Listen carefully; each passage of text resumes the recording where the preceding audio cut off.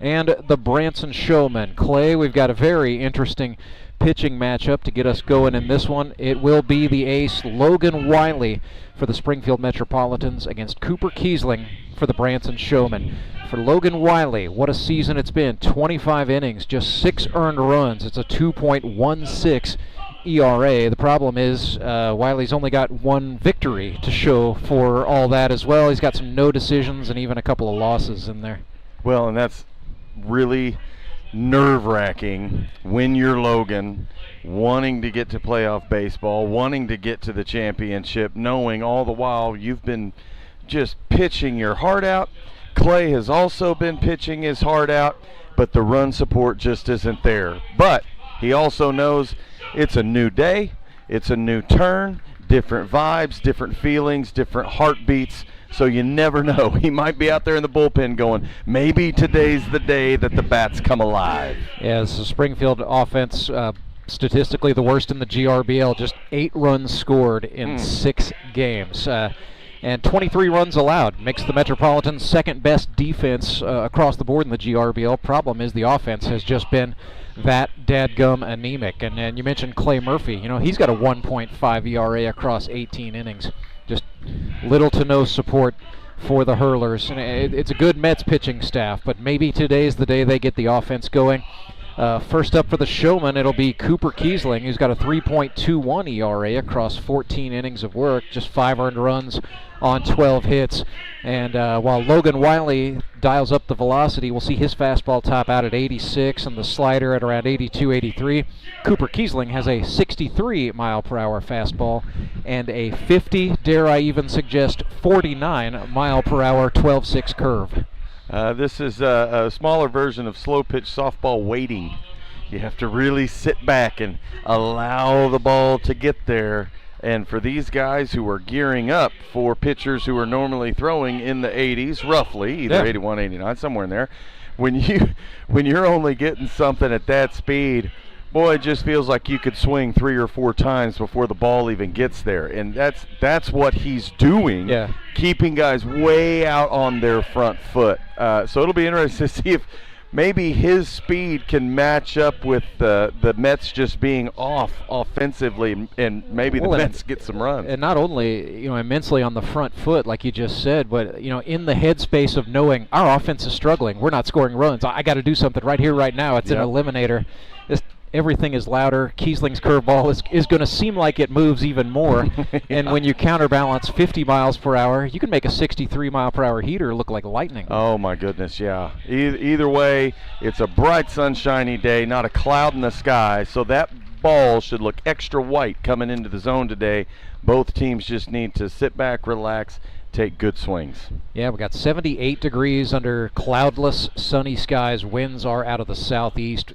3 miles per hour, gusting around 6. Like Clay said, it's a beautiful day for baseball. It's going to feel a few degrees warmer out on the turf, but I was out there running around, even kind of stuck my hand down to feel the brown stuff, and it's warm, but it's not scorching. It's just going to be a beautiful day. And, hopefully the conditions are right for the best team to win in advance. Absolutely. So we will step aside, come back, bring you starting lineups and the first pitch. It is coming at you, the GRBL Eliminators, right after this.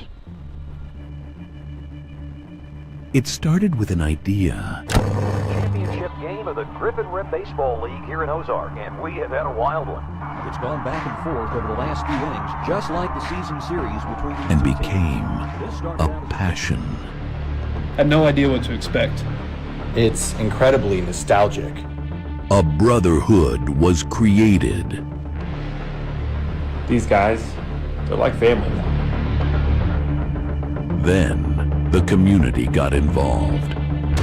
My family just loves coming out to Griffin Rep. And $1,000 goes to ALS in the Ozarks. We love the Branson! Champions were crowned. Back to back for Justin Skinner. Let's go! Champions! Mark Blim and the Ozark Mountain Ducks are the champions. Bring on season 10. Moon City, baby. Go Fish. The Quack Attack is back. Let's go, Locos. Let's go, Mets! It's showtime. Welcome to Season 10 of the GRBL. Baseball's ultimate second chance.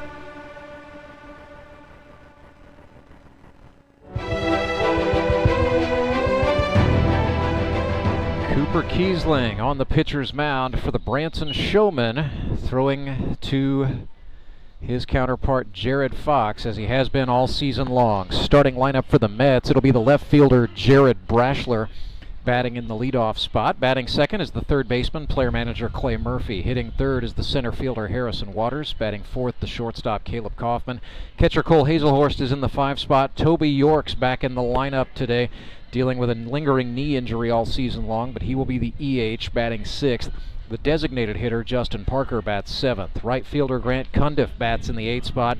First baseman Kevin Walsh bats 9th, and Dustin Thomason gets the start today at second base.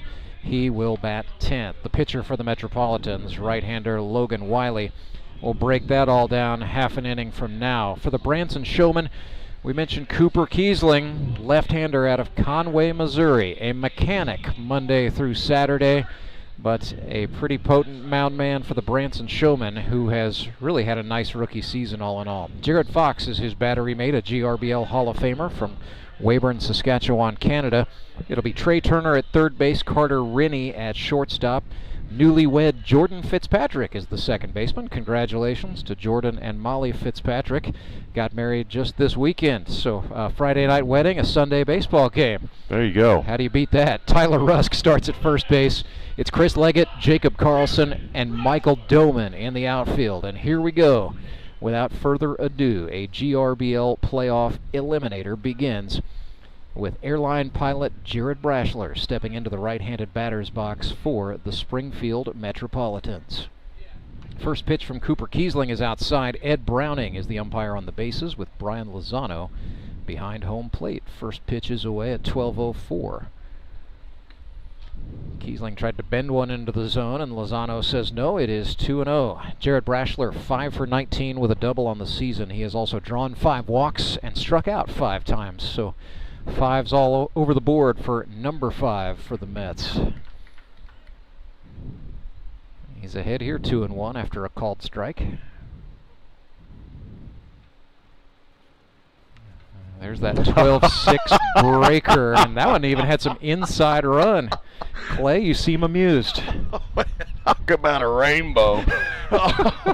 That thing was so slow, I think I could see the lettering on the ball from up here. Man alive, that was hilarious. And then he attacked the outer half and missed outside. I think he's just got to go back to going in on the righties. That seems to work well. Yeah. That thing was filth.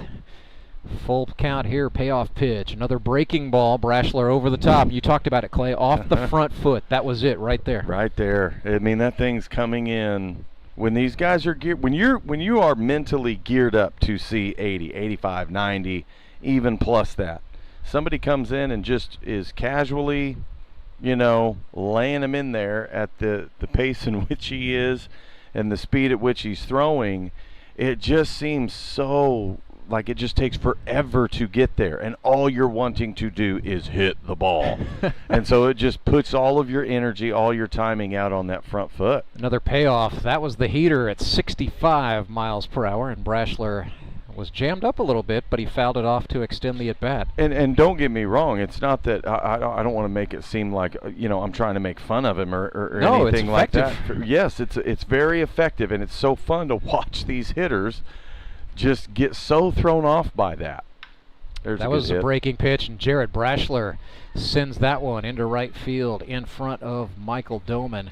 A nice piece there for Brash, his 6th of the season, and he is aboard to get things started for the Metropolitans. So Clay Murphy, before the game, told me I would like to get about 6 hits in this game, and I would like to get them all in 1 inning. If we can just take a lead early, I like our chances.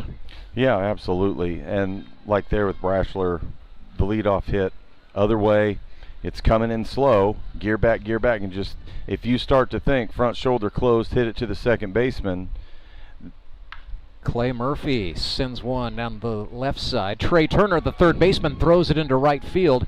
Errors have plagued the Branson Showmen all season long. They are statistically the league's most error-prone team.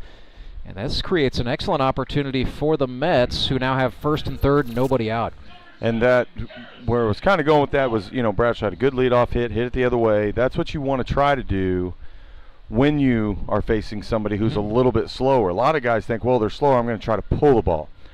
Well, if you're trying to push the ball the other way, you're going to in turn stay back. You're going to keep more of your front shoulder closed and drive your hands through the ball. Harrison Waters goes the other way, but that is into right field, and a sliding catch by Chris Leggett. Brashler went back to tag up. Throw comes in, not in time. It is 1-0 Metropolitans. That was a great hit by Waters, even though the wind had maybe a little bit to do with it, carrying it out there just enough to be caught. But either way, it was deep enough for Brashler. Now, Brashler was further down the line, kind of a little tough to tell whether he was going to catch it. Said just sitting, knowing you're on third, just sit on third, balls in the outfield, tag up. So a kind of a little bit of a hesitation, but at least they finally got a run in the first inning. That's big for the Metropolitans right there, as Keesling bends one into the zone for a called strike to the shortstop, Caleb Kaufman, who is sponsored by Worley Equipment. Kaufman 5 for 21 on the season, 0 for 3 in the Mets' last game. Breaking ball, Kaufman pulls that one. Turner with a little chance for redemption. They get it to Fitzpatrick for 1, to Rusk for 2. An inning-ending double play by the Showmen, but not before the Metropolitans strike 1-0 on the sacrifice fly from Harrison Waters. We will tell you all about Springfield starter Logan Wiley on the flip side of this timeout. When Gary and Sandra Henry started Henry's Towing nearly 5 decades ago, customers knew that Henry would be the guy coming to help. People would call and ask to let Henry do it. And as Springfield has grown, our family has grown as well, so there's always someone around to come help you out. Everyone at Henry's is a member of the family, fully trained and as dependable as the original. With a family this size, help is always right around the corner. So if you find yourself in need of roadside assistance, remember to call the name you've grown to know and trust. Remember to let Henry do it!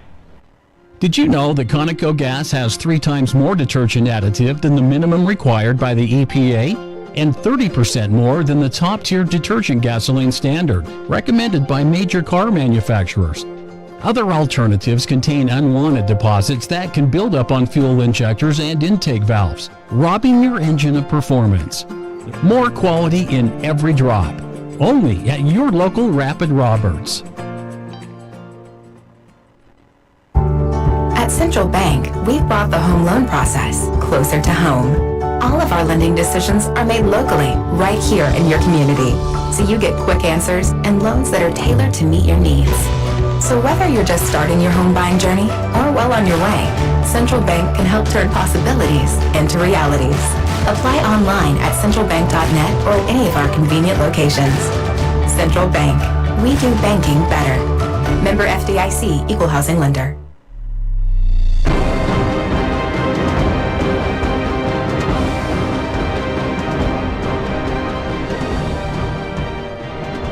Former Missouri State University Bear Logan Wiley takes the pitcher's mound, getting the start today for the Springfield Metropolitans. Wiley, 25 innings, just 6 earned runs on 17 hits. He has struck out 26, walked 9, and doinked 1 batter. It's a 2.16 ERA, substantially down from his previous career ERA of 3.54, spread across his first 2 seasons. So Logan Wiley sort of playing into the Rance not so academic theory that a third year is often a very good year for a lot of GRBL players, and I would lump Logan Wiley into that argument as well. He's sponsored by Emery, Sapp & Son. I think that for a lot of players, it really is figuring out the league, how the game is played. Baseball is baseball, but every league is a little bit different. Players are different. Just the pace of game, the approach, the structure is a little bit different, and it takes some guys some time to figure it out. Starts Jacob Karlson with a slider for ball 1. Karlson 11 for 27, 5 extra base hits, a .484 on base percentage. Not this time. Dinger in an elevator shaft maybe, but then it's dropped. Kevin Walsh came charging in, tried to catch it basket style. Instead, off the wrist and onto the turf it goes. And the very dangerous Jacob Karlson is on base for the Showmen, who trail 1-0. And if there's one guy on the Showmen right now you don't want to have on base, it's Jacob Karlson, because this ball could get put anywhere out there and he can score from first. He's got wheels.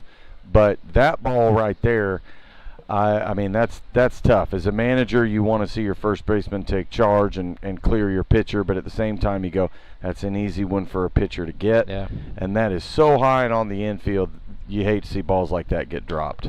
Here's Jordan Fitzpatrick way underneath that one. Metropolitans having a little bit of an argument, and then that one is dropped in foul territory, no catch. So Fitzpatrick gets second life. Just got married on Friday. So again, big congratulations to Jordan and Molly Fitzpatrick. But Fitz suited up, ready to rock today. He's 8 for 23 with 6 runs batted in on the season. Half of his hits are for extra bases.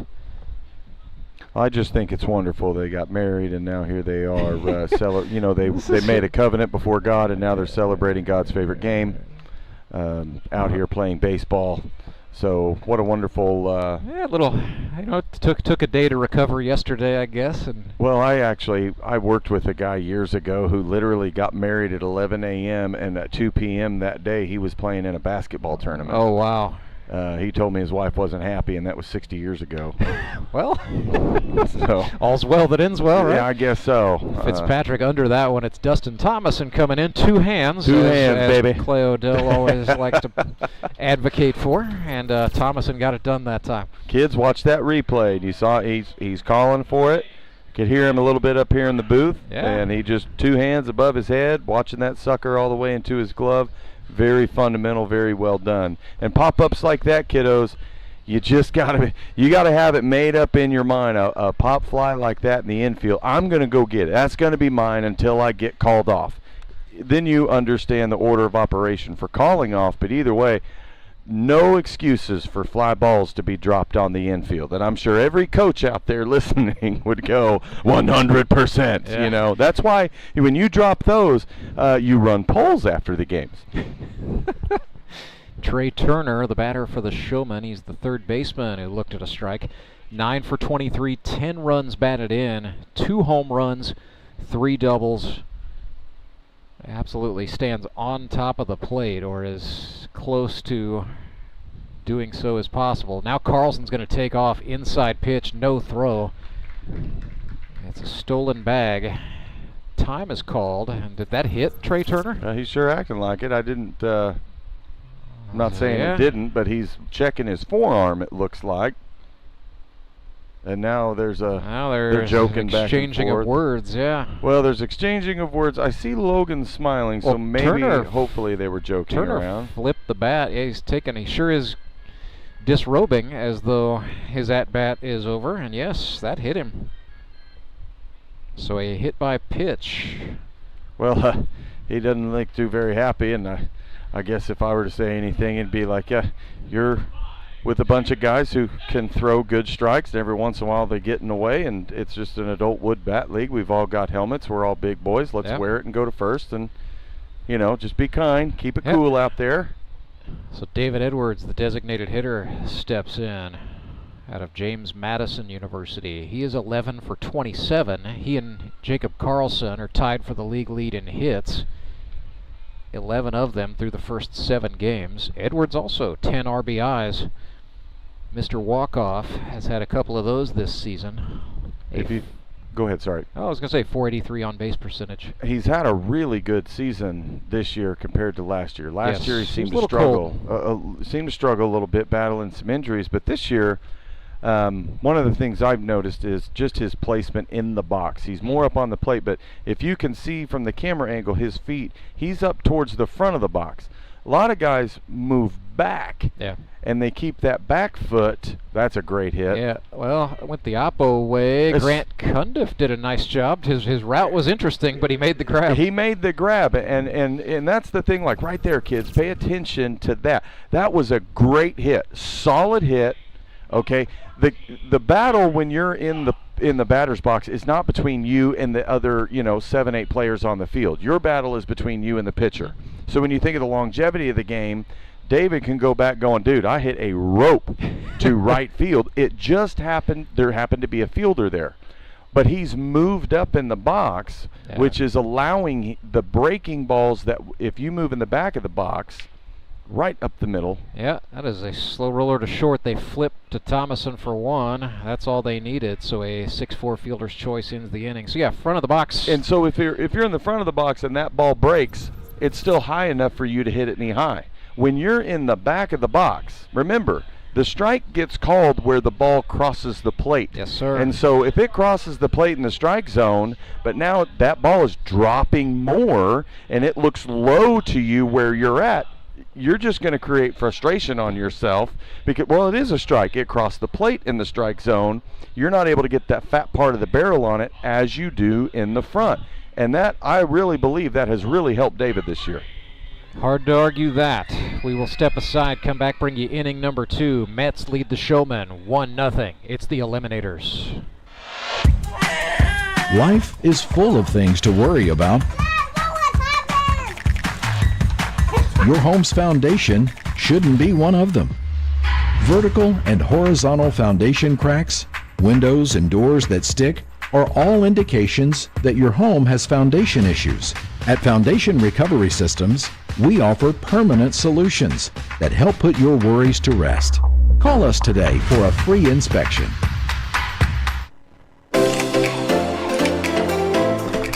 Hi, I'm Carolyn Hawkins with Key Cornerstone Realty, here to help with all your real estate needs in the St. Louis area. Do you have a house you want to sell for top dollar? We can help. With over 15 years of experience, our negotiating skills and expertise can help buyers and sellers get under contract fast. Contact us at keycornerstonerealty.com or call us at 636-447-8661. Go Mavericks!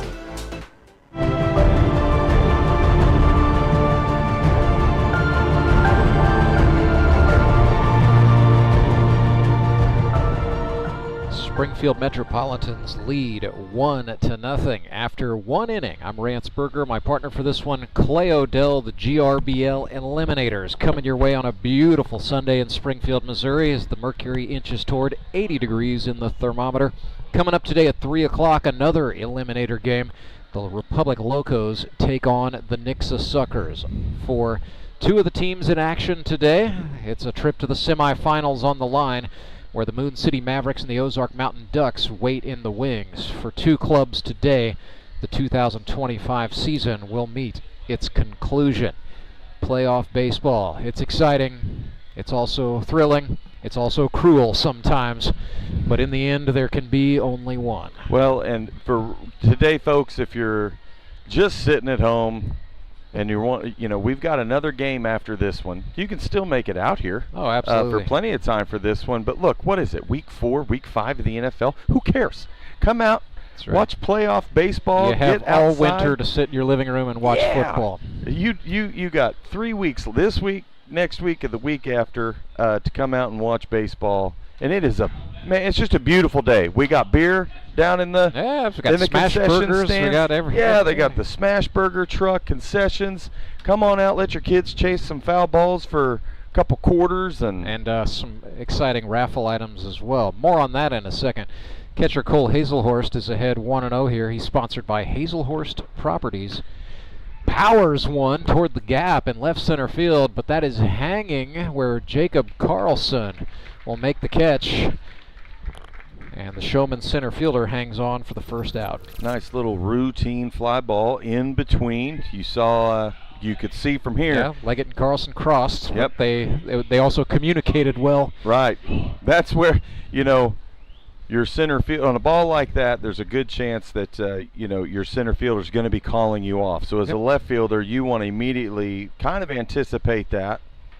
But as soon as you hear that voice, your immediate thought is run back towards the wall, because now you want to be a backup. But sometimes I've seen guys get confused, like on that one. Where he ran in front. They run in front, and the center fielder freaks out, and they've actually dropped the ball. Thankfully that didn't happen there. Nobody got hurt. Nobody ran into each other. Toby Yorks, small sample size, 0 for 3 with an RBI and a couple of walks here in 2025. Season prior, he was 11 for 33 with 7 runs batted in for the Branson Showmen. Struggling off some knee injuries, and yeah, facing a guy like Cooper Keesling where everything's going to be on the front foot doesn't do much for anyone who's dealing with pain when it comes to lateral movements. So we'll see what Toby can do here. He's got a fast set of hands. He does have good hands at the plate, and he hits from both sides. He can pull it. He can slap it the other way. He's got really good discipline at the plate too. Yeah, got by with a check swing there to make it 3-2. He's a very patient hitter. Like you don't see him. He does not usually hack at at trash. Right, hack at trash. I like that. 3-2 payoff. It's a fastball. Yorks clubs it back to Keesling, who will secure the ball, run over, flip it to Rusk, who gave Toby an extra tag just for funsies. And those guys former teammates, so no doubt some dialogue happening there as well on the 1-3. So Justin Parker, 41-year-old from Branson, Missouri, who now calls Republic his home, is having an uncharacteristically cold season. 1 hit in 20 at-bats. Hasn't struck out a lot, just 4 Ks, as that is pulled foul. So JP putting the ball into play more often than not. He's just not getting the balls through the infield, and is also flying out quite a bit. That one right there, I don't know. That was real close. I wish we had the camera down the line, because it was still on the brown, on the dirt side, when it crossed the bag. Not obviously, I think it was foul enough, but I always like to see how close that is over the bag. The 0-1, and yeah, he's struggling. Yes, he did. So yeah, JP, you saw that. He fouled it basically into his own on-deck circle. That's how far ahead of it he was. Well, and I'm not. It's just so different because we're not seeing anybody else in the league pitch like this. We're not seeing anybody.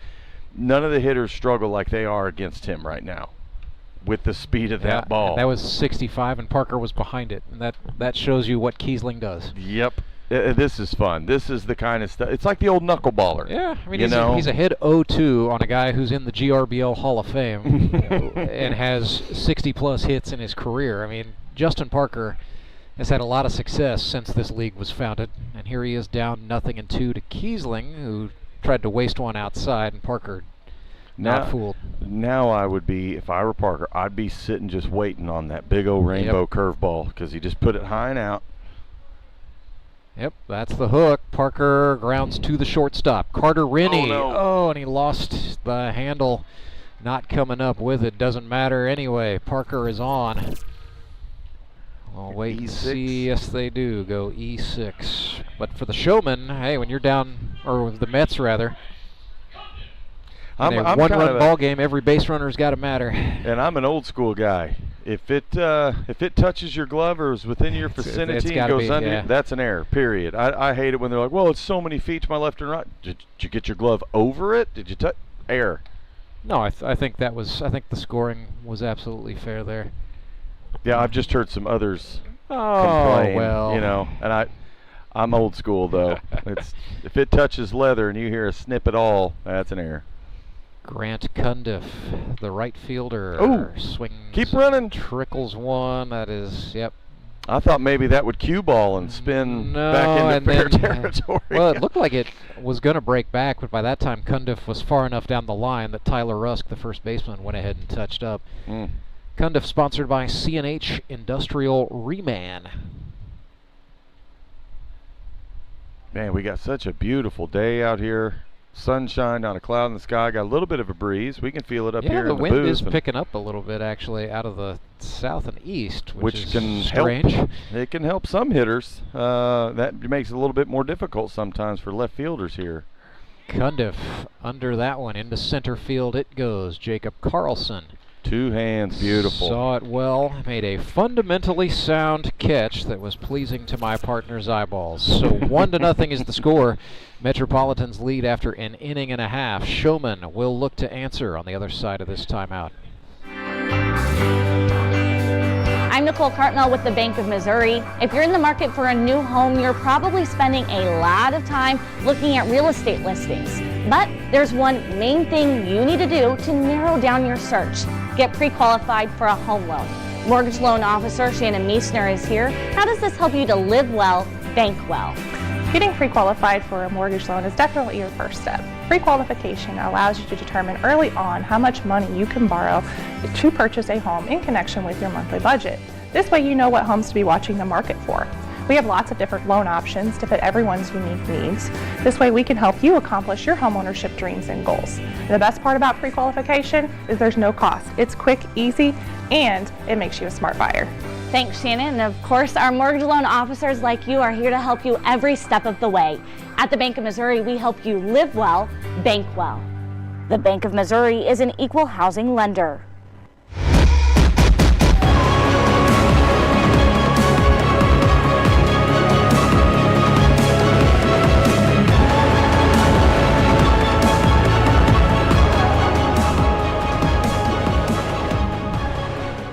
.82 degrees. That may just be, I think the high today is 83, so this is it in terms of warmth today, but the wind is picking up. We're now seeing speeds of around 7 miles per hour here at Metter Park in southeast Springfield, Missouri. So Logan Wiley, no surprises, back out to work for the Metropolitans, faced 5 batters in the first inning. It's going to be the bottom part of the order for the Showmen. Tyler Rusk, Cooper Keesling, and Michael Doman due up. Carter Rennie will come to scratch if anyone reaches safely. So 1-0, Metropolitans have the lead. A single by Brashler, an error, and then a sacrifice fly by Harrison Waters in the first. Now Tyler here was he was battling injury, I think, a little bit this year. Yeah, so he's 3 for 19, does have 3 runs batted in, 4 strikeouts. And I suspect we're going to see slider, slider, curve. And Mets are going to be very careful not to give him anything in the way of heat, as there was another breaking pitch from Wiley. So they are absolutely pitching Tyler Rusk backwards. And I think we're going to see that so long as the game goes. Yep, did it again. That was kind of the faster version of the Wiley slider at 73. Rusk fouled it off to stay in. Well, Rusk is so tall, you know, that's a big strike zone, so you got a lot of area to work with. And he stands not up on the line, but there. Your best option to get him is going to be that low and away ball or up and in. If he checks it like that, a little kind of high goes around. heat there. Okay. Which it's tough when you have 2 strikes. The hardest pitch to lay off of is the high fastball. But then it's a crapshoot. If it is high, is the ump going to call it? Right. You know, so you always feel like no matter what, you kind of have to swing because you don't want to go down looking.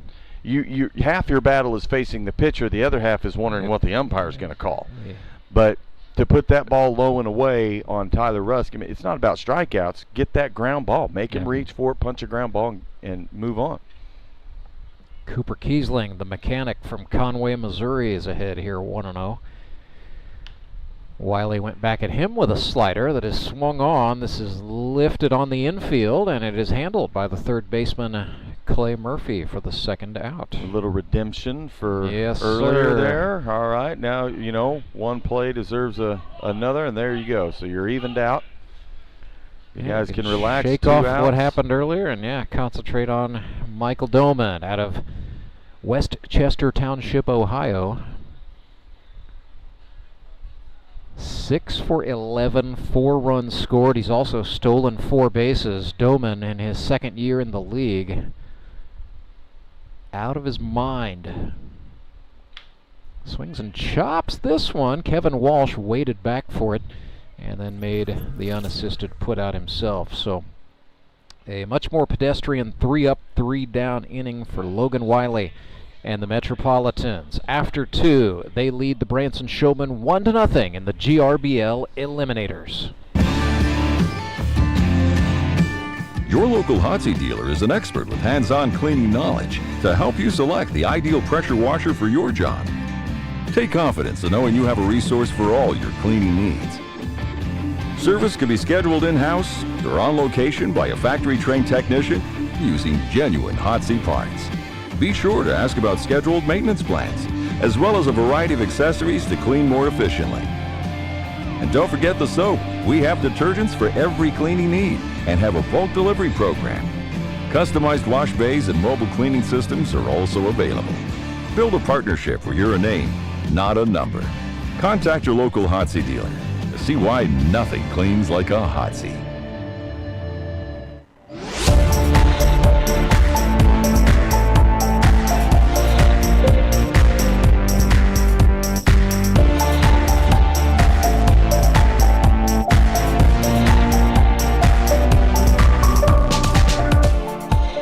Branson Showmen sticking with Cooper Keesling. We'll be keeping an eye on pitcher management strategy. I think, for the Showmen, it's a little more of a wild card. They did a 3-3-3 approach last week in a 3-1 extra innings win against Moon City. Keesling went 3, King Owens went 3, and we saw Justin Lowden come on and go 3. It was kind of some old-timey GRBL baseball. For the Springfield Metropolitans, I suspect it's going to be much more cut and dried. Wiley's going to go until he can't go anymore. So he'll go through the end of the 5th.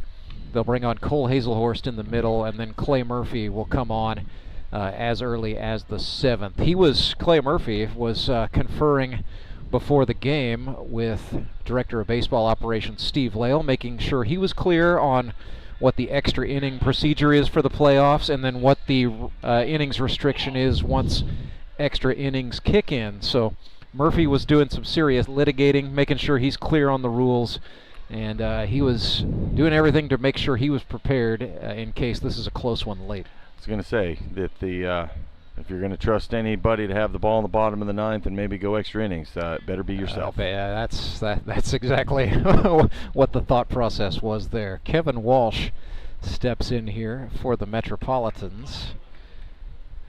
Sponsored by Patio. He is 5 for 18, couple of walks and RBI. Just 1 strikeout all season long for Kevin, so don't call it a comeback. He's been putting the ball into play nicely and has been a little bit of an offensive bright spot for a struggling Mets group. Well, as we saw a couple weeks ago, and even last year, it's not that the Mets. That's a good hit. I don't want to talk over it. To the gap into left center field, 1 hop. And nice job by Chris Leggett stopping that for going for anything else. Nice little single to left. Just you could hear the pop on the bat on that one. That was squared up right. But the Mets have been getting hits. Yeah, they're just leaving runners. They're just leaving runners on base. And so when we talk about not scoring runs, the misconception is, well, they're just not hitting at all. No, they've left a lot of runners on base this season. A lot of guys stranded at first, and when they tend to get guys in scoring position, as we have a pass ball here, he's going to let that one go. Walsh is going to go up. He's going to make Jared Fox be a little less nonchalant there. But they get runners in scoring position more often than not, be second base. But there's been plenty of times they've had guys on third with 0 or 1 out. And come up empty-handed. And there, as a manager, there is nothing more frustrating.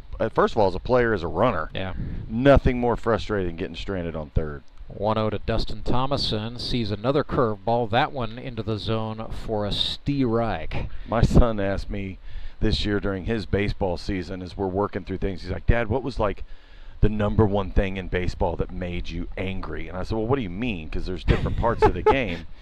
As it throws the pitch outside there for another ball. And I said, well, what do you mean? He's like, but what was your least favorite thing about baseball? What made you the most mad? And I said, when I would get a single, steal second, steal third with 0 outs, and then 3 up, 3 down.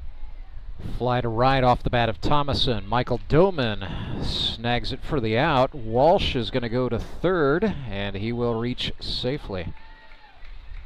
That was a good piece of hitting right there. Yeah, kind of using Keesling's force against him there. That was the fastball. Thomason took it the other way.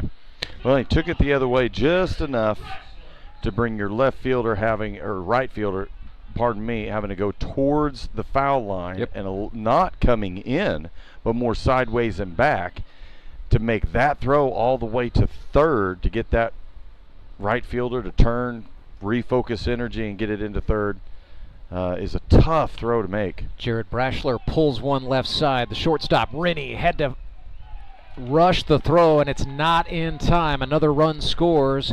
That's Walsh. It is now 2-0 Springfield, and that one was scored as a hit, an infield single. So an RBI for Brashler. And that was interesting there, because you wonder, you know, when the ball got so far, Trey went down to kind of get out of the way, and you wonder, well, did he have an opportunity to call him off? Why didn't he take the ball? Could he have gotten the ball? Because Trey's arm strength, that probably would have been an out. Yeah. Clay Murphy watches the curveball go past, ball one. So the Metropolitans actually stringing a little offense together. That's 2 hits this inning and a run plated. They've got a runner on first now in Brashler, who can scoot. Just 1 out. Keesling's curveball didn't hook up that time. It's now 2-0 to Murphy. Clay reached on an error his first time up. So the 407 average for the season is in trouble here. That is popped. Oh, goodness. Bad communication there. Yes, you had 3 showmen all in the zip code. Nobody caught the ball. Well, I saw Rusk running in, and he was ball, eyeballs to pitcher. Eyeballs to ball, eyeballs to pitcher. So there just wasn't anybody really making everybody in the house know who's going to catch this ball. And that, kids, when you do that, you're giving more. That should have been an easy out, could have gotten 2. You're giving your hitter now another chance. Yeah. It's like you do not want to give up those kind of chances. There's a breaking ball into the zone for a strike, and a steal by Brashler. So he's into scoring position. Metropolitans crowd liking this so far.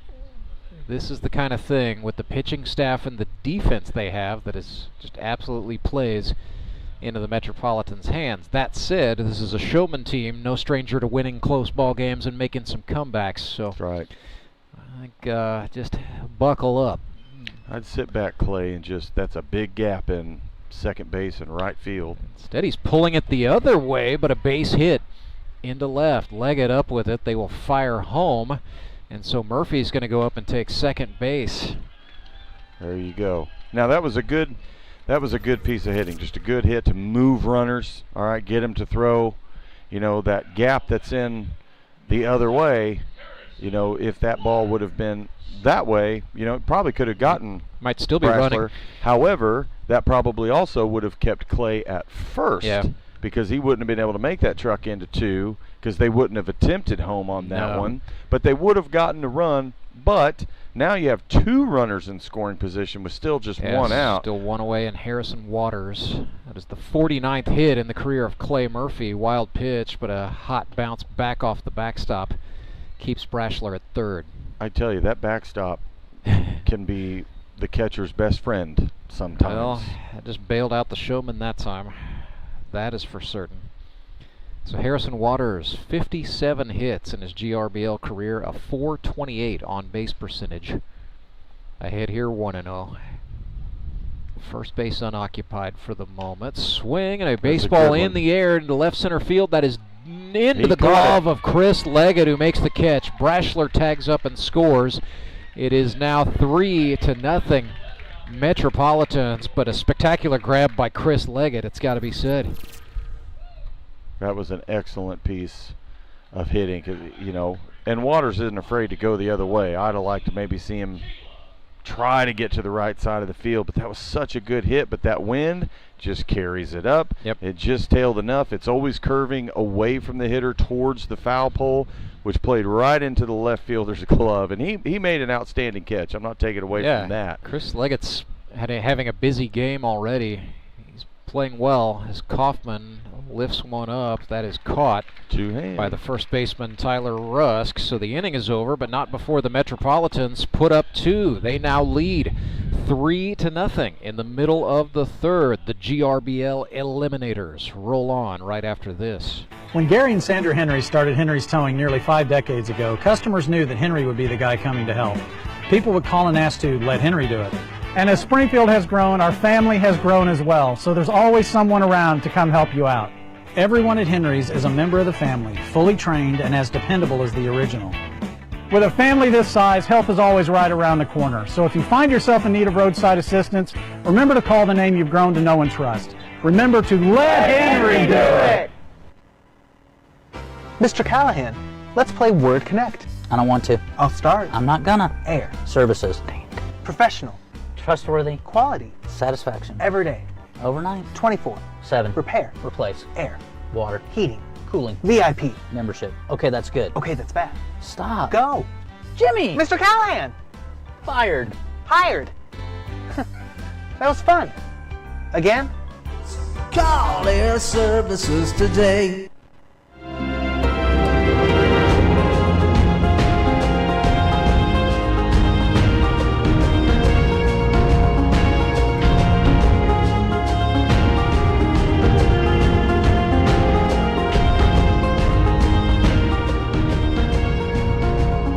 Logan Wiley pitching from the lead for the Springfield Metropolitans. That has not happened a lot this season. He's either been pitching with the team down by a run or two, or usually in a 0-0 tie. He's got a couple of no decisions to his credit back in September. But this is a big opportunity for Wiley and for the Metropolitans, leading 3-0. Now the question for this team, they have not played from the lead very often in 2025. How are they going to handle that mentally, psychologically, against a Branson Showmen team capable of putting up runs in bunches? And this is where it could get really interesting for Logan, because basically the third hitter this inning is the top of their lineup. Yes, sir. So you really want this inning to be 3 up, 3 down, because the fourth inning for Logan has always been the toughest inning, because second trip through the order. Second trip, main heart, and you're pitching with the 3-0 lead right now. You're still to be able to be a little bit more comfortable, but at the same time, it's the Showmen. They can put a string of runs together in one inning, and you just don't want to see that happen. Shortstop Carter Rennie looked at a strike there. We're back even 1-1. Wiley fires in. That looked like it was on the batter's box line. Yeah. He's bringing it in a little bit today. He hasn't been afraid to. He's 2-1 here. Shook off the first sign from Hazelhurst, then quickly came to agreement on a slider for a swinging strike at 76. So it's now 2-2. Fielder's pretty well straight away and in slightly for Rennie. Came at him with the fastball. A late lunge and a foul will preserve the plate appearance. This is where Logan he just shows his discipline. Like he doesn't waste pitches. Everything he's always trying to keep his pitch count low, but he's trying to hit his spot like that. That was a beautiful fastball, if not a slider. Kind of tough to tell the movement from this angle. Knee-high outside, just pop that corner. He doesn't waste pitches. He's so deliberate. He's so intentional on what he does, and he goes after you. It's just such a thrill to be able to watch. A punchy gets Rennie. This is Chris Leggett, the left fielder. He's had a busy day defensively. Sponsored by Handyman Rentals Incorporated in Nixa. With those shoes and that tape on the bat and the purple and greenish thing, must be a Joker fan. Yeah, he actually had some Joker batting gloves a season or two ago. Oh yeah.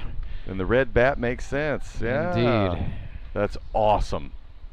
He and I should talk. We would become friends instantly. He's up against the Dark Knight here, down 0-2. And then he fouled it right off one of those bright green shoes. So Leggett will take a minute to recover. Oh, no, not too long. He's hopping right back in there. Tough customer, Chris Leggett. He's a tough, yeah. What was it, 2 seasons ago? I think he took a couple of pitches to the face, literally, and he's still out there grinding. I'm like, that is my kind of ball player, baby. Just tough as nails, going after it. Literally. Another 0-2. Oh, yeah, a Wiley slider and another late lunge. And that is back-to-back plate appearances where we've seen a Branson batter. We talked much about how Cooper Keesling gets guys on the front foot, but Wiley's doing it too. Nothing in 2 here. This is the 5th pitch of the plate appearance. And then they run. Whoa, that hit him. That caught his foot. Oh, he's saying no. Wiley says no. Lozano says get back.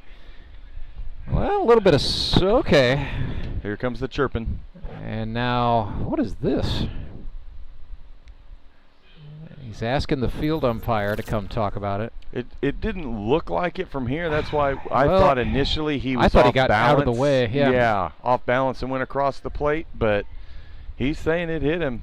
But we'd have to see. We don't have instant replay. Maybe no, we could sir. find it. And no, they're saying nope. You're going to stay no, here. sir. You are still batting. So it'll be 1-2 to Chris Leggett. It's the 6th pitch, and so he's doing his part to affect Wiley's pitch economy a little bit here.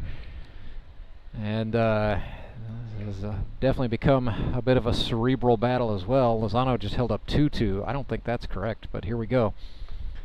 Well, doesn't matter. Down on strikes he goes. Oh, they're going to chirp at him for that one. They're going to chirp at him for that one. Well, they just angered Logan Wiley, if anything. So now back-to-back strikeouts, and we are now to the top of the order.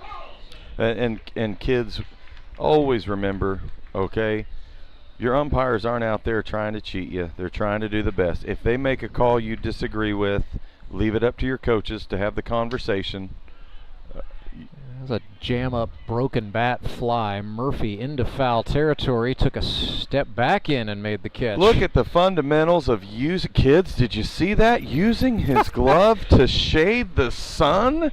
Oh my gosh, I haven't seen that in decades, it feels like. Such good field work by Clay Murphy. A clinic in the 3rd as Wiley gets 2 guys looking, and then Clay Murphy hauls in a high hanger off the bat of Jacob Karlson. So 3 up, 3 down, 3-0. Metropolitans in front. We'll play the 4th after this. Did you know that Conoco gas has 3 times more detergent additive than the minimum required by the EPA? And 30% more than the top-tier detergent gasoline standard, recommended by major car manufacturers. Other alternatives contain unwanted deposits that can build up on fuel injectors and intake valves, robbing your engine of performance. More quality in every drop. Only at your local Rapid Roberts.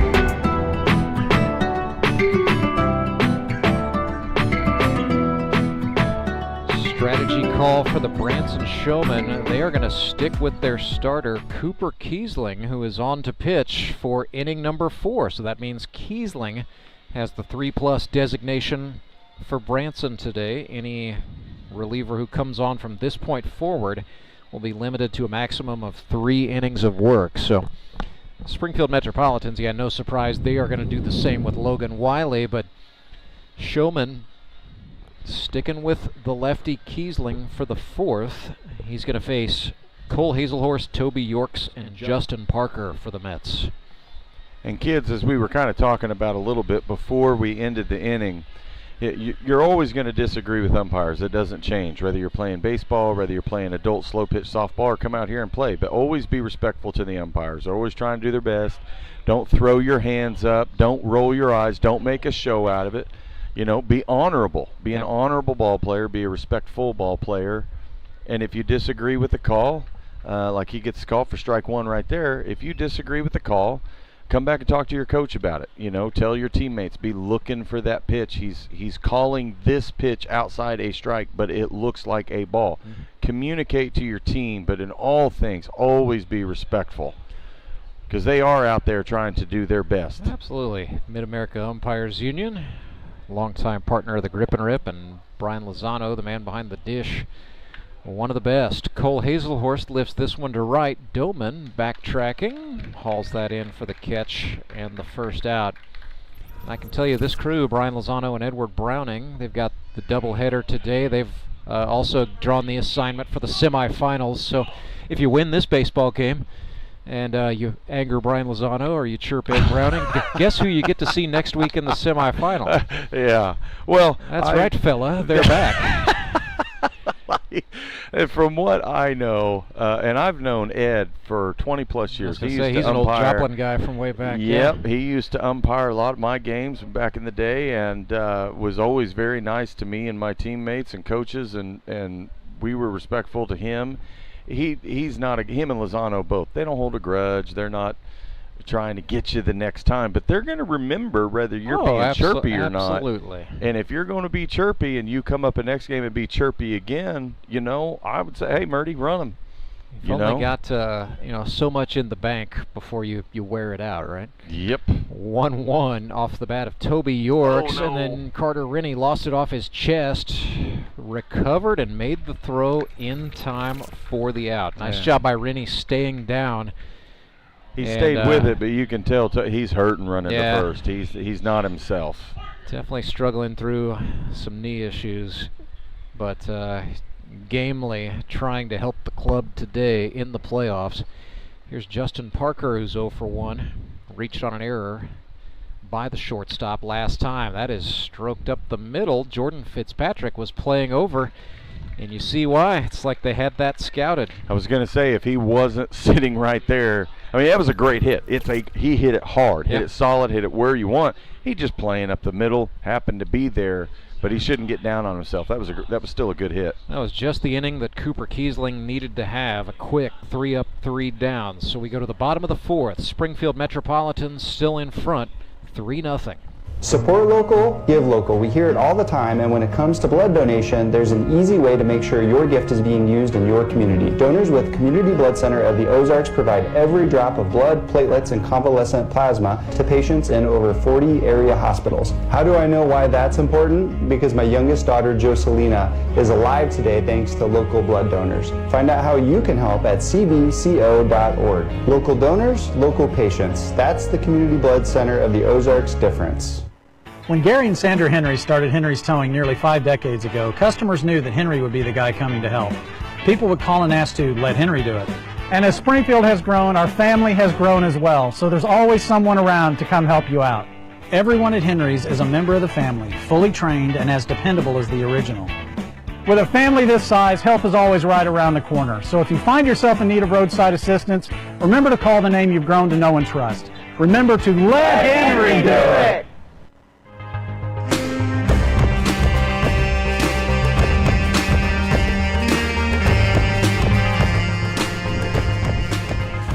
Big inning coming up right here, right now. Logan Wiley, the mound man for the Springfield Metropolitans, trying to go through this Branson order a second time. It'll be the 2, 3, 4 batters. So Jordan Fitzpatrick, Trey Turner, and David Edwards.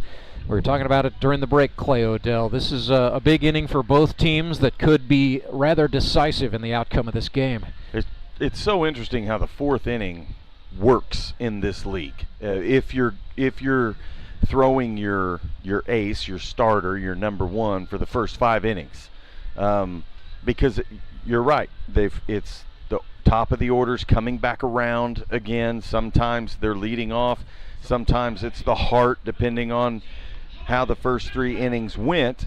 And to get through the 4th inning with the least amount of hitters and get no runs, that's always huge. And then it seems like the second wave comes around in like either the 7th and 8th inning. So this is a big inning to keep that 3-0 lead for them. This is a huge inning Logan needs to get through. It's a mountain to climb. Jordan Fitzpatrick launches one. Is that like the 10th pop-up today? Goodness sakes, that Ooh, that was a little bit of trouble on the come down, but Harrison Waters, the Mets center fielder, ended up being the guy in the tricky triangle. Yeah, I'm disappointed in Coach Waters right there. I'm sure all of his kids are watching right now going, hey, Coach, you could have used 2 hands on that one, and you opted out. I think he was also trying not to get cleaned out by the second baseman or the right fielder as that was all happening. Well, I've told my son that is the Bermuda Triangle, that short, shallow center field just beyond the dirt. You got right field or second base and shortstop, center field coming in.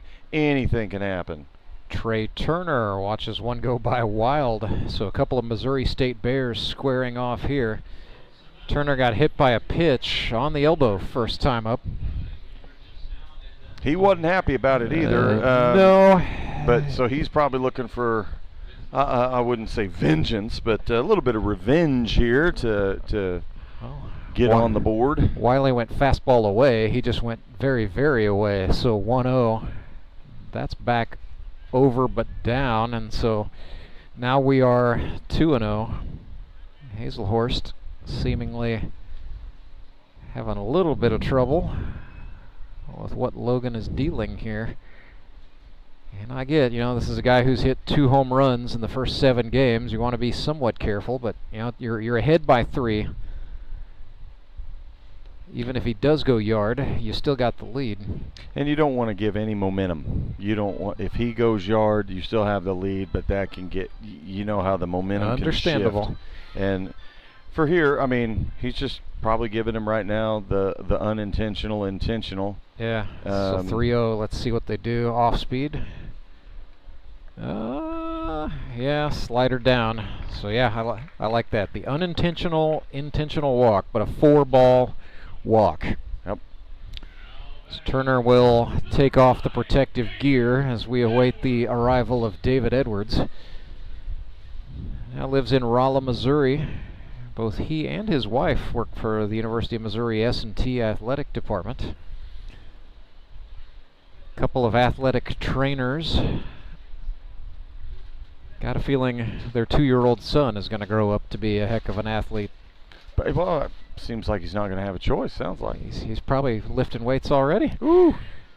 David wants that one back. Yes, he does. That was because they were sort of buckling it in at the knees, and he touched it just foul. So Edwards now, part of the GRBL's 50-hit club. And it's no secret that David likes to talk to himself. I mean, he will pump himself up, tear himself down, take a walk for a minute, just doing it all to get focused. Turner feigned a takeoff there to see if the Mets would do anything about it. Hazelhorst just looked at him. I think he was waiting to see whether Lozano was going to call that a ball or a strike as well. And that's tough. Catchers, always remember, even though guys are going, you want to stay down as long as possible, because if that's a knee-high strike and you pop up and block the view of the umpire, they're not going to call, and you're going to be sitting there going, wait a minute, that was a strike that I caught. Well, you popped up so fast you got in the view of the umpire, he couldn't tell, so he's going to call it a ball. So now he's got a 1-2 to David Edwards with 1 away. Runner on first is Turner. 3-run ball game. Wiley from the chest. Edwards chops this one. Left side of the infield. The shortstop, Caleb Kaufman's got the throw. No. Gets away from Walsh, so the runner's safe. We have first and third. 1 out. And Turner gets to go home because it went in the dugout and bounced out. Oh, goodness. So it is now 3-1.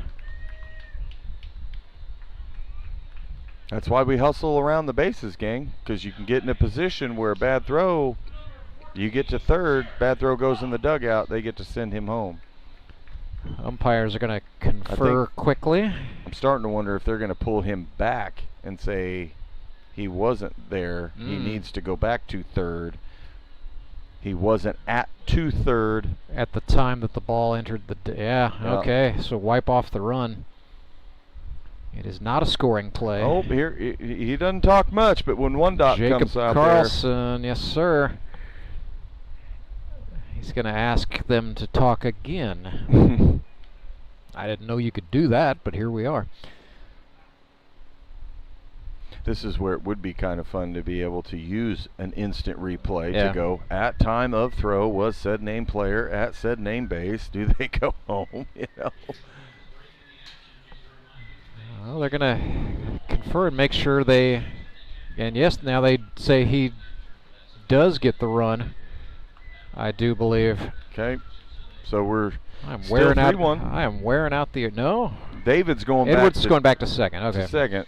He was taking a He break was for just, something. yeah, he just got a drink of water or something. I think he was taking all of his protective gear All to right. the dugout. So it is 3-1. The Showmen do score a run. It is E6 charged to the Mets, so 2 errors per team in the ball game. It is now a 2-run game. Jared Fox bats, 1 out, and a runner in scoring position. Fox checked it. Doesn't matter. It's a strike. This is where situations like this you can start to see. You'll see Logan. He'll start to build up a little more. He'll start to let some pitches fly. He gets a little bit more aggressive. Here's a chopper up the middle. Kaufman, throw to first in time. That's the second out. Second time today, Jared Fox has grounded out to short, but the inning continues. Still a runner in scoring position. That's Edwards now at third for the Showmen, and the batter is Rusk. And what happened as a result of all the litigation was that Wiley got a break, and we saw the velocity go up a couple miles per hour there. Well, in when those last 2 pitches to Fox. When the games get moving and he starts to see errors, bad throws, the defense start to slowly unravel, it seems, or hits really start to take off, you will start to see his pace of throw speed up just a little bit. You'll start to see the wind-up, the tempo go a little bit quicker. You'll start to see more fastballs, more pitches in the zone, less getting guys to chase. He becomes more aggressive, and I can see it from here. You can read him it's like in the a body cheap novel. language. Yeah. So they're going to pitch backward to Tyler Rusk, breaking ball for a strike, and same pitch, same result. A swinging strike makes it 0-2. And I suspect we're going to see perhaps a third consecutive slider. So Wiley's going to try to punch out of the inning and protect this advantage for the Mets. And now a step off. And now you think about Rusk being in there, you know, there's part that goes through your mind, hey, he can tee one up and make it a 3-3 ball game real quick. He's also seen these pitches, so I wouldn't doubt if Rusk has made the adjustment to think, watch that ball go, hit it the other way. Oh, and he was leaning into it like, yep. And they went fastball. Tyler Rusk down on strikes. That's a big one for Wiley. Showmen get 1. They make it a 2-run ball game. It is 3-1. Metropolitans in front. This Eliminator goes to inning number 5. I'm Nicole Cartmel with the Bank of Missouri. Whether you're looking to pay bills or make a big purchase, sometimes you need cash quickly to take that next step. A consumer loan might be a perfect option to help you live well, bank well. Sonia McClendon, one of our branch managers, is here to explain. Thank you, Nicole. We provide personal consumer loans for almost any purpose, from building your credit to financing that new car. We offer competitive rates, and decisions are made locally so we can get you the money that you need quickly. But what makes our consumer loans unique is that personal touch. For example, I recently worked with a customer to secure a loan for a horse trailer. He could have went elsewhere, but he chose to work with his bank because of that personal relationship that we've built with him. Being able to work with your personal banker that you know and trust makes a big difference. That's right, because we work with our customers to help them live well, bank well. Get started at bankofmissouri.com.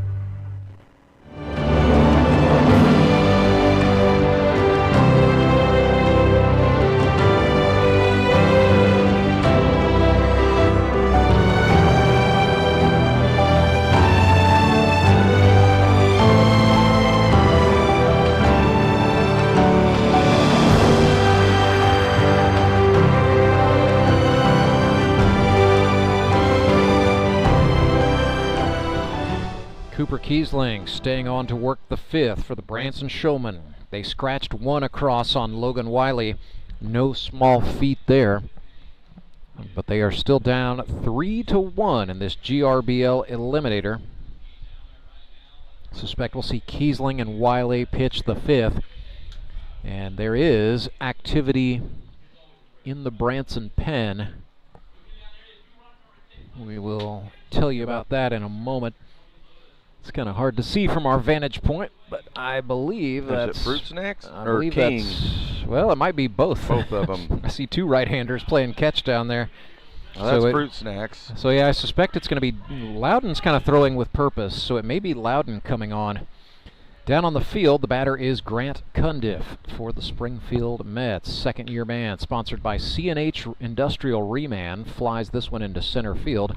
Karlson is there. He makes the catch and the out. Second time today for Grant Cundiff to fly to center field. And he caught that with 2 hands on the run. It's just, there's something about watching fundamental baseball with guys who can very easily showboat it, very easily catch it one-handed, very easily just nonchalant, and he goes over there and squares it up fundamentally. That is so much fun to watch. Kevin Walsh grounds right side. Jordan Fitzpatrick, the second baseman, up with it for the Showmen.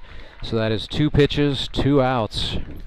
Exactly what you want to see if you're Cooper Keesling going deep into an outing like this. Well, by golly, especially being in your last inning, only throw 2 pitches and get 2 outs.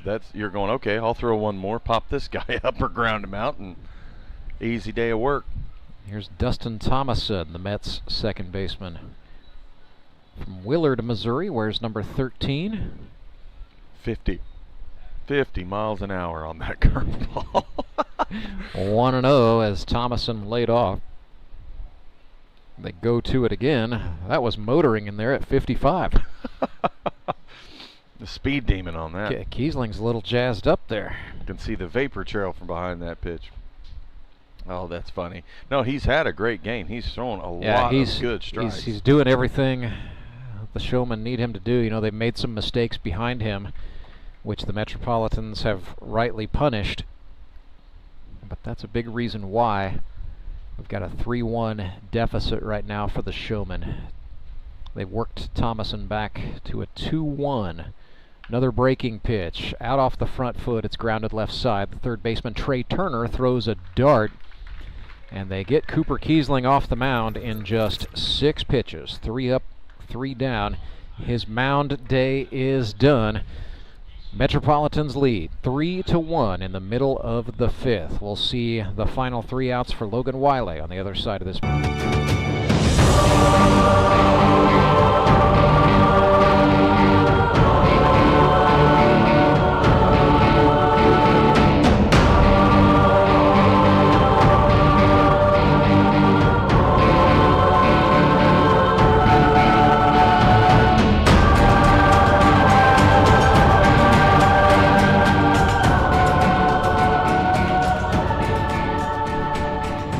Logan Wiley back to the hill for the Springfield Metropolitans, and yes, his body language tells us, Clay Odell, he is aware this is a playoff eliminator. Logan was part of a Nixa Suckers team that went to the championship final a season ago and came up 1 run short against the Branson Showmen. I'm sure he remembers that one very well. It's very difficult to forget.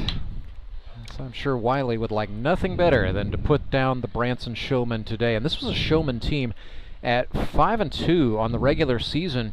You know, that is a record that would win the division a lot of times. But the fact of the matter is, the 2 in that 5-2 were both at the hands of the Ozark Mountain Ducks. And so it was the Mountain Ducks winning the GRBL South, relegating the Showmen to the Eliminators. And now this Branson team trails by 2 runs to the 1-5 Springfield Metropolitans. Just goes to show you the parity and the fact that, yes, anything can happen in playoff baseball, especially in the grip and rip. Absolutely. This is a big inning for him. It's his last inning, but at the same time, he's in the middle of the lineup, looking around the, the 5, 6, 7, 8 hole type of hitters. You want to get these 3 to give your middle reliever before you bring in Clay. You have him face more of the bottom of the lineup. We'll see how aggressive he's going to be this inning. So Keesling in the left-handed batter's box. Wiley starts him off with a Quick slider inside, ball 1. And that's a pitch he does not like having called the ball. No, he was, I think, counting on getting a swing and a miss there. Looked like he attacked with the same thing, same result. It is 2-0. So advantage Keesling here in the bottom of the 5th. That was over the plate. He clubs it into right, and Dustin Thomason leaping up. Way to back up your pitcher. Little flex seal there, making the catch. Man, he jumped right up there. Tell you what, a lot of second basemen would have just abandoned that ball and said, "No, that's over my head." That ain't his style. He let me tell you, that dude is a competitor. He's out there to win. He does not just let balls go. He's going after everything. That's what I love about him. He's got such a heart to win. It's a championship. It's a champion's mindset. I love it. That was gutsy stuff there from the rookie second baseman Thomason. Batter is now Michael Doman, second-year man. He was also part of that Nixa Suckers team in 2024, so going against his former teammate Logan Wiley, Doman did a check, and doesn't matter. It's called strike 1-1. I wonder if he was asking, is that just the lowest part of the strike zone? Yeah, or he turned around and asked. It looked like he was polite about it. He's such a polite kid. I mean, yeah, he is. A lot of the guys out here speak well of him, and he's just very friendly, very kind, and a good athlete. I mean, the kid's got wheels. This is the guy you don't want on the base paths. No, he's been an incredibly tough out all season long. Doman the Showman, just 1 strikeout in 8 games. He's ahead here, 3-1. Got underneath that one. It is headed for the Bermuda Triangle. Caleb Kaufman, the shortstop, ranged back, made the catch. With 2 hands. Very beautifully. 2 away. This is the kind of inning Logan's wanting to have. But well, he's having to battle, but he's getting through it. But I'll tell you what, it never surprised me. If he's walking off the field, because I've crossed with him, 5th inning. Hey, good job. Even in this 1 inning, and he'll go, I threw too many pitches. Yeah. You know, you threw 3. Yeah, that's too many. I shouldn't have to throw 3. You know, he keeps track. He knows what he is doing out there. He's intentional and deliberate about everything. Carter Rennie swung and missed at strike 1. Back with the Branson Showmen here in 2025. That's where it all started for him a couple seasons ago. This is his first time playing for the Jacob Karlson-led Showmen. 1-1 jammer, just touched it back foul to the screen. He brought it up and in on him a little bit there. And that's the thing about Logan. He's not afraid to come inside. I mean, if he feels like he's got his control and he can spot it, he'll bring it inside. If he's feeling a little bit off that day, you might only see 1 or 2 pitches, and that's pretty much probably the second pitch we've seen inside today. So 1-2, Wiley trying to punctuate what has been another gem. Takes a deep breath before he rocks and deals. The 1-2 pitch down. We'll do it again. And yeah, Wiley, just kind of see it in the footwork on the finish. He was frustrated with himself there. This did not finish the pitch. He'll try again on a 2-2 breaking ball. Rennie reached out and spoiled it off of the shin guard of the catcher Hazelhorst. That was the pitch Logan wanted to finish with. Yeah, so Hazelhorst is going to be given a minute as we see the umpire go out and hand deliver the baseball. You need Logan to tie his shoe. Yeah, he's going to take a sec to do that, so a little organ music for the crowd here. Showman fans trying to will Rennie into extending the inning. Mets fans ready to see their team come to bat again. So here we go. Fielders pretty well straight away for Carter. Deuces wild. 2-2 pitch.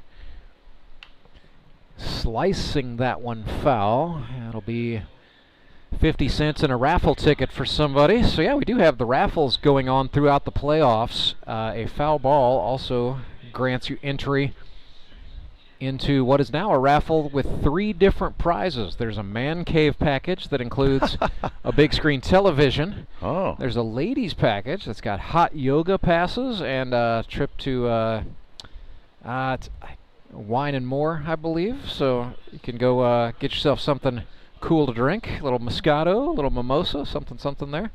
And a Savannah Bananas Wilson A2000 glove. Oh, wow. That is the piece that's got the kids excited. So Rennie chops this one into play. Nice job by Wiley finishing out the day by fielding his position. He gets a nice ovation from the Mets fans and from Clay Odell, for that matter, as he throws 5 innings, giving up 1 unearned run, striking out 4 batters, and plunking a guy. But that is a no-hit day for Logan Wiley. 5-inning, no. Just about all you could ask from your mound man here in the GRBL Eliminators. We will come back and bring you inning number 6. Pitching changes for both sides on the flip side of this break. I'm Nicole Cartmel with the Bank of Missouri. The risk of losing your hard-earned money to scams is real, especially the scammers sending out fake communications. And that's why we're talking to our Director of Fraud Mitigation, Corey Gerstenschlager. He's got some good practices to help keep your money safe. Thank you, Nicole. Yes, often we're seeing that people are being contacted by scammers through text message, phone calls, or emails, posing as legitimate companies or even your bank, trying to persuade you into providing sensitive information like passwords and things of that nature, sometimes even asking you to send them money. If you receive any kind of communication like this and you didn't ask for it, that's a good red flag that it isn't legitimate. So when you have those situations, get an actual number that you trust for that company, call them and verify the accuracy of the information that you're receiving. Good rule of thumb is make sure to check your accounts frequently and report any suspicious activity. Thanks, Corey. At the Bank of Missouri, we help you live well, bank well.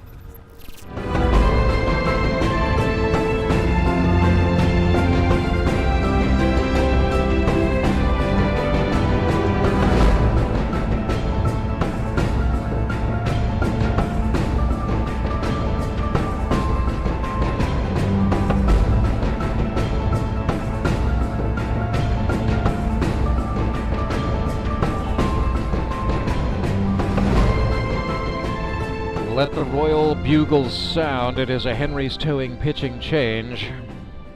Hail to the King, King Owens, on to throw for the Branson Showmen. Right-hander from Fordland, Missouri, has been in the Grip and Rip League since it was founded in 2016. He has never played for a championship-winning team. King Owens, sponsored by TRLGetaways.com. For the season, 5 2/3 innings, he's allowed 5 earned runs on 11 hits, struck out 3, and hit 2 batters. For his career, 141 2/3 innings, he's allowed 81 earned runs on 164 hits, struck out 95, and walked 59. It's a career ERA of 5.15. But last time out, Clay Odell, it was a good time out. 3 innings, they were scoreless. He scattered 6 hits, struck out a batter, walked a guy, and plunked a guy.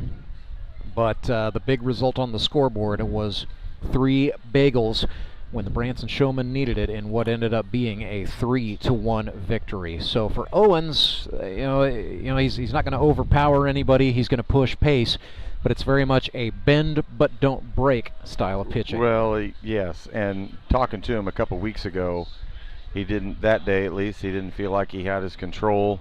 You know, the older we get, the age that we're at, the mobility and flexibility tends to go away. And just the overall elasticity and respond time of recovering, not just like throughout the week, but like recovering from pitch to pitch, from inning to inning, that kind of a quick turnover, it gets more difficult. And so to see him come out here and still, I mean, his mechanics looks good. He's got a good motion. You know, he's just lock, stock, and cocking and rocking, and he looks healthy. Yeah. And last week he had a great outing, like you said, with 3 goose eggs for 3 innings. That all comes down to what kind of hits are being hit. Is it routine ground balls, easy pop-ups, as well as the pitches that he's throwing? Is he missing his spot and putting it in the hitter's wheelhouse, or is he going to hit his spots today? And we'll see. It's a different day. We'll see what his control will be. Top of the order for the Mets, Jared Brashler steps in 2 for 2 on the day, and boy, it took a daddy hack to get the party started here in the top of the 6th. So Brashler now 7 hits in 21 at-bats here in 2025. One of the GRBL's all-time leaders swings and clubs this one. That is going to go foul. So just like that, Brash down 0-2.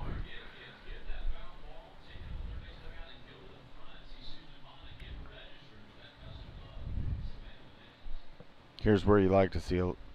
Here's where you see a lot of guys waste a pitch, miss one. Yeah, well, he missed inside there, down. It's an 0-2 count, so that you kind of get taught.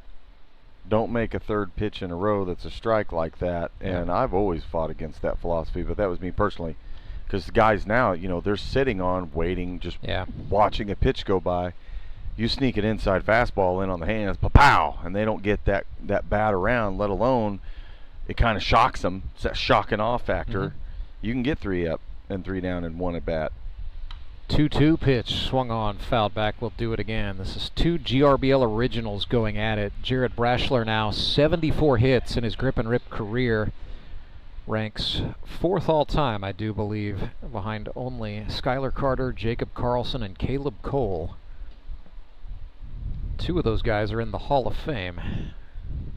Breaking ball from Owens, and he got Brashler on the front foot there. That was a nice pitch, but Brash stays alive. Good little curveball. It was down and in, which is a good location. I mean, a lot of guys will swing right over the top of that ball, but obviously how he pulled it foul, he made some connection to it. Just got to be careful leaving that up. Brashler leaves that one up. High up. Carter Rinney, the shortstop, calls for it, made a last-second adjustment. I think he was playing for the wind to move it a little bit deeper on the infield, so instead he had to run in there right at the last. But he used 2 hands. He was using his glove to block the sun. So fundamental. Yep. Well, Carter Rinney went to Licking High School. His assistant coach there at the time was Cole Rourke, who is now the head coach, but his head coach was Harv Vantel, who's a Missouri Coaches Association Hall of Famer. So I have no doubt one-handed catches were punished frequently and appropriately at the time Harv Vantel was running the Licking Wildcats. So you see that stuff in the way that Carter Rinney plays. That's funny. 0-1 to Clay Murphy. Sat back on the curveball, dribbles it left side, Turner up with it, and then his throw misses the mark. It will trickle to the fence, but Murphy's going to stay put at first. Murphy doesn't trust himself to get to second, so he is staying there. Well, Clay Murphy is an insurance adjuster, spends a lot of time during the week climbing ladders, walking around on people's roofs. So yeah, maybe taking off from a standstill and trying to go 90 feet in a hurry is just not on his list of things to do that for fun. Or maybe apparently it's not risky enough. That's not risky enough. I'm not gonna run to 2. There's no slope on this infield. Yes.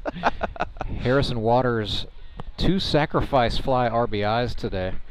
Sponsored by Waters Cinema, long-standing partner of the GRBL. And he's hit both of them the other way too. Yes, he has. If he turns that barrel on it, look out right field, because we've seen him put it out there at that pro technology sign, the 417 sign. I mean, this is one that all outfielders, you better be on your toes, because he literally can hit it anywhere. Harry with 35 RBIs in his career that began in 2020 with the Mountain Ducks. He's got 3 Howard Bell Trophy championships. Going for a 4th in 2025. Looked at a pitch high from Owens. It is 3-1. You got a 2-1 count there with Murphy on first. I would be moving. You come in with, they got to run in the 4th. We need to get that run back. How are we going to do it? We're going to manufacture it. Anybody who gets on with their relief, we're taking that bag. Get in scoring position. Owens left that one down. Waters flies again to left field. Chris Leggett hanging on. Dropped down to a knee after the catch. Not sure what that was about. That one may have been one of those balls that was still spinning in the glove after he closed the pocket. Nonetheless, it is an out. Well, when you hit the ball the other way, kids pay attention, especially if you're a left fielder or a right fielder. especially when it's an opposite. So if you're playing left field and you have a left-handed batter, and they hit the ball to you, that ball is always going to have a curve to the pole.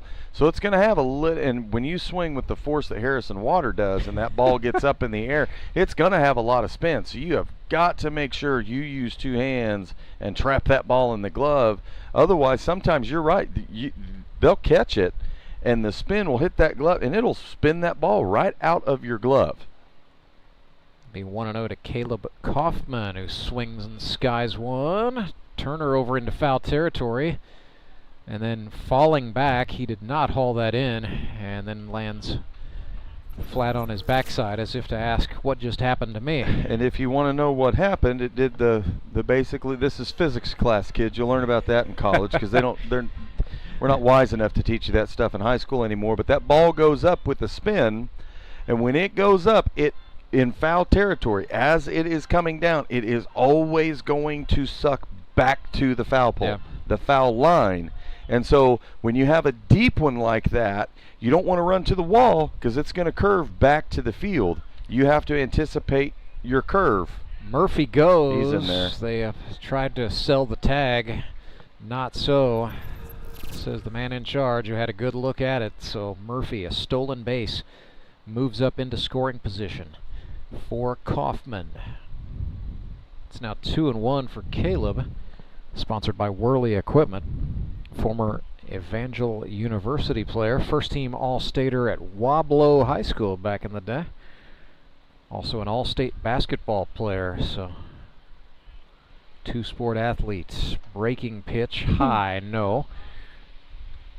Little brush back.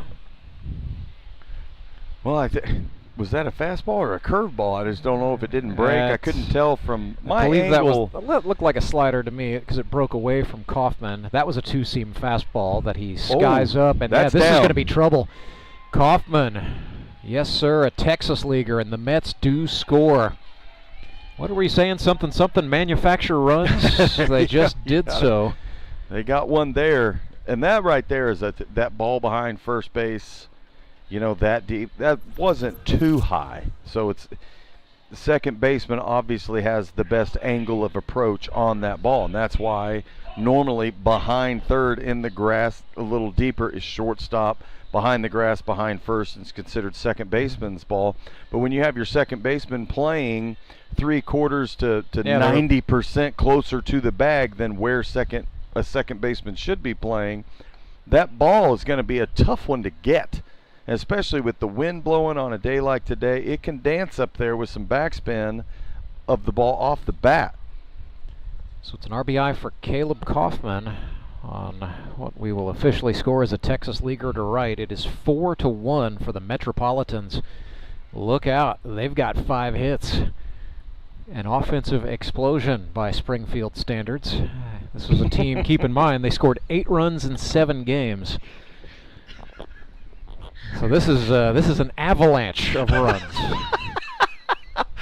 3-0 to Hazelhorst, who we just saw warming up in the right field bullpen. He draws a 4-pitch walk, so that means Hazelhorst is coming on to pitch in the bottom of the 6th PS. And the Mets now have 2 on, 2 out. Toby Yorks coming up to bat here. Little bit of history in the preseason scrimmages. Toby Yorks hit a home run. The guy pitching was King Owens of the Branson Showmen. King looked Toby dead in the eye and said, "I will never throw you another curveball." Yeah. Advantage Toby. He now knows if King shakes off, a two-seam fastball is coming. And he's going to bat left-handed, the switch-hitting Yorks batting against the righty Owens. First time we've seen Toby, usually bats, I thought he was a left-handed batter for a long time until I learned he was actually a true switch hitter. They had 1-0 here. Watched that one hit the zone for a strike. I was there when he hit that the dinger this year in that jamboree. Yeah, that thing didn't clear a horse's head. Just right out of right out of right field. And you know, it's one of those, the home run will always be remembered as a 500-foot towering shot as the years go on and on, right? Right. Well, I'm not like most guys. I'll call it where it is. If it scrapes by the fence by an inch, I'm calling it. That's tailing down, and that's a base hit for Yorks. Mets are going to score at least one. They will hold the runner. And it is now 5-1, an RBI base hit for Toby Yorks with a little opposite field hitting. Well, and that ball, I don't know if you at home could see it on the screen, but it was down the line, in play, 5-10 feet, but coming off of a left-handed bat. It's got that cut the ball in half, that backspin, so when it hit, it's starting to really kick towards foul territory. And the left fielder just wasn't really ready for that, and that made him take a few more extra steps, which has allowed runners to get to third, easy stand-ups, run at home as opposed to needing to slide. So this field, it's still only a year or two old with the turf, it will grip the ball, so you've got to really be careful. Justin Parker pokes one through. That'll score Gavin Hugh, who was running for the pitcher, Hazelhorst. It is now 6-1 for the Mets. And see what a simple piece of hitting that was. Just, hey, here's a ground ball in a hole. We got a guy on third that's going to make it easy for Toby, just one base at a time, get to second, but we can score a run on that one. And we're not exerting all kinds of energy.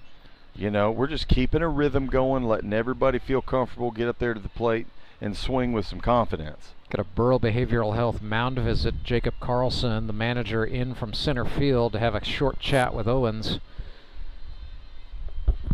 Not a lot said there. Jared Fox is going to go over the approach with a little more depth here as they get ready to face Grant Cundiff for the Metropolitans. So it is now 6-1 following that RBI base hit off the bat of Justin Parker, who just pushed it through pretty as you please.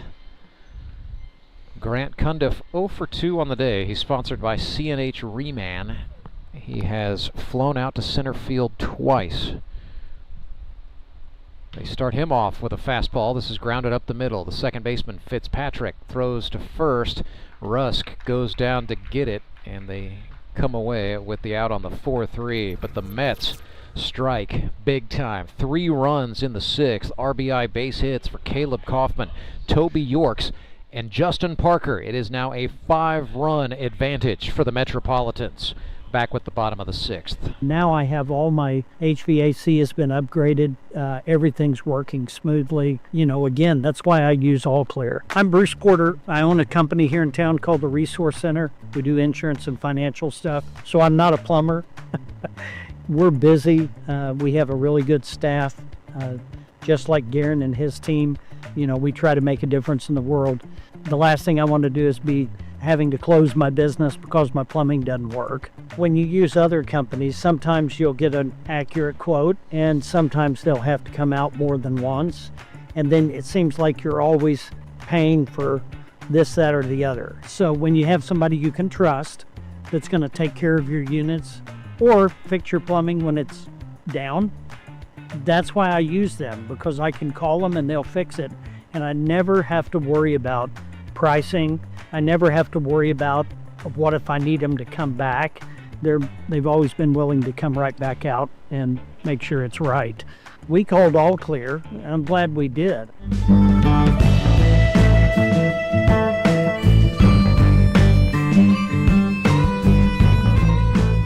It's a Henry's towing pitching change for the Springfield Metropolitans. Matter of fact, it's a full battery swap. Catcher Cole Hazelhorst has gone to the pitcher's mound in relief of Logan Wiley, who threw 5 innings of no-hit baseball, giving up 1 unearned run. 6-1 is the score. Robert Fackrell has come on, replacing Cole Hazelhorst as the catcher. So Cole Hazelhorst, sponsored by Hazelhorst Properties, in business since 1992, offering student rentals and affordable housing near the campus of Missouri State University in Springfield. Hazelhorst, small sample size here in 2025, just 6 innings of work, 1 earned run on 3 hits, 4 strikeouts, 1 walk, 1 hit batsman. Last time out He threw 3 scoreless innings against the Republic Locos, giving up just 1 hit and striking out 3 batters. The assignment today may end up just being this inning here at the bottom of the 6th. But pitching from the lead for the first time all season long, Cole Hazelhorst with a 5-run advantage for the Mets.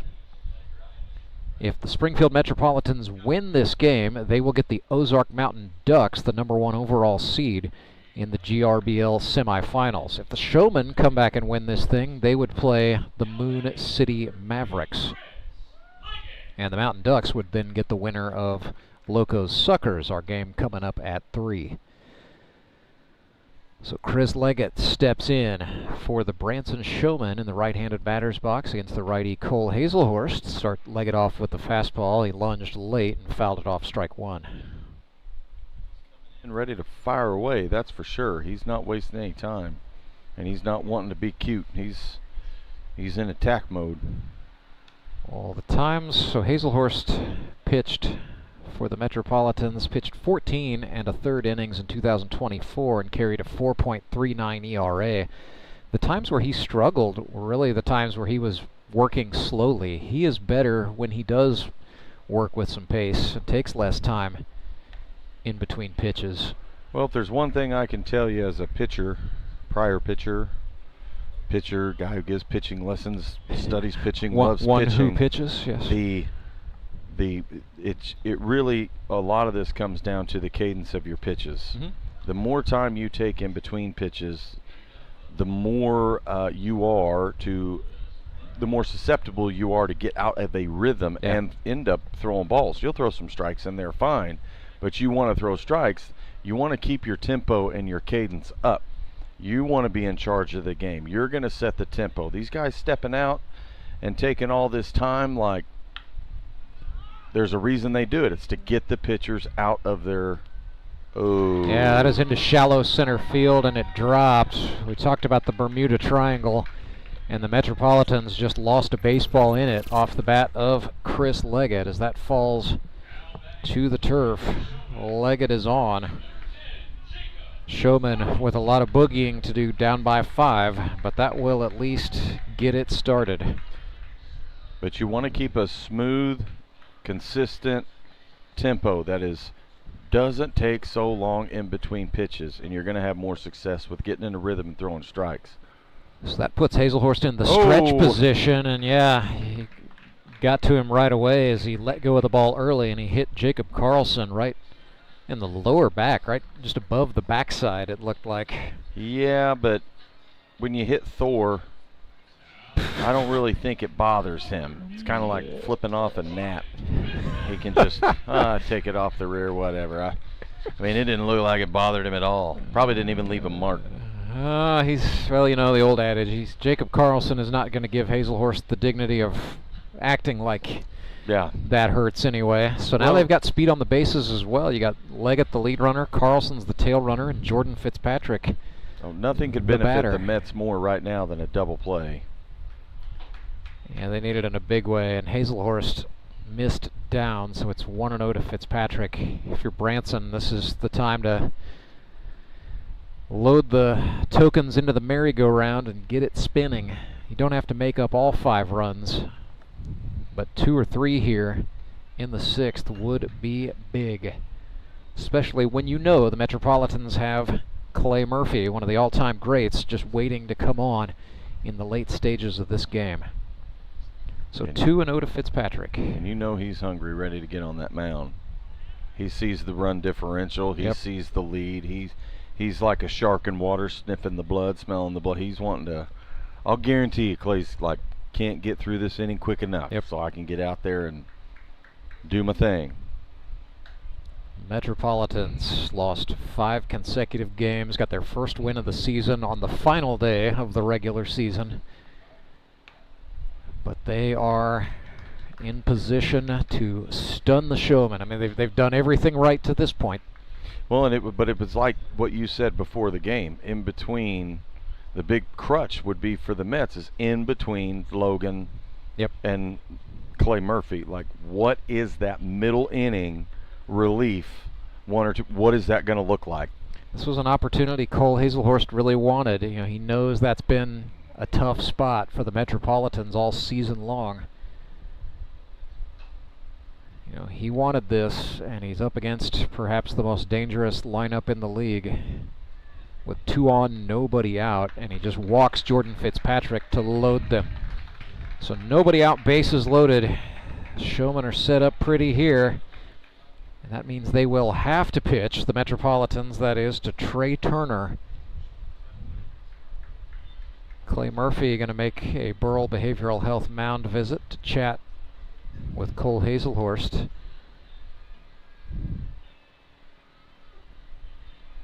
Trey's going to want the ball up. Yeah. So the approach to him and his swing is you got to keep everything more down and away. Off speed. If you're going to throw a 4-seam, you better have one heck of a 4-seam, and it better be in the tip-top inside part of the zone that makes it for an easy pop-up. Yeah. But even then, you got to hope that the umpire sees it the same way you do and calls it a strike. Keep the ball low and away. It's safer just to give up a base hit the other way than to bring it high and in or up over the plate and do that. Yeah, that was hanging. That is in the air. Left center field. Back it goes. And that is a grand slam. Home run. Trey Turner. And we've got ourselves a brand new game. They have cut the deficit to 1, 6-5. The Mets still have the lead, but for how long?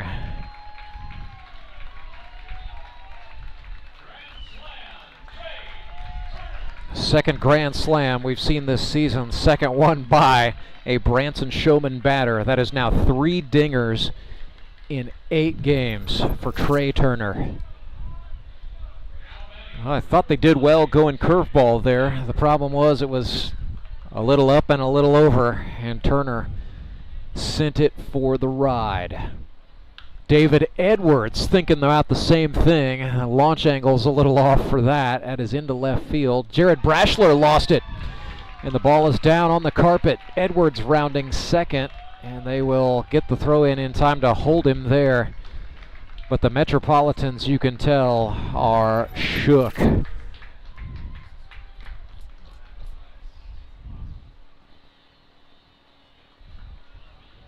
Goodness sakes, we got a 6-5 ball game, and the tying run is now in scoring position. Still no one out.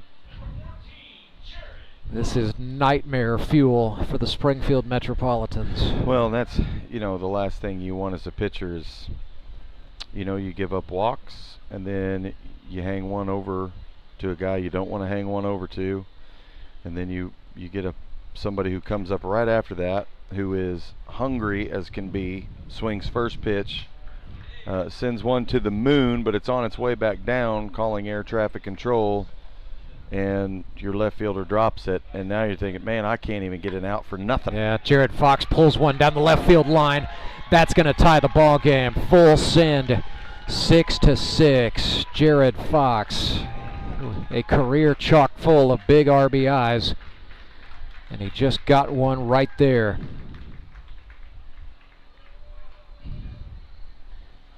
That's kind of if you're the painful lesson about this inning, when you're going into your 2, 3, 4, 5, 6 hole type of hitter with Branson, you're not going to overpower them. No. You don't pitch power for power. They've got power in the bats. So do you try to throw hard and I'm going to blow it by him? No, now you have to pitch. You have to really locate your pitches. You really have to get some serious differentials, speed differentials between your pitches. If you're just going up there just to hurl and throw a curveball every once in a while, you're going to have an inning like this. Tyler Rusk went around on a pitch that ends up hitting the catcher Robert Fackrell. Showmen are running for the catcher, so Houston Freeman is the courtesy runner in Jared Fox's position. That's about even, I think, in terms of speeds there. It'll be 1-1. Yeah, that caught Fackrell right on the left quadricep. He was trying to roll it out there. Well, if Hazelhorst can get out of this inning, if he can get out of the inning, somehow with nobody, with man on first, get a double play, get out of the inning. It's pretty much a nothing ball game, which can make it very interesting knowing that Clay Murphy.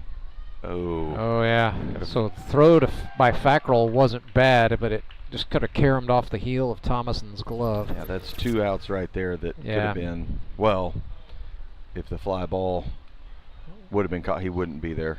But, or no, he got him out on that. That could have been out number 2 right there. Yeah. And that just shows you, game, this is what is so crazy about baseball. It just takes one swing of the bat, one play, one thing, and it's like an avalanche of errors, an avalanche of depression and wonder and bewilderment. And before you know it, it's a tie ball game. Yep. And even then, I mean, they've got 0 outs with a man in scoring position with Rusk at the plate, and he's not afraid to hit it the other way and spray the fields. Deuces to Rusk here. They go inside, and now the count is full. Got to set him up curveball outer half here. That's got to be the move. Either way, keep that ball down. Yeah. Oh, that was up in the zone, but Rusk got under it. It is in the air to right. Cundiff hauls it in and makes the catch. No advancing happening there, and that's just the first out of the inning, so the mountain to climb. Still quite tall for Cole Hazelhorst and the Metropolitans. But when you're in this position, okay, you just got an out. Hey, we've just proven we can get outs, okay? So let's just focus on this hitter. Let's get the next out. If we get an out and this guy, the runner on second, makes it to third, fine. Just get the third out.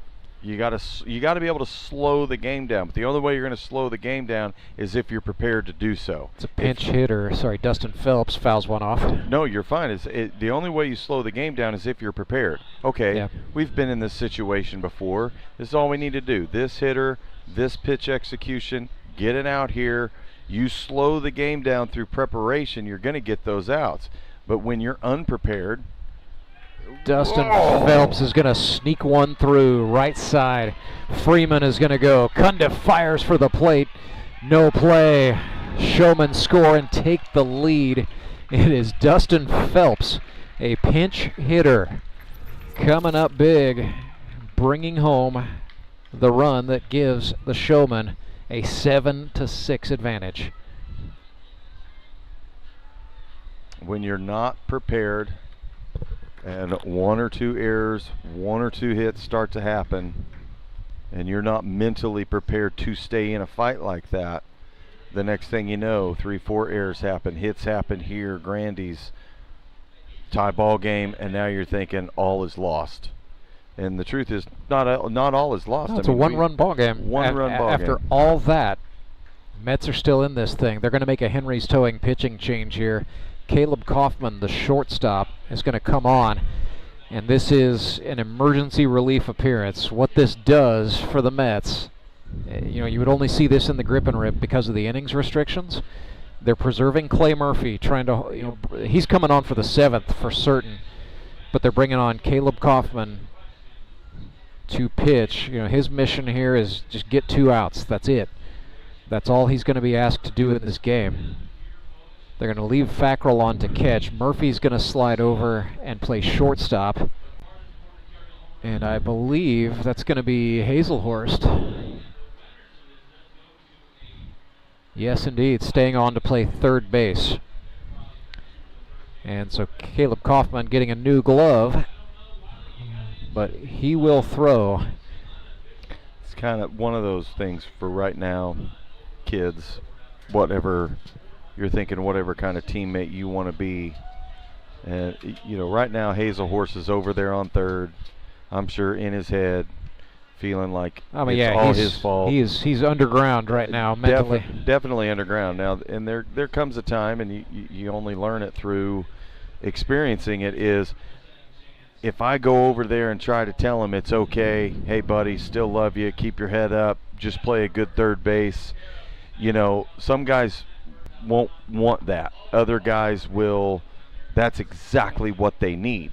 And that's part of being a teammate, is learning your teammates to know, do they accept it in times like now, or are they going to reject it? We'll just wait till we get back to the dugout or whatever. I was always the guy that just walked over after a bad inning and go, dude, it happened. Shake it off. Dog's memory. Well, I need you to play a great third base right now, or I need you to play just a lockdown right field. We all have days like that. I remember one time we were playing Central. I was Central Kansas, and I'm playing center field. Anyway, I don't know who it was. This kid gets drafted. He was all hoity-toity. He throws a 96-mile-an-hour fastball belt high over the plate, and I mashed it about 450 dead center. My coach comes up to me at the exchange of the inning, and he goes, hey, you're going to pitch the next inning. And basically all I did in that game was prevent us from the home run that I hit, prevent us from getting run ruled in the 5th. So I made it a 9-run game. Well, so I come in the next inning, and a ground ball to my first baseman. I thought it was going to be an easy out. Nope, right through him. A ground ball to my second baseman. Thought it was going to be an easy out. Nope, right through him. A dying quail, and about 15 errors later, not kidding, not exaggerating, I had an ERA in one inning of 19. Goodness. And needless to say, I was probably 4 shades of red, and it wasn't from embarrassment. But I know the feel. And then after that, one of the guys came up to me, and he was like, dude, what an inning. And I'm like, what are you talking about? And he goes, but you hit that sucker like 450. And he shifted my mind from focusing on the negative to the positive. Michael Doman lifts Caleb Kaufman's first pitch into left field. Brashler is there to handle it. That will also keep the runners put. And that is 1 pitch, 1 out for Caleb Kaufman, exactly what you want to do as a reliever. So I was looking back at Kaufman. So he was an all-state infielder at Wablo. In his career at Evangel University, he had 57 at-bats. I can find nothing in the way of pitching stats. So this is probably the first time since high school that Caleb Kaufman has pitched. And he was a 2012 graduate. So it's been a while. Do the math. About 13 years probably. Well, the good thing is about most guys that pitched at some point in their career, they actually don't lose their mechanics. They actually kind of just, it's like riding a bike. They get on it, throw a couple warm-up pitches. The only difference is that as they gotten older, the lack of mobility, the lack of flexibility, the arm angle starts to drop because they just don't have what they used to have. Important qualifier for Caleb Kaufman. He is a high school baseball coach, so I will say he's pitched some batting practice. Yep. But even BP, you kind of throw it like a shortstop. Oh, sure, absolutely. You know. Well, look at that. But he got out of it. He just threw a frisbee, getting Houston Freeman on strikes. This is where the Mets need to come together in the dugout and be like, hey, this ain't over. They had one big inning. Big whoop. You know, show some love to Hazelhorse. Like, hey, buddy, don't beat yourself up, man. Like, we've got you. We've got this game. We're still going to keep on fighting. 7-6. Showmen lead for the first time, scoring 6 runs in the 6th, including a grand slam from Trey Turner. Back with the stretch inning. The Fuel Forward app is a go. Fuel Forward provides quick and secure payments and everyday savings on fuel at your local Rapid Roberts to keep you moving forward. Download today and save up to 20 cents per gallon on your first fill-up. Then save 5 cents per gallon every fill-up after that. Driving just got a whole lot better thanks to the Fuel Forward app at your local Rapid Roberts.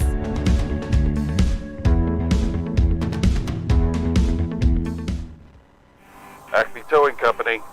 That's too far away. Let Henry's do it. Nah, we're ready to close. Let Henry's do it. Henry's is ready to take your call right now. From compacts to semis, Henry is here to help 24/7. Save yourself the hassle and make us your first call. Henry's gets there fast, offering multiple locations to serve the Ozarks. When you're stuck on the side of the road, make the right call. Let Henry do it.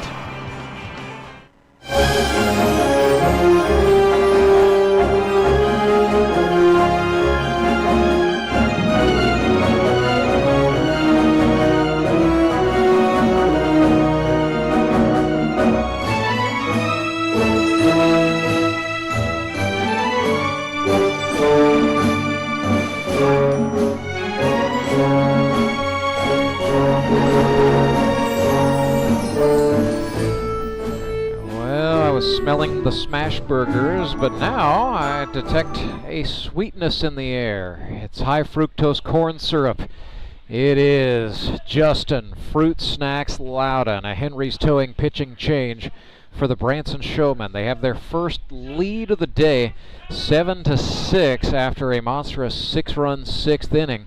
And they will go to the right-hander from Lebanon, Missouri, Justin Fruit Snacks Lowden. He is sponsored by the Twin Crescent Drive-In in Buffalo, Missouri. For the career, Justin Lowden, 51 earned runs in 50 2/3 innings pitched. 34 strikeouts to go with 54 walks. For the season, he has pitched 14 2/3 innings and is carrying a 4.30 ERA, 7 earned runs on 10 hits. The Achilles heel has been the free pass. He has walked 14 batters, so that's an average of about 1 walk per inning. Big thing to watch here for Justin Lowden, Clay Odell, first pitch strike percentage. That's a big thing, any league, any pitcher, any time. But for Lowden, who has struggled with just giving away too many bases, first pitch strikes are all the more important. They're all the more important for him, especially for his confidence. He was kind of struggling. We talked early on in the year, and he just kind of made some comments that bugged me to a degree, because I thought, wait a minute, this guy's got all the reason to be confident out here, and he just doesn't sound like he's confident in himself. Over the course of the last couple games, I feel like he's gained a lot of that back. Yeah. And a lot of that for a pitcher to gain confidence is executing first pitch strike one.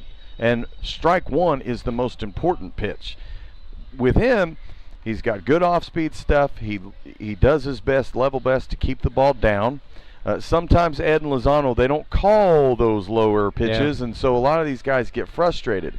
Him, however, he doesn't have sad antics on the mound. He's not lippy. He's not throwing a tantrum if he's not getting his way. Pops another fruit snack and it's on to the next. Something like that, and he just stays focused and executing his pitches, and he's done a great job of that this season, and I think the dividends have paid off for him. Yeah. And so hitting that first pitch strike, that's what you're looking for as a manager for your pitcher to do. Threw strike one to Kevin Walsh, who grounded it to the third baseman Turner, who one-hopped the throw, but nonetheless, that gets a very important out for Justin Loudon.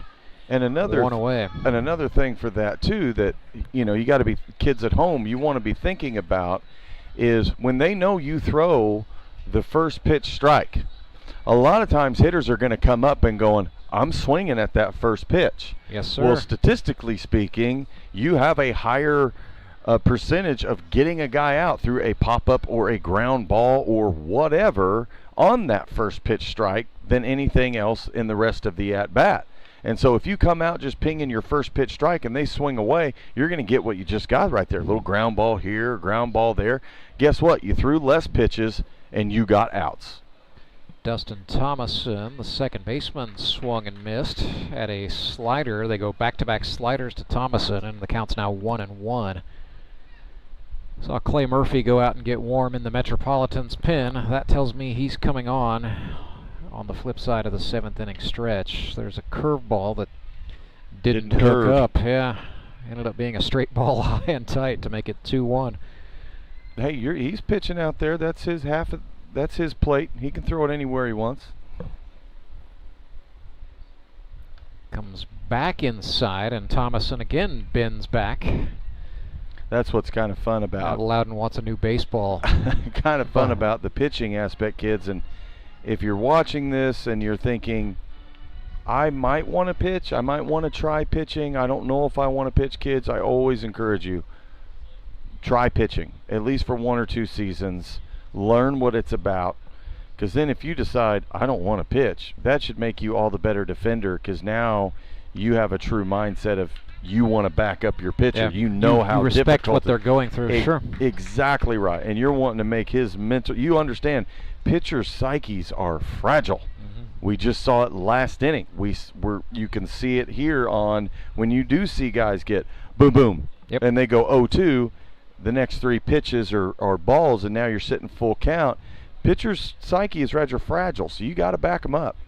3-2 to Thomason, swung on and grounded. Turner up with it, throw to Rusk in time. And the Showman crowd very appreciative of ground balls resulting in outs with no further shenanigans. And I bet if you were to ask Fruit Snacks right now, you know, if your defense is making outs like that and you're throwing less pitches, are you having more fun out there on the mound? Do you feel more confident out there on the mound to do your thing? Do you want to stay out there? He would say, oh, by all means, yes. Yeah. But if you're going, well, what's it like when they, make error after error after error, you give up dying quail or a ground ball with eyes or whatever, they're thinking, man, I want to do whatever it takes to get out of this inning. That bump is like a lonely, deserted island. Jared Brashler looked at one inside. That's ball one. So is there a Salt Snacks in the league? Or is nobody's, I have seen, the back a couple of years ago, the Springfield Metropolitans, when they were in the midst of winning back-to-back championships, their manager, Brock Chaffin, swore up and down the secret weapon was these peanut butter-filled pretzels that he would buy in bulk. Okay. And he fed the starting pitcher for one of those championship teams was Andy Galley, who's a GRBL Hall of Famer. And Andy was a very intense individual. Some say a little challenging to deal with sometimes. Brock said, "Nah, man, just keep pumping him full of peanut butter pretzels. Andy's just a big old teddy bear."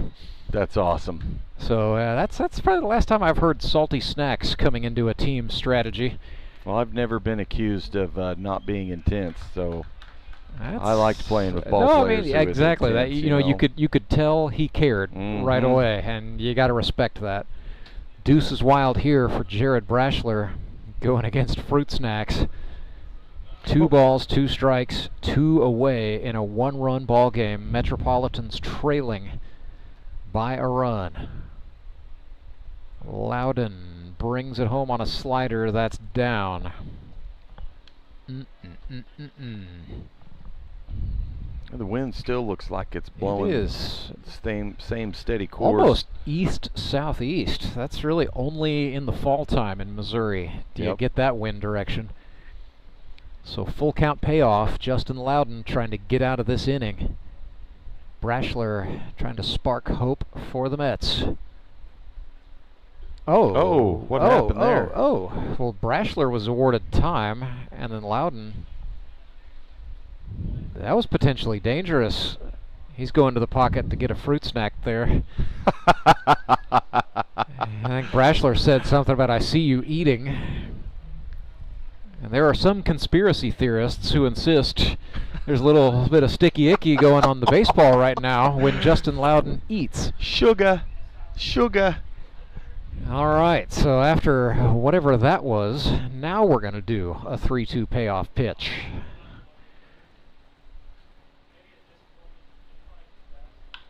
Brashler lifts this one in the air to right center. Charging in is Karlson. He will not get there. Ball is down. Brashler thought about extras, and he should have, because Doman, well, he did the right thing. He was muffing it, but he soccer kicked it forward toward the infield.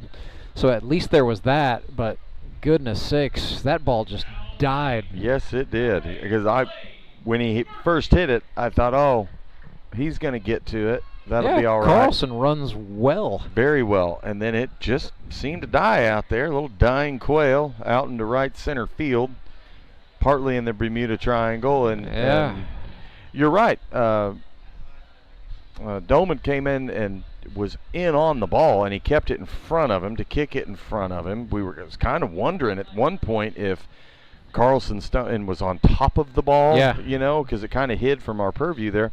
Oh, I think Michael lost sight of it, and I think that was part of the reason for the kick. Gotcha. But so now, he's on. At least they have a runner on. Tying a run on. Go-ahead's at the plate. It's Clay Murphy.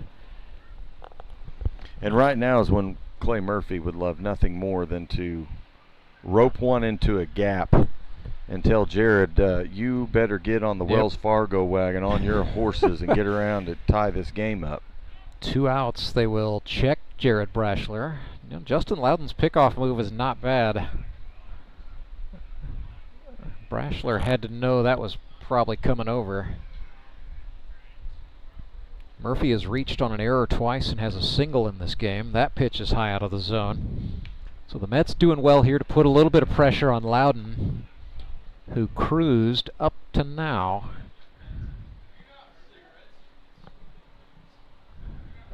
from the chest. He will. Oh, step that's a in. That is balk. a balk, yeah. Yeah. Yeah, a little extra step there was all that took, and so Brashler moving up. Well, you know, when you're Fruit Snacks right now, hey, you got 2 outs. Yeah. Right? Keep pitching. No, don't even think about Brash. No. Think about getting Murphy to roll over on something and just get out of here. Go have a seat for a while. Because he was on first base.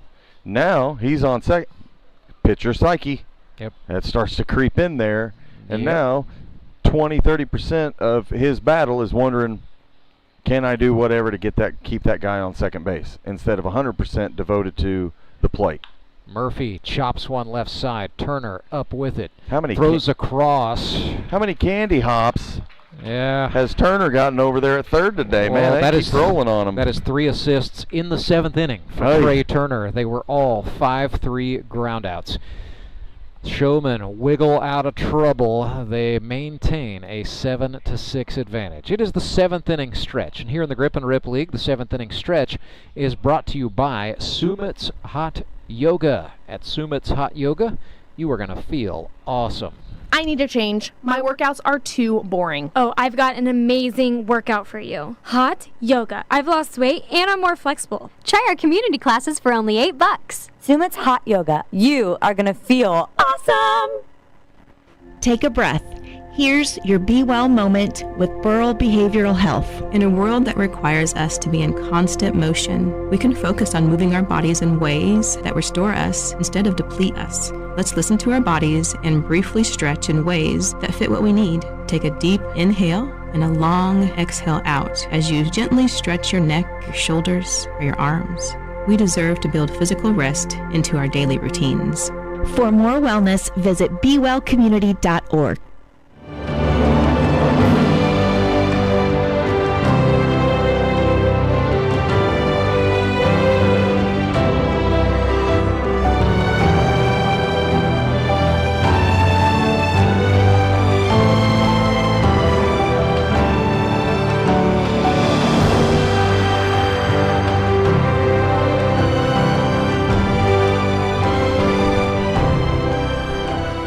So Henry's towing pitching change for the Springfield Metropolitans, trailing by 1 in this GRBL Eliminator. Manager Clay Murphy pulling out all the stops. You got to go to the guy you can trust. In this case, it's himself. 18 innings here in 2025. He's allowed just 3 earned runs on 13 hits, struck out 21, hit 2 batters. He has yet to walk anyone in 2025. It's a 1.50 ERA on the season. His career ERA is 1.4. That's across 154 and a third innings. He's allowed just 24 earned runs in his entire GRBL career, which began in 2020. 214 strikeouts to go with just 17 walks in that same time frame. Clay Murphy, one of the all-time greats, certainly on the precipice of being elected to the GRBL Hall of Fame one day. But he's not interested in the red jacket. He's interested in trying to clinch a berth in the GRBL semifinals to set up a date with the Ozark Mountain Ducks. It'll be Chris Leggett, Jacob Karlson, Jordan Fitzpatrick here on the flip side of the Sumit's Hot Yoga 7th inning stretch. So here's Chris Leggett from Nixa, Missouri, sponsored by Handyman Rentals. Joker. The Joker, yes, he was the Joker last time up, reached on an error. So he's 0 for 1 on the day with a strikeout. That happened against Logan Wiley, and this is his first look at Clay Murphy today. There's a called strike. Looking back, these two teams played each other on August 24th. That one ended 4-2 in 10 innings, with Justin Lowden hitting an RBI double off of Clay Murphy in the 10th inning. That was the difference maker. Murphy trying to reverse it this time by. He's ahead 1-2 against Leggett. Throws him a slider. That was nasty. Did you see the drop on that thing? That was pretty. Leggett just spoiled it foul to stay in, so we'll do 1-2 again, but a 1-run ball game Murphy and the Mets trying to get off the field and get their offense going. They've got 3-4-5 coming up in the 8th, and as he gets Chris Leggett looking. He froze him on that one. I think he was looking away because he kept fouling him, reaching over there, but then that pitch comes inside, and that about the last 3 to 4 feet on that pitch, boy, that just sucked right back in on the inside corner, and that is, golly, that's frustrating as a hitter. Jacob Karlson looks at ball 1. He is now 0 for his last 7. Got hit by a pitch in the 6th. It was Hazelhorst who bonked him on the backside. Karlson hammers that, but it is quickly tailing foul out of play. And he's going to need a new stick. That sounded like, yeah, that had the broken bat noise. And he will get a new piece of lumber. It's an awfully beautiful bat that is destined for a future other than baseball at this point. Now look like he got Trey Turner's bat, so here we go, back in. Yeah, I think Trey just walked up and said, here, take this one. Well, big boys swing big boy bats. Yeah. They're probably all swinging 34s, doesn't matter. Pick me out a winner, Bobby. Yeah, that's just it. Got the old Savoy Special in his hands now. It's now 2-1. Murphy being a little bit careful. I mean, you know, he knows of the boys in the Showmen lineup. This is a dangerous man. It's now 2-2 as Clay bent a slider front door. Deuce is up. Here we go. Another slider. Karlson under that, fouling it back. Will do it again. The last thing you want to do right now is try to, because Karlson tries to, he gets up on the plate. Yeah. Look at his toes. He's right up there on that line. You got to be careful bringing it inside, because if you just miss enough, you end up hitting him. Then you've wasted a full at bat. They bend a slider for a called strikeout. That's back-to-back strikeouts for Clay. Back-to-back called strikeouts for Clay Murphy. As a matter of fact, his reward will be to face the newlywed, Jordan Fitzpatrick. Congratulations again to Jordan and Molly Fitzpatrick. I think she won the in-stadium trivia contest early in the day, so it's just been a day for the Fitzpatricks. There you go. Jordan is wearing the collar today, 0 for 2 with a walk. Scored on the Trey Turner grand slam in the 6th, and Murphy goes to the fastball at 86 miles per hour. The heater for a called strike. First pitch strike, gotta love it.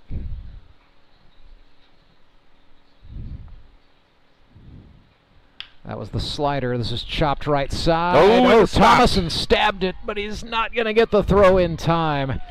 Tell you what, great job by Thomason getting back just to end up with the ball in the glove. Would have been spectacular, but that's got to be infield single all the way for Fitz. He's flashing the leather there, making a good play to his left. Just stayed on it, never gave up on it. Just couldn't get his balance back once he dove for it. Just couldn't get up quick enough on good balance and make a solid throw. But the attempt and effort was beautiful. But now the Showmen have another runner on. The man of the hour, the man with the power, Trey Turner, 1 for 1 with a grand slam, has also drawn a walk and been hit by a pitch. So he's reached safely every time, but this is a different kettle of fish here, facing Clay Murphy. Yeah, I don't think Clay's going to shy away from him. He's just going to be more selective in what he gives him.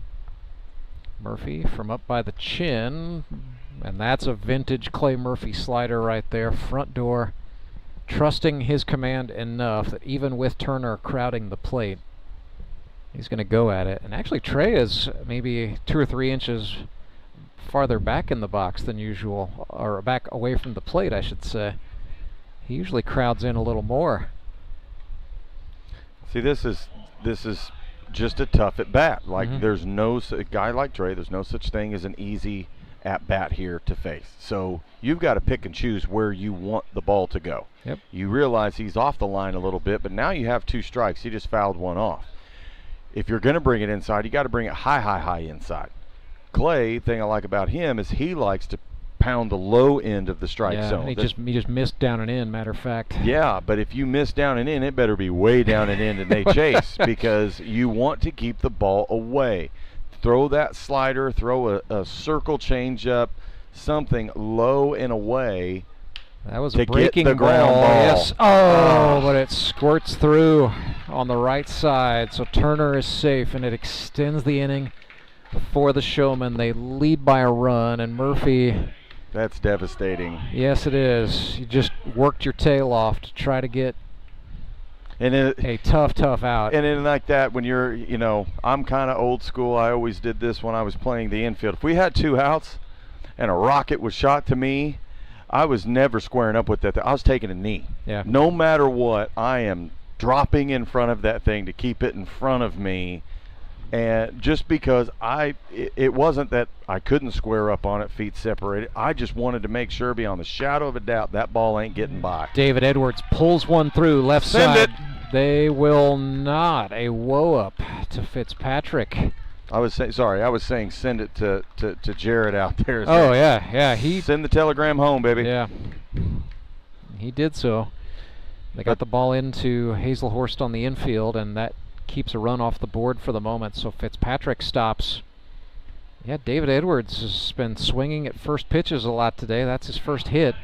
But this is such a prime example, just this inning alone. I mean, we could talk about other parts of the game, but you have an infield hit. You stop the play, but you're not able to get the out. And then you have an error, and it's just that domino effect. Then you get somebody to just poke one through the hole. Now you got bases loaded again. You still have 2 outs, but it goes to show that in baseball, every little out and play matters. Fox grounds one left side. It's Fackrell over there at the hot corner. Up with it, steps on the bag, and it gets the Metropolitans out of the inning. But in terms of pitch economy, that was not what Clay Murphy was looking for. It is still 7-6. So the Metropolitans down by a run, headed into inning number 8. We'll bring it to you next. When Gary and Sandra Henry started Henry's Towing nearly 5 decades ago, customers knew that Henry would be the guy coming to help. People would call and ask to let Henry do it. And as Springfield has grown, our family has grown as well, so there's always someone around to come help you out. Everyone at Henry's is a member of the family, fully trained and as dependable as the original. With a family this size, help is always right around the corner. So if you find yourself in need of roadside assistance, remember to call the name you've grown to know and trust. Remember to let Henry do it! Do you ever wake up and feel like you're already out of energy? I haven't felt that way since I started doing yoga. You do yoga? Every morning. Best change I've ever made. Try our community classes for only $8. Sumit's hot yoga. You are gonna feel awesome!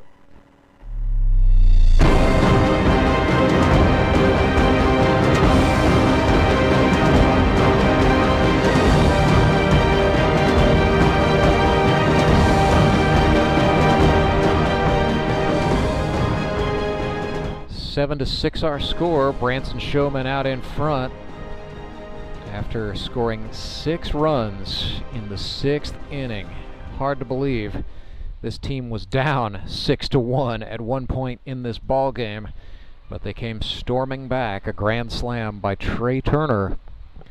Certainly one for the highlight reel. Justin Lowden back on to pitch for Branson here as we get ready to go in the top of the 8th. If the Showmen win this baseball game, their semifinal matchup would be the Moon City Mavericks, the winners of the GRBL North Division. A win for the Metropolitans would put the Mets up against the Ozark Mountain Ducks, title holders in the GRBL South and the #1 overall seed in the playoffs. Still got another game today, another eliminator. The Republic Locos set to take on the Nixa Suckers. 3 p.m. start time here in the Central Time Zone. Seth Burns, the announced starter for the Suckers, against Ryan Cram for the Republic Locos. And gutsy story there. Cram broke his nose sliding into second base just 7 days ago. But Chris Mesa, the Locos skip, told me Ryan is going to try to go. He has been absolutely the straw that stirs the drink for that Republic club all season long. So we're going to see if he can do it. It will be a heck of a story if he can.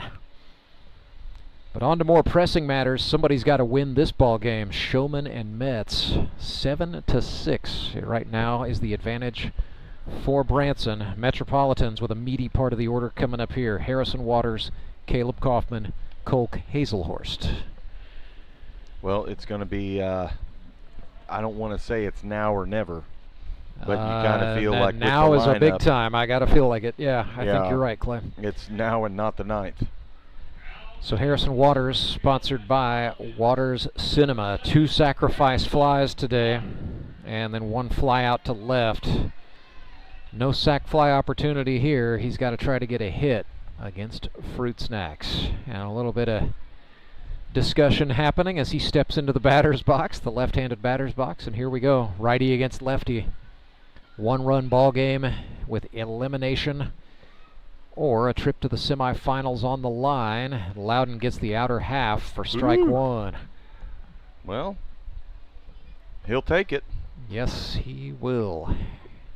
I know Harrison's looking to tear into one. Of course, he could tie it up with 1 swing. Thought about it there. Instead, that is fouled perhaps over the parking lot and out onto Fremont Avenue. He's going to have to get his barrel around on it if he wants to do that. But either way, he just needs to get a solid line drive in a gap somewhere. Yeah, if you're the Mets, you can't think about, well, I want. What you need to do is extend innings at all costs at this point. You got 6 outs left, and you're down by a run. Waters fouls that one off.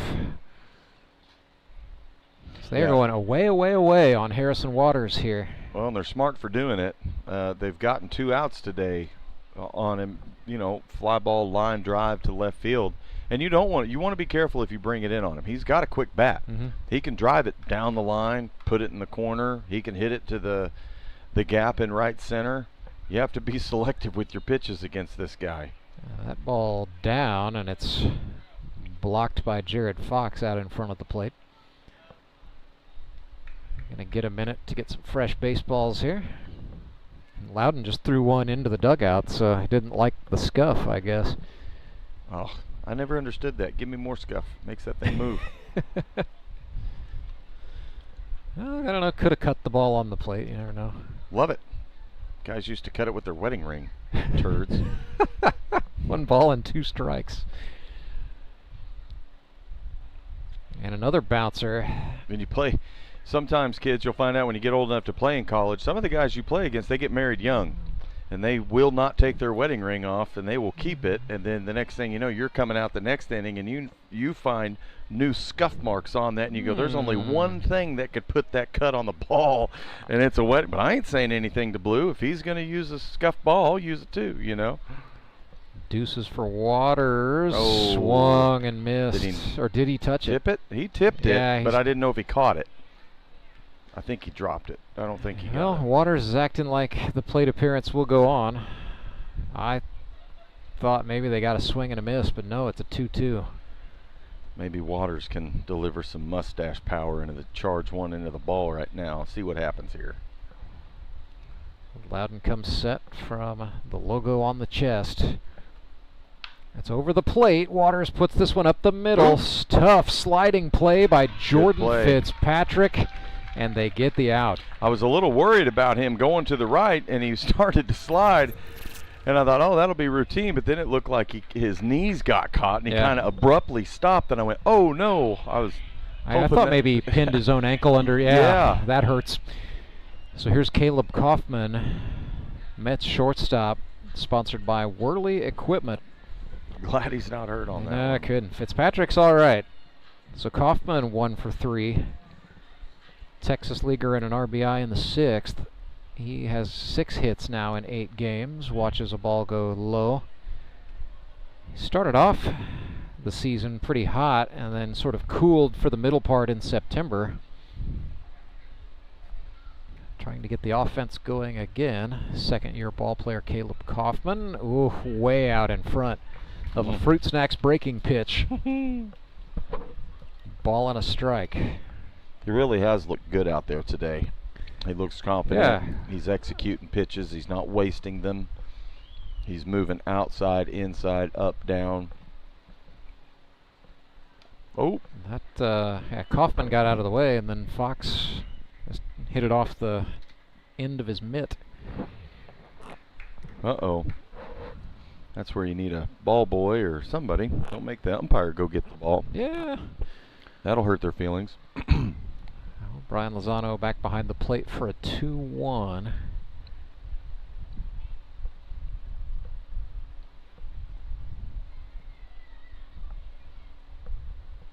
I just need a base hit right here to see if they can just get some momentum going. I'm not rooting for either team. I just like to see guys tie it up. I like to make it fun coming down into the ninth and, you know, maybe extras. You know, it's playoff baseball. We like to see the tight games like that, you know. No offense taken from me, certainly. And I know Mets fans have your back, Clay.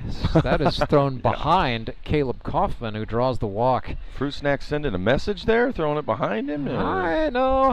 I don't believe that had any intent behind it. I think Lowden that was one of those things where he fell behind and then sort of stayed behind mentally the whole way. Yep. You know what? If I'm going to throw ball 4, I'm going to make a really big ball 4. That's a no-doubter. It's kind of like in basketball, you know, they start calling ticky-tack fouls, then you just nail somebody. That's a foul. Get your money's worth, right? Yeah. So the tying run is aboard for the Metropolitans. Cole Hazelhorst bats here, 0 for 2 with a walk today. Looks at a called strike. There he goes. Big thank you to Hazelhorst Properties, offering student rentals near the campus of Missouri State. 0-1. And nope, we will not do a 0-1. We'll do a check throw. Yeah, why not? Not a very inspired check throw, but a check throw nonetheless. Let him know you're there. Lowden sets up. Comes home. Hazelhorst, a little inside-out swing. That ball is carrying foul out of play. First base side.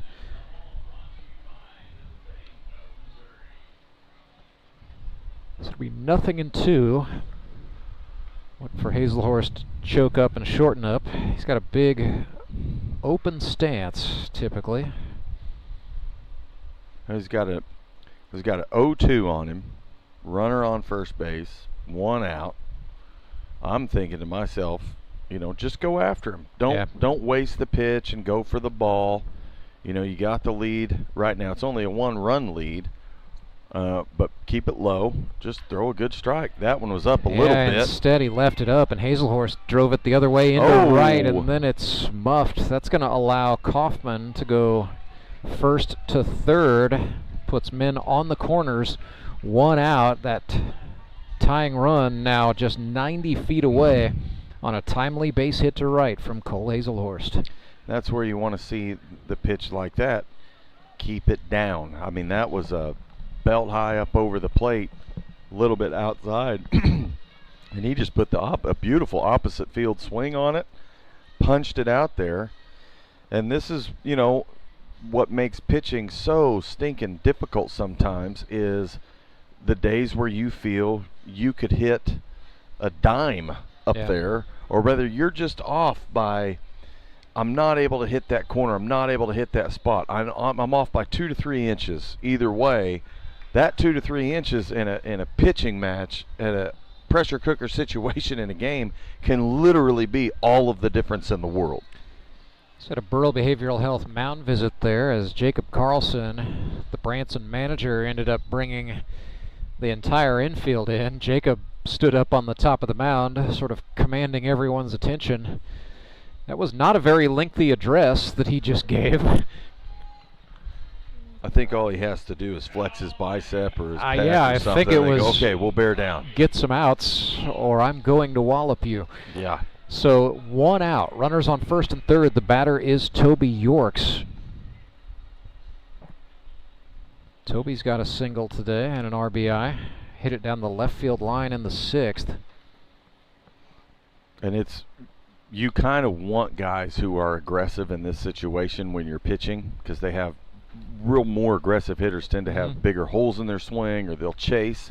Toby's so stinking patient. That's the guy you don't want to have. Is lifted into center. Karlson's going to make the catch, and Kaufman's going to go. Throw's looking pretty good.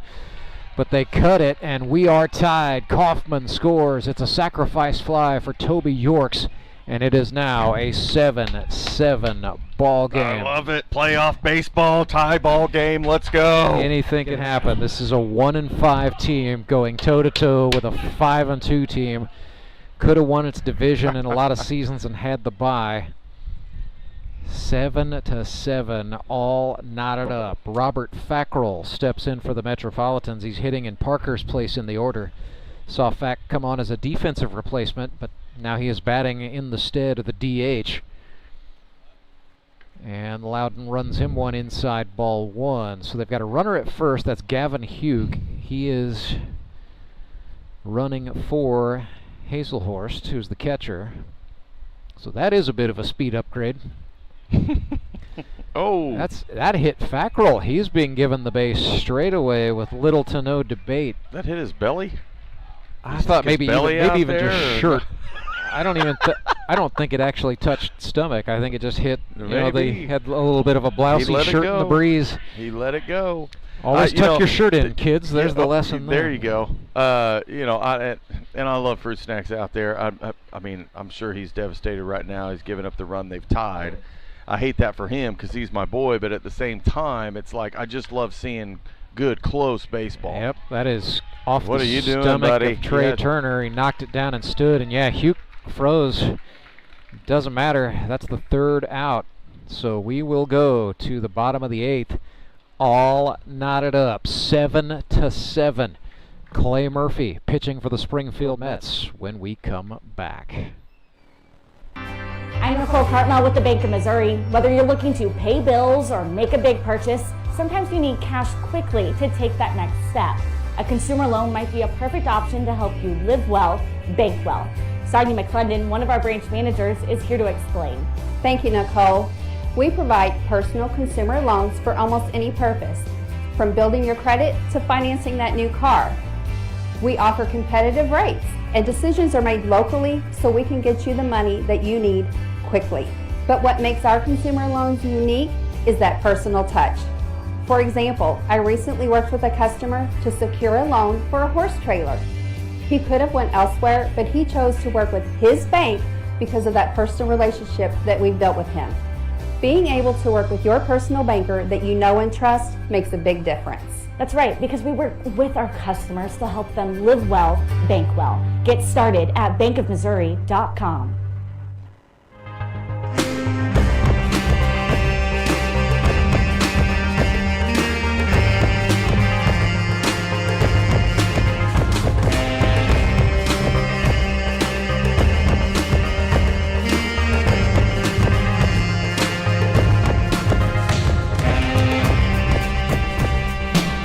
Got a little fan cheer-off going on between the Metropolitans and the Showmen supporters.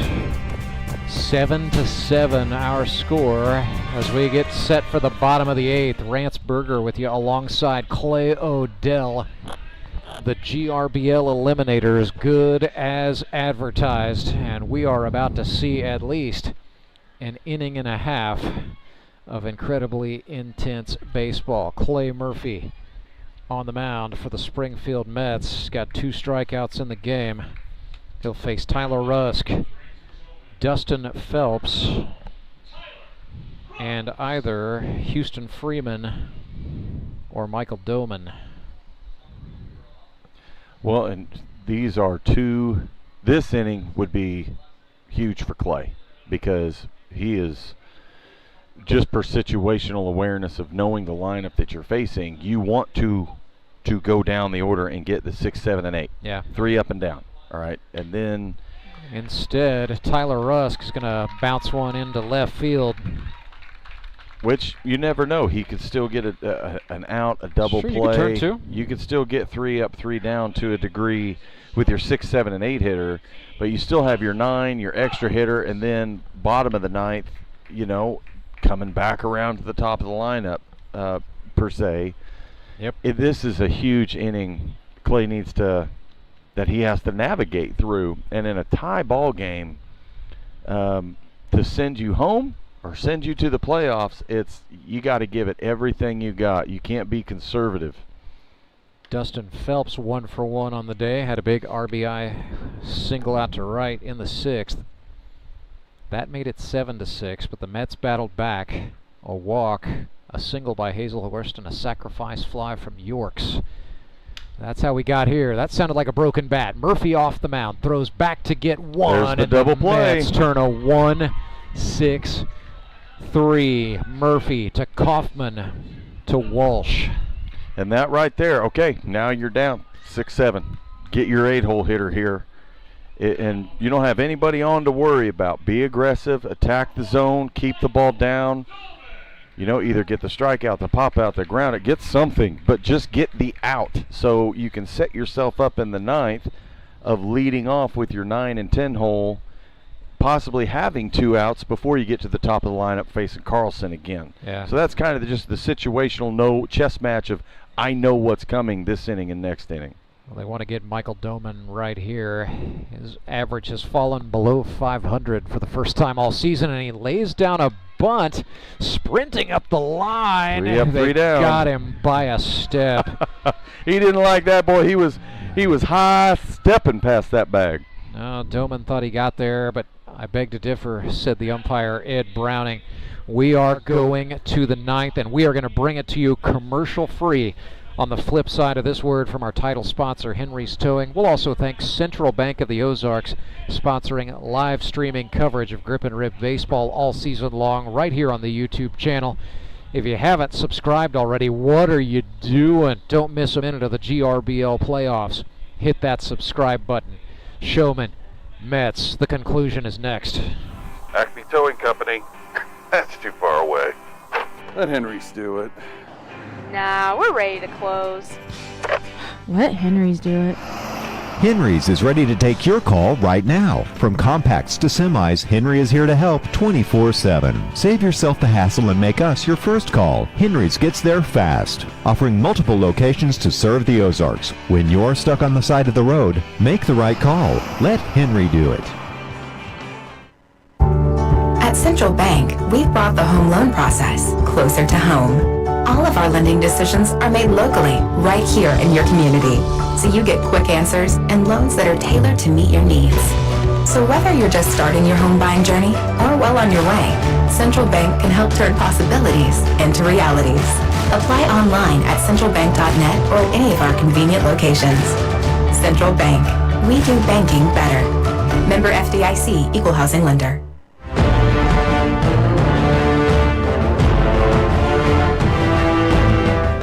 Branson Showmen stick with Justin Lowden here in the Eliminators.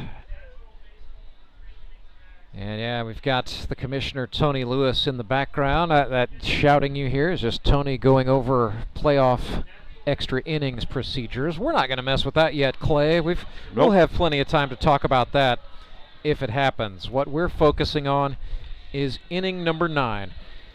And we will talk about all of the rules that go with extra innings if and when that happens. So Justin Lowden has got to contend with Kevin Walsh, Dustin Thomason, and then back to the top of the order, Jared Brashler for the Metropolitans. If you're Fruit Snacks, you just got your heart stomped on a little bit in inning number 8. He's got to calm down and execute pitches. And he misses down and in there, one of those borderliners, but it is ball 1. That's one he's not going to appreciate, being called the ball. Not this late in the game when it's tied. Oh, bring it up. And that is ball 2. So Kevin Walsh today 1 for 3, a single in the 3rd. Sponsored by Patio, also works there. So 6 for 21 on the campaign is Walsh.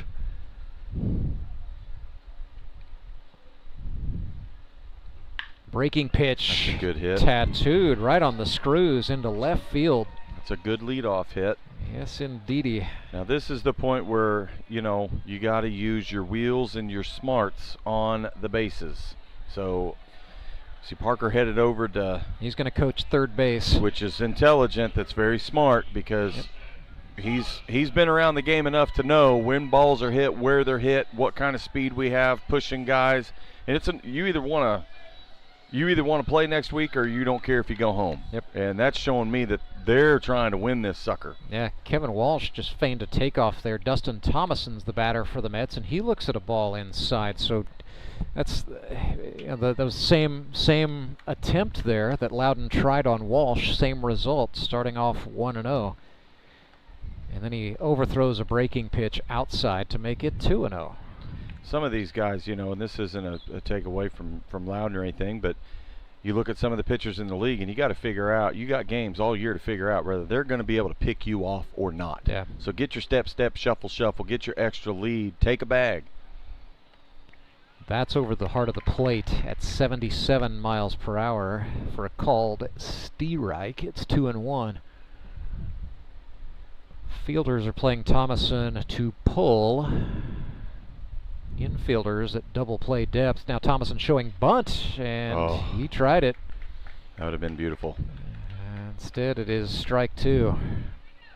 That would have been beautiful to see how that would have played out, because obviously they more than likely just would have let the man go to 2, which would have given him 1 out, get to play at first. 2-2, that's low. Nice block by Jared Fox, the catcher. And he's feeling that in his hand, or he's favoring his throwing hand there.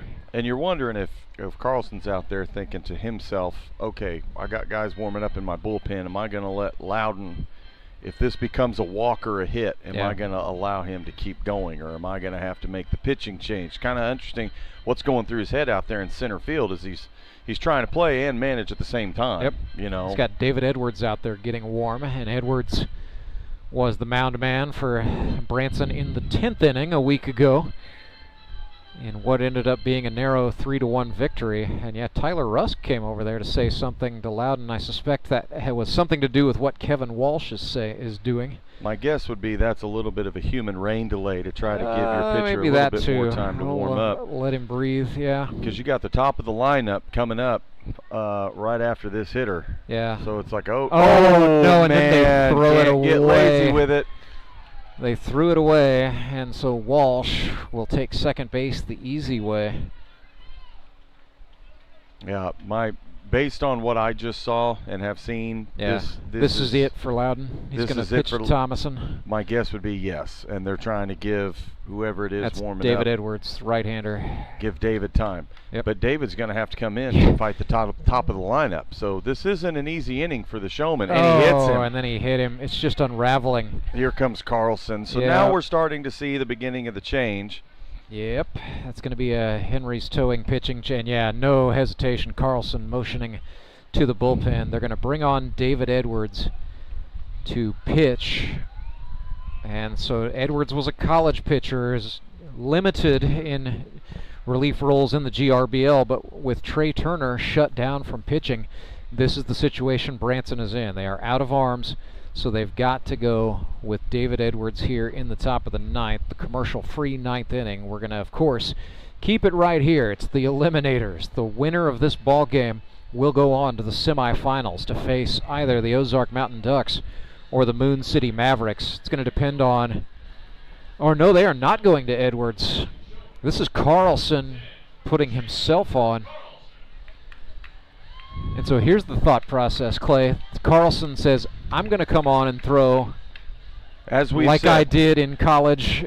As we have said, game's on the line. Yep. If you can't trust yourself, who else are you going to trust? Close it out. Who else are you going to trust? So Jacob Karlson was a pitcher at Nixa High School. He was a pitcher in junior college at Independence and at College of the Ozarks. He was a shortstop there for the Bobcats, but would be used in situations exactly like this one. He's trusting himself to be able to get ready in 8 warm-up throws or less. So for the career, Jacob Karlson, 34 2/3 innings in the GRBL, 15 earned runs on 35 hits, 20 strikeouts, 6 walks, 4 hit batsmen. So strikeout to walk ratio is good. It's a 3.89 career ERA. He has pitched just 2 innings here in 2025. 1 earned run on 2 hits, 1 strikeout, 1 walk. So he's not looking to overpower anybody. He's looking to serve up some ground balls, let the guys work behind him. make something happen. Corresponding moves, Cooper Keesling has come on. He will play left field. They're going to move Chris Leggett over to center. Still Michael Doman in right. It'll be Turner, Rennie, Fitzpatrick, and Rusk on the infield, so nothing changing there. Still Jared Fox behind home plate. So they're saving, Edwards is still warming in the pen down that left field line. Mission critical here for Branson is to keep Edwards ready to come on for the 10th, at which point he could then throw the 10th, the 11th, and the 12th. And in the postseason, at least for the Eliminators and the semis, it is natural baseball in extra innings. So no runner on second base. Gotcha. Unless we would go deep into extra innings. Then we'd start to see some tiebreakers come out of the bag. Right. But it would be at least 3 innings of what we say is natural baseball. So just play it naturally. Yep. Nobody on, no outs. Just go play it. So Karlson is going to try to get 3 outs here. And, in an ideal world for the Showmen, they walk it off in the bottom of this inning. This comes down to controlled hitting, putting the barrel on the ball. We've got no outs and a runner in scoring position. Big gap on the right side, trying to jockey him back to the bag. Brashler shows bunt, and he does lay one down third base side. Karlson off the mound. Oh, there goodness. You go. It's why we bunt, people. It's why we bunt. They don't get anybody. Baseball. Baseball. We bunted. Okay, now I get excited about this. That's the most electrifying reaction to a bunt I think I've ever seen in my life because play. It just does not get done. People just don't do it. Coaches don't believe in it. Well, you saw it. Brashler just put them on their heels with that. So, absolutely. Well done. And he put it on the third base side. And granted, it's the play is for the pitcher to turn around and wheel it to third. If that guy takes off and they don't cover the bag, or it's a bad throw, that then becomes 2 runs. So it's like, put the pressure on the defense to make the play, and that's what they did. So now the Showmen bring everybody in. They are playing for the play at the plate. 7-7 is the score. Clay Murphy lifts one in the air to right. Running in is Doman. He makes the catch. A tag up and go. Man. Mets are going to try it. Fox put the tag on. Outside the play. He did not make the tag. Walsh is called safe. And he saw him. Yeah, Brian Lozano right on top of that. An argument is ensuing. They're saying Fox did not get back to make the tag. From here, Kevin Walsh ran behind and he touched the plate on the way past. It sure looked that way as we were sitting here from the booth, 50 feet away. We're not there where Lozano is. No. He's obviously right there. But it looked like he got around and he's got 3 feet to move. Not from the line, the base line, but he's got a window of 3 feet to move around the center portion of his body around the defender, around the catcher. He did that. His left arm was back up, and it looked like he hit the plate and swept the plate. So, I mean, that's only replay could maybe tell us otherwise. I would see here from what you and I just witnessed that, the home plate umpire Lozano got the right call. Well, at least in terms of body positioning, he was right on top of that. And I will not argue with a guy who is as in position as Brian Lozano was right there. So they intentionally walk Harrison Waters to load the bases and again set up a force at home plate. But that's still 1 out. The batter is Caleb Kaufman, sponsored by Worley Equipment, and we get a brief time to draw a breath as Karlson throws ball 1 outside. But it is 8-7 Metropolitans. Showmen will still get to bat in the bottom of the 9th, so this one not over yet. And if Kaufman doesn't try to lift the ball, not trying to really put it out there, and he just cut that ball in half, hit it hard, come down to it, and drive it low and hard, this could be a big gap in the ball game real quick. But he's got 2 strikes there, and that high fastball is tough to lay off of. He took a big cut, and it puts him behind here 1-2. Bases chucked. Infielders, well, they're in at the corners. They're at double play depth in the middle. With 1 out and the bases loaded, Kaufman fouled that one straight back. That was 85 from Jacob Karlson. My goodness. Well, and he's playing it smart. He's keeping that fastball up. Yeah. which just up just enough where he's either going to foul it off or he's going to get under it and miss it. Breaking pitch. Wow. It's a good one. Just undressed Caleb Kaufman for the strikeout. And that's what I mean when you see guys who are really aggressive hitters that basically took 4 pitches with no balls. Yeah. Because they're going to foul off, but they're going to swing. There's going to be holes in the swing, and Karlson just exploited the inside curveball for him on top of the upstairs fastball. That was good pitching on Karlson's part. Here's Cole Hazelhorst. Bases loaded, 2 outs now. This is grounded up the middle. Rennie traps it, flips to Fitzpatrick. They get the out, and they get off the field, but not before the Springfield Metropolitans score 1. A single by Kevin Walsh. Dustin Thomason got hit by a pitch. A bunt single heard round the world by Jared Brashler, and what ends up being a sacrifice fly by Clay Murphy, and some nifty base running by Walsh made it 8-7 for the Metropolitans. Well, don't forget, if this is your first time watching baseball in a while, first of all, welcome back, and welcome to one hell of a game. Second of all, we're halfway through the show here today. Republic Locos, Nixa Suckers coming up to entertain you again. That 3 o'clock start certainly ain't happening, but we will bring you that to you as soon as we logically can. I'm just so stinking happy right now. I could give Jared a hug because I love seeing small ball. I love seeing the bunt, and what made the difference that inning was the bunt. And granted, he put it on the third base side. But sometimes breaking balls, the way they hit the bat, whatever, they're going to go third base side. I think he saw something in the defense that said they're not expecting this. Right, because I think Turner's probably playing deep, but equally you're going to probably have a cat like Karlson jumping off the mound either way. But we would, whether it's first base side, third base side, he went for it and laid down the bunt to get the runners in scoring position. At the same time, they didn't get him out at first, so it loaded the bases, which was, that's kind of a catch-22. You're thinking, okay, bases loaded, that's great.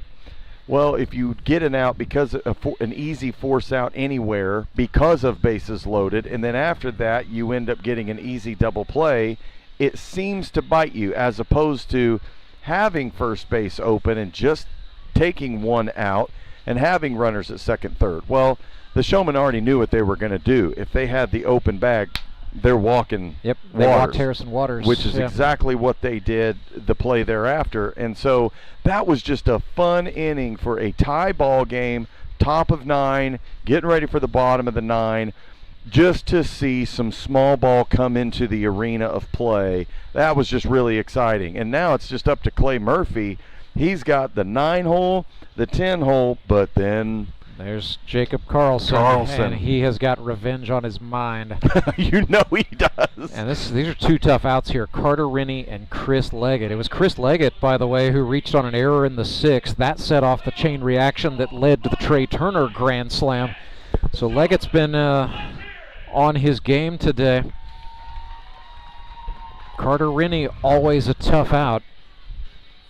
But Clay Murphy has been in this situation before, when he broke in with the Mountain Ducks in his championship year with the Mavericks and twice with the Springfield Metropolitans. His name's on that bell 4 times. Don't overthrow. No, and that's exactly what that was. 86 miles per hour, but it was at Rennie's chin for ball 1. Carter is crowding in, trying to make the zone small, daring Murphy to throw front door, and he does right there. 83 mile per hour slider inside, strike 1. It's 1-1. Fielders straight away, pretty standard depth. That's a slider out. It is now 2-1 to Rennie. This is where the Mets defense really has to buckle down and be thinking, hit the ball to me, I want to make the play, and bear down and make the plays. This is swung on and chopped into play. Hazelhorst, the catcher, with it, sailed the throw. It brought Kevin Walsh up and off, and Carter Rennie just punished them by reaching. That's why you run it out, kiddos, because yes, you just never know what that throw is going to be coming from the catcher. And credit Rennie for running like a dart without feathers. Yeah. That was quick. And he's on for Leggett. So you've got speed at the plate, you've got speed on the bases. Don't forget, Rennie represents the tying run. Leggett represents the winner. And this right here, like, I know some guys may disagree, but Laying one down? I would lay one down, and he does. Oh, that was off of Hazelhorst's mask, I thought. Sorry, we had to knock a wasp out of Yeah, our that was booth wasp here. came into the booth. Clay Odell just barehanded it. That may be the play of the day right there. Well, I definitely don't win player of the game, but that might be the play of the day. In a game that's full of gutsy moves in the playoffs, Clay Odell barehanding a wasp out the window is up there. So 1-1 after a bunt attempt from Leggett, and then we see a throw over. That was a check throw with purpose. This is where it gets fun, because you got wheels on the base pads. It's like either lay down a bunt, just take a steal, try, get that guy in scoring position, hit and run, all kinds of options. Leggett's going to try a bunt again. Murphy comes home. Fackrell, third baseman, halfway up the line. He was reading it well and encroaching. Shortstop Kaufman gave him the "what are you doing?" Fackrell said, "Dude, he's laying it down here." It's now 1-2. This is one of those situations. Hit the pause button for a second. This shows you how important it is to get the first out of the inning. Yep. The first hitter, first out. Instead, it's nobody out, tying run on. Mets miss outside. Hazelhorst again checking Rennie. They're just going to keep checking and checking and checking. Carter Rennie has got his head on a gyroscope. It is 2-2. When you have speed on the bases, how much it just disrupts the game. I love it. Absolutely love this right now. Tension so thick you need a chainsaw to cut it. Leggett just lunges late and spoils that ball foul to keep the plate appearance going. Now it's going to be, even though there's 0 outs, it's a full count. It should be, no, he just no, fouled that it's one off, 2-2. so still 2-2. Yeah. If he gets full on him, it's going to be interesting to see, even if he does, if he's Rennie going to go takes right off, here. Yeah. And they do miss high, so here we go. Karlson in the on-deck circle, just salivating. 3-2 payoff. Rennie just a step off as he waits for Murphy to come set. Leggett the batter. They run it inside. Is that 4? That should be 4, is it not? Maybe we missed a foul ball for a ball. I guess not. Now we're 3-2 on the fingers. Okay. My mistake. I've been wrong before. Tension is getting all of us, Clay. Yeah, now it's 3-2. Murphy, a jam sandwich. Leggett fouled it. It is tailing, and it will get down. Well, this is where you got to take a breath, walking back to that mound, because... Yep. And he's very smartly, I think, slow walking. He's giving his catcher time. He's giving Kevin Walsh time. Yep. More importantly, he's giving himself time, because he's about to try to pin his ears back, I think, and get Chris Leggett with a heater. Which, if he does, he's still upright when he's throwing that fastball. Mm-hmm. If he follows through more, have a better opportunity to bring that fastball down. But if you're going to throw the fastball, you better blast it by him. So here we go, 3-2 payoff. That is chopped. Murphy off the mound, throws back for Lead out. 1, and they do not turn 2, but they keep a man out of scoring position. Nice play by Murphy and Kaufman to get Rennie for the first out. Well, and Clay did, you know, he as soon as that ball was hit and bounced, you could see his whole posture take the breath. Okay, just field the ball, go down, take the time, get the lead out. Make sure we're getting that one. If we get the second out, that's a bonus. Get the lead out, because now you're still set up possibly for a double play. Batter is Jacob Karlson, league leader in hits coming into the day. 0 for 3 today. He's been hit by a pitch. Leggett is now the runner. Karlson clubs one, but that is tailing foul. A loud strike for strike 1.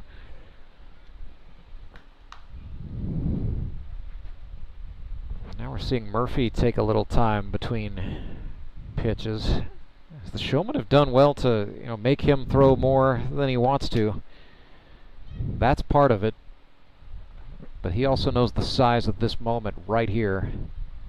With a 1-run lead in the bottom of the ninth, Karlson puts it in the air to right. That's going to get down for a base hit. Send him all the way to third. That's right.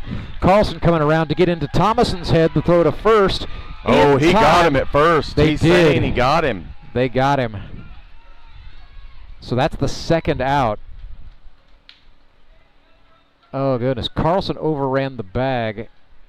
Good heads up. Took a turn, and I thought maybe that was the goal, right? Was to goad Thomason into making the throw, but he was a step too far. Well, if you want them to make the throw home, you've really got to round third. You have to have that made up in your mind as a third base coach. You got to get down the line to make this guy.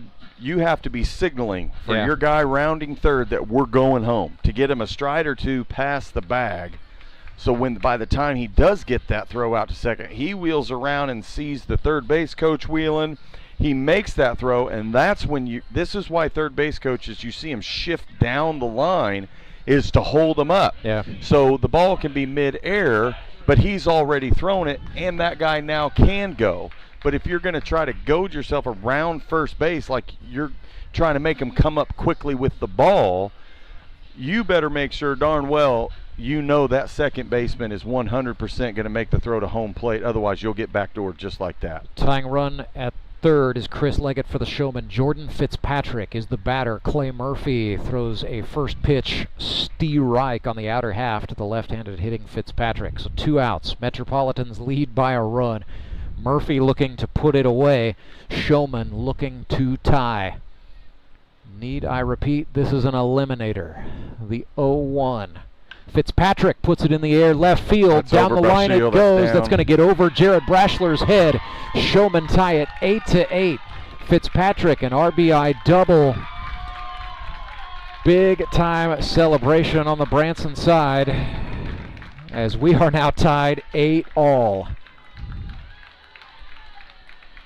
An RBI double down the left field line, 1 hop off the wall. Nothing Brashler could have done about that.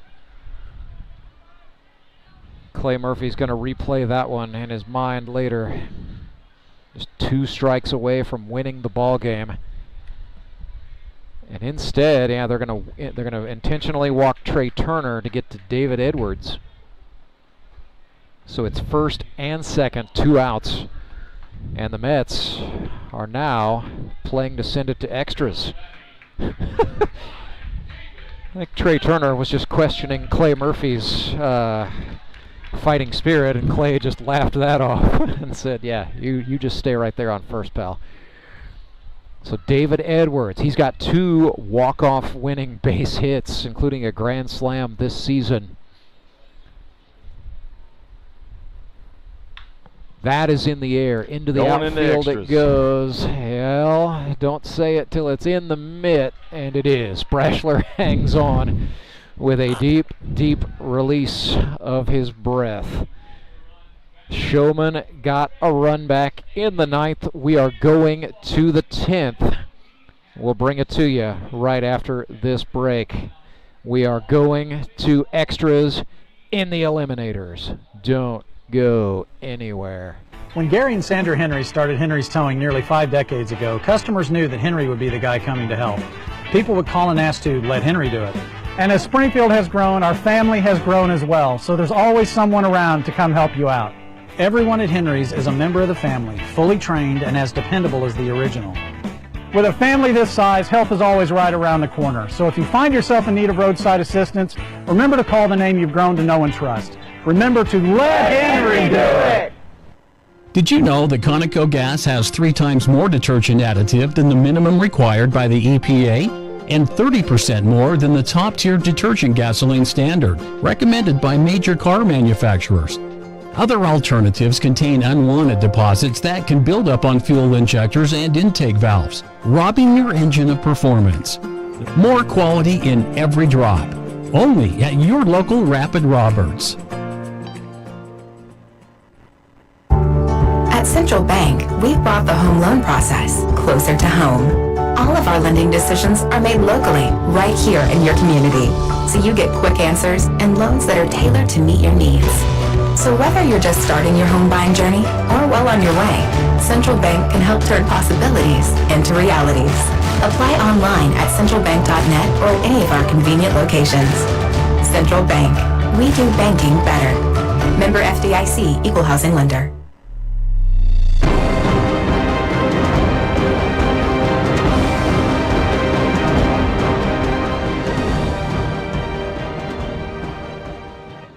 Extra inning baseball. Jacob Karlson on the mound for the Branson Showmen to start the 10th. Rance alongside Clay Odell for this Eliminator. We're all tied up 8-8 between the Showmen and the Mets. Just goes to show you the parity of the GRBL. You got the last place Mets against a Branson team that came within a whisker of winning its division. And they have gone toe-to-toe, run for 9 innings. So batting for the Mets here in inning number 10, it'll be Toby Yorks. It'll be Robert Fackrell in the on-deck circle, and then Grant Cundiff. So Karlson, there are no runners on, by the way. It's not like the regular season where we put a runner on second base. So nobody out, nobody on. Yorks looks at a strike to start the 10th. And we will go with this format for at least 3 extra innings if it comes to that. Karlson, because he came on in the 9th, can pitch the 10th and the 11th, and then the Showmen would have to make a pitching change. Springfield Metropolitans can also use Clay Murphy in the 10th and 11th, and then they would have to make a change in the 12th as he would hit the limit. So something to keep in mind if this turns into some sort of back and forth, sort of retreating back to the early portions of this game. Yorks looks at a strike on the outer half. Karlson got the call he wanted to make it 2-2.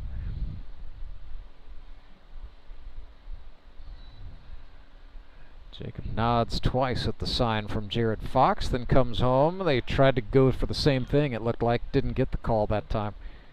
Maybe a baseball and a half out off the plate there. Definitely on the white line.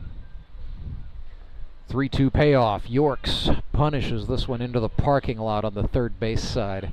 We'll do it again. So extra innings in the 10th. Suckers and Locos waiting in the wings. We'll get that one started as soon as possible, but if you're tuned in for that game, just hang out. Somebody's got to win this one first. Karlson shakes off a sign. Now comes home, and he misses with the payoff. Toby Yorks draws a walk. Patience and good eyes. Uh-oh. Oh, never mind. Getting more baseballs. And pinch running for Toby. Yeah, so they're going to run, this is Ravani Rosalia off the bench.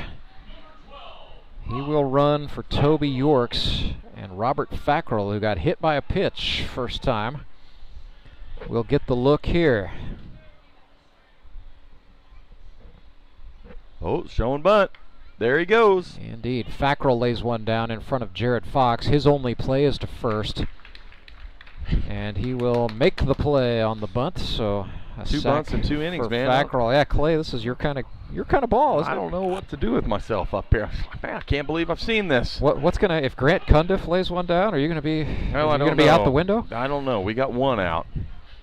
So let him swing away? I'd like to take more of a chance of hitting one here since he's already in scoring position. So Cundiff is wearing the collar today. He was a capable hitter as a rookie.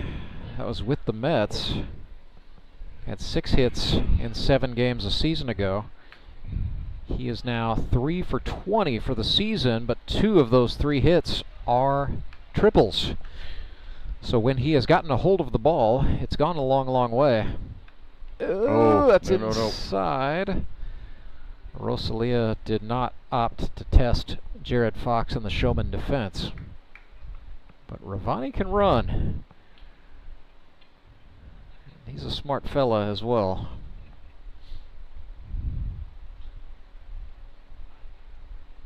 1-0 to Grant Cundiff. Karlson came at him with a slider. That was swung on, fouled off, and we're back even. It's kind of interesting in extra innings. All the cheering and the noise that we heard in the ninth has kind of settled down. Everybody's settled into a quiet tension here at Metter Park. 1-1. Oh, goodness. Cundiff inside-out swing, foul, right field line. That would have been danger. Yes, indeed. That would have been extras. That would have brought Rosalia home, I have to believe. But, you know, coulda, woulda, shoulda, one of those things. Instead, we will do a 1-2. So Cundiff is going to have to choke up and protect. Karlson looks back at Rosalia, now rocks and deals. Cundiff tried the same thing. That's tailing down foul. One hop, and it is into the bullpen out there. A little higher the second time. We'll see if he's still got that inside-out swing he's trying to work, so we'll see if it works out for him. Well, he is betting that if he goes right side, you know, Fitzpatrick is playing toward the middle. He's just betting that Jordan's not going to be able to get into the gap to cover. So here comes the 1-2. Again, little, like the hands went forward before the barrel there. He's fouled sure it back. Yes, he is. This is turning into a nice battle. Grant Cundiff out of Missouri S&T against Jacob Karlson from College of the Ozarks. Another 1-2 coming up right here. They set him up away this time. And Karlson steps back.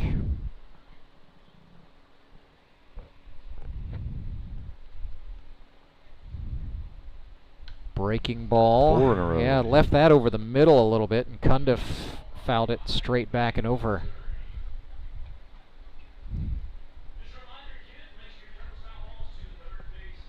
Boy, you can't see it from our cameras, but gang, we've got crowd members standing up in anticipation. Yep. We've got a lot of people sitting up straight. That's in the air to left. Running in and catching it for the Showmen is Keesling.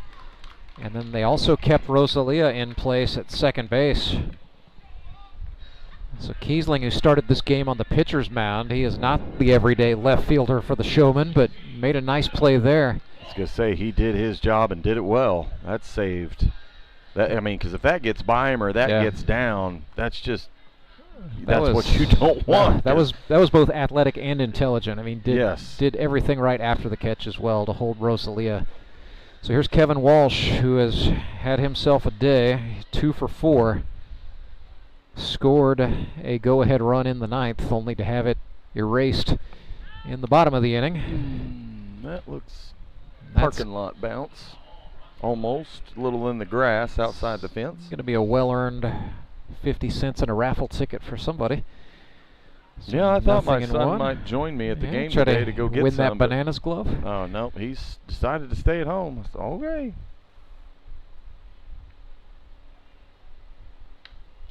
Karlson went up again with the heat, and Walsh fouled it back to fall behind 0-2. So, you know, credit Karlson. His pitch location, those high fastballs have been right where they need to be. He's been getting ahead of the Mets hitters. You know, he's forcing them into protect mode. Mm-hmm. It is now Walsh tasked with trying to protect the zone. They set him up away, and that time Jacob Karlson got the punchy. So down on strikes goes Kevin Walsh. We go to the bottom of the 10th. Showmen come to bat on the flip side of this quick break. Back with more extra innings in the Eliminators. Life is full of things to worry about. Your home's foundation shouldn't be one of them.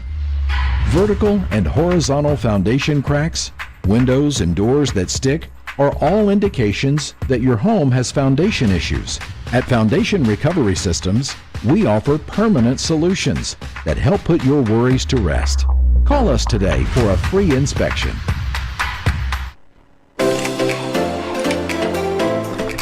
Hi, I'm Carolyn Hawkins with Key Cornerstone Realty, here to help with all your real estate needs in the St. Louis area. Do you have a house you want to sell for top dollar? We can help. With over 15 years of experience, our negotiating skills and expertise can help buyers and sellers get under contract fast. Contact us at keycornerstonerealty.com or call us at 636-447-8661. Go Mavericks!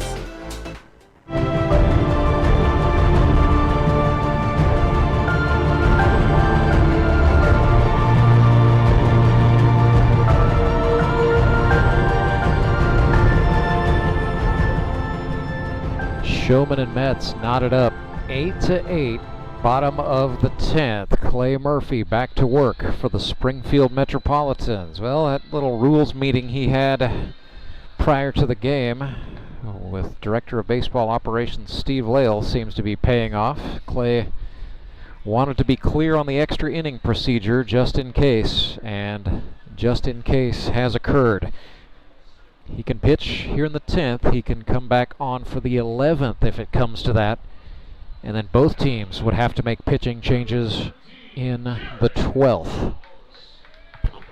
If you're the Showman, you're thinking about walking it off right here, right now. You've got Jared Fox, Tyler Rusk, and Dustin Phelps due up. Beginning with G. Fox, who looks at a slider for a strike.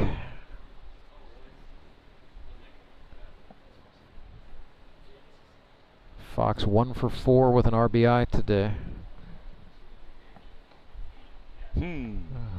Looked at strike 2. I don't think he liked either one of those calls, but slider on the inner half, slider on the outer half. It's a pretty vintage Murphy approach here, just going right at a GRBL Hall of Famer. Then he went way outside and missed.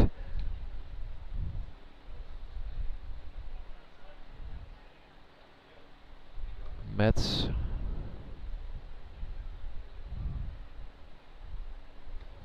playing straight away and deep, and then Jared Fox swung over the top of a 75-mile-per-hour pitch there. Down on strikes he goes in the bottom of the 10th. It's Tyler Rusk. 1 for 4. He singled out to left in the 8th, and that was off of Clay Murphy. Clay's the kind of guy who remembers each and every hit he gives up, so I'm sure he could tell you exactly what went wrong there. Rusk fouls that one off. 11 hits for the Metropolitans in the ball game, 8 for the Showmen. Branson actually winning the error battle right now. It's 7-4 in their favor. But got a tie score, and that's what matters.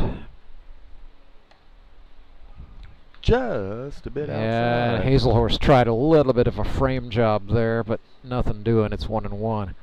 Lozano's pretty good at picking up guys trying to frame a little too heavy. And what I really appreciate about Brian Lozano's game is that the zone is consistent, and even as we go into extra innings here, the zone is the zone is the zone. Yep. That's really what separates him in terms of being a quality official. So he's going to have one more week of playoff assignments next week. Got him. And they get Rusk. Goodness, just bent his knees and froze him. He knew it. Back-to-back strikeouts now for Murphy. And it is Cooper Keesling re-entering here. So the Showmen put Dustin Phelps back on the bench, and Cooper Keesling will bat. 0 for 2 today. He has popped out on the infield twice. Swung on and missed there at an 85-mile-per-hour heater.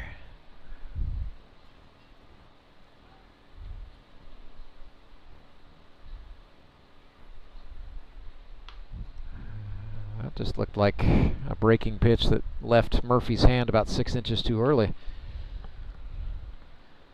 Counts back even.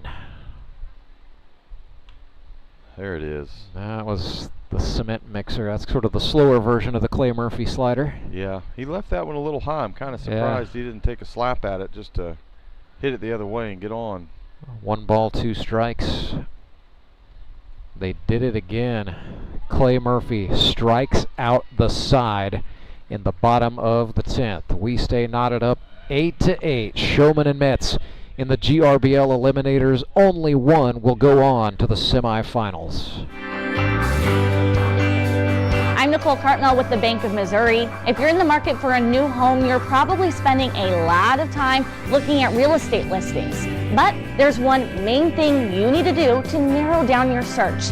Get pre-qualified for a home loan.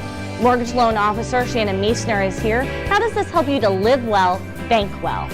Getting pre-qualified for a mortgage loan is definitely your first step. Pre-qualification allows you to determine early on how much money you can borrow to purchase a home in connection with your monthly budget.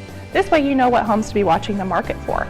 We have lots of different loan options to fit everyone's unique needs. This way we can help you accomplish your homeownership dreams and goals. And the best part about pre-qualification is there's no cost. It's quick, easy, and it makes you a smart buyer. Thanks, Shannon. And of course, our mortgage loan officers like you are here to help you every step of the way. At the Bank of Missouri, we help you live well, bank well. The Bank of Missouri is an equal housing lender.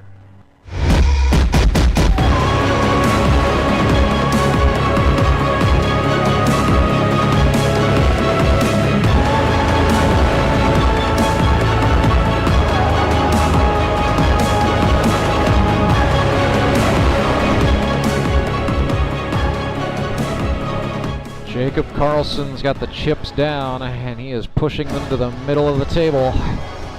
He's betting on himself to get 3 more outs, and then he will have to yield to somebody else. That somebody's got to be David Edwards for the Showmen. I'm thinking for the Metropolitans, could be Harrison Waters, could be Toby Yorks, maybe, could be Justin Parker. I don't know. I think if you're the Metropolitans, you're thinking about getting some right here. It's got Dustin Thomason coming up, and then they will turn over the order. They have manufactured a run with this part of the lineup in the 9th today. What really it's been, they want to get to Jared Brashler and have him set up with the opportunity to succeed at all costs. So now we got a loose ball delaying the start of the 11th. And so yeah, this game started at 12:05. It's now 3:23, so that makes us what, an hour and 18 minutes old, or no, 3 hours. Yeah, it's getting up there. Line drive, but right at the second baseman, Jordan Fitzpatrick, for the first out. So that'll bring up Brashler. He is 4 for 5 today, 1 RBI. The collection includes a bunt single in the 9th. I don't look for him to bunt here. He's just going to look for something to swing and drive out of the hand of the pitcher, Jacob Karlson.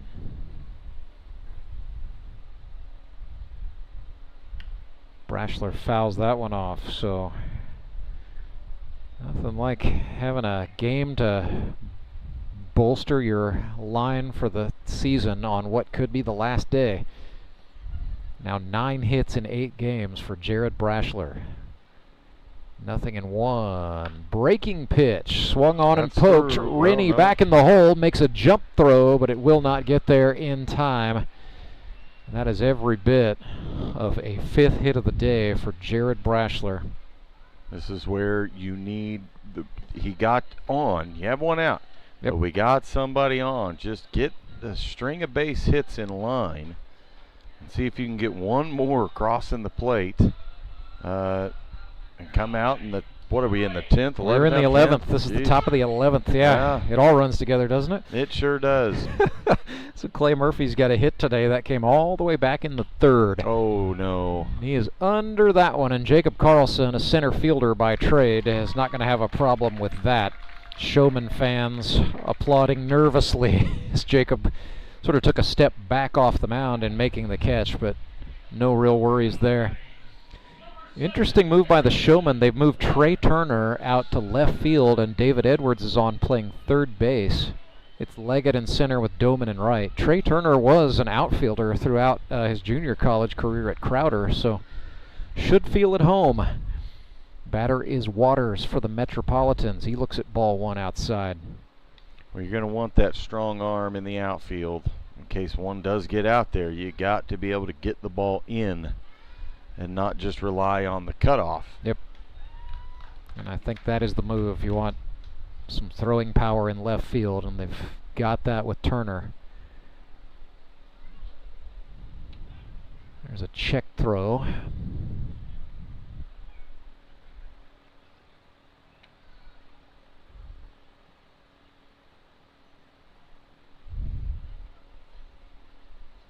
They miss outside to make it 2-1.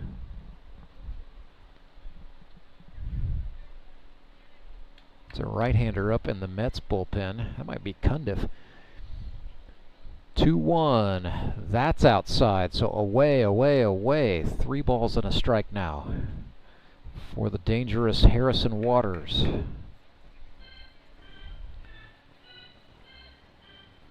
Dirty Harry. 57 hits in his GRBL career, and he walks. Well, Jake shouldn't worry. You still got 2 outs here. So, looking at their lineup, where they're at like sitting in the lineup right now, you got the 4-hole. Kaufman, granted, he hits the ball hard, but you've got 2 outs. The way the cookies have kind of crumbled for you today is ground balls and fly balls have been to the right spot, especially later in the game. That's where the Mets have been hitting. So I would just keep the approach of low and away, stay away from him, stick with that high fastball that he's got that guys keep chasing and going after and fouling off. I don't think Jacob's too razzled right now. Well, Thinks shouldn't just be. another hitter. Kaufman is 1 for 4 on the day, a single, a walk, and a strikeout. Pulls that one sharply down the left field line. Strike 1. If that one would have been fair, that would have been 1 run. Not sure Harrison would have made it all the way to third with Trey out there. Yeah. And Trey is shaded pretty far to center left field. Yeah. They're really playing Kaufman fairly straight up, but they are trying to hold the runner at second too. Breaking pitch that is in the air to center field. Leggett coming in. That is a shallow ball, and it's Turner making the catch. It was a little interesting at the finish, but the result is what the Showman wanted, and that was to get the out and get out of the top of the 11th. So it is 8-8. We go to the bottom of the 11th inning. Extras in the Eliminators. Your local Hotsy dealer is an expert with hands-on cleaning knowledge to help you select the ideal pressure washer for your job. Take confidence in knowing you have a resource for all your cleaning needs. Service can be scheduled in-house or on location by a factory-trained technician using genuine Hotsy parts. Be sure to ask about scheduled maintenance plans, as well as a variety of accessories to clean more efficiently. And don't forget the soap. We have detergents for every cleaning need and have a bulk delivery program. Customized wash bays and mobile cleaning systems are also available. Build a partnership where you're a name, not a number. Contact your local Hotsy dealer to see why nothing cleans like a Hotsy.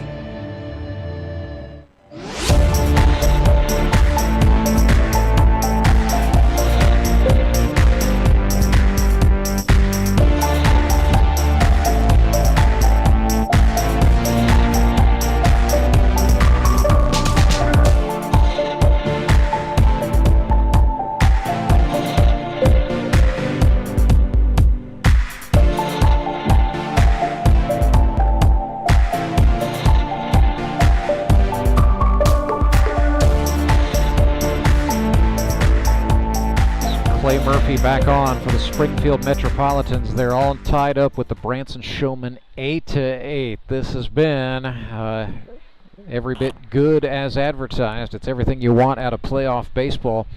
Had the unlikely Springfield Metropolitans striking in the 6th inning. They put up 3 runs and took what was a 6-1 lead. Looked to be in command, but the Branson Showmen came roaring back. 6 runs in the 6th. They took the lead.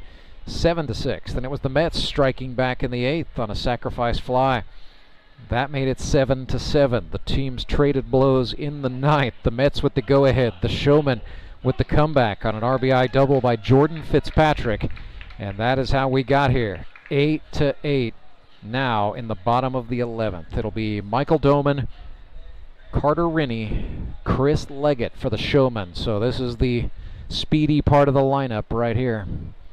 Be a pretty good track team, but let's see how they do in extra inning baseball. Doman reached out and was fooled badly on a slider for a strike one.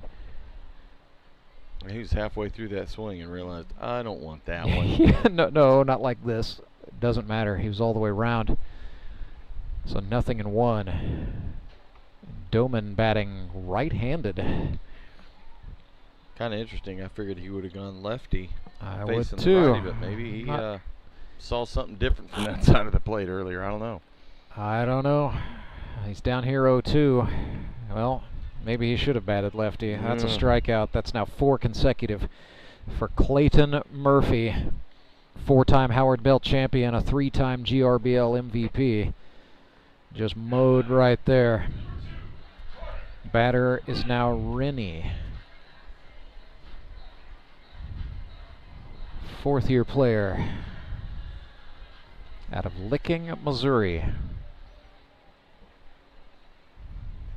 Murphy started him off with an 85-mile-per-hour heater, so Clay typically throws backwards to just about everybody, but it's a new look this time through the order. It's been a while since we've seen Clay Murphy throw 5 innings.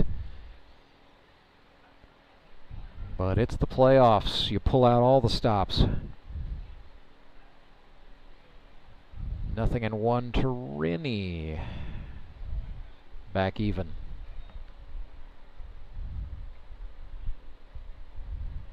A lot of hands in the clasped prayer position in both sides of the bleachers here today at Metter Park. I mean, what a game. A lot of fingernails being chewed, a lot of nervous expressions out there. 2-1. It's going to be hard to top this, but we're going to try on the second half of today's Twin Bill when the Locos meet the Suckers. Well, if the Showmen would not have had a 6-run 6th inning, we would not be here right now talking about this game. And it just, that's what's interesting about baseball. When you look at the box score, most of the time there's just one big inning that causes you to walk away with a W. 2-2 to Rennie, breaking ball, and he just took a late lunge and fouled it back against the catcher, Cole Hazelhorst. So Cole's back up. I think chatting just shortly with Carter Rennie there about where that hit him.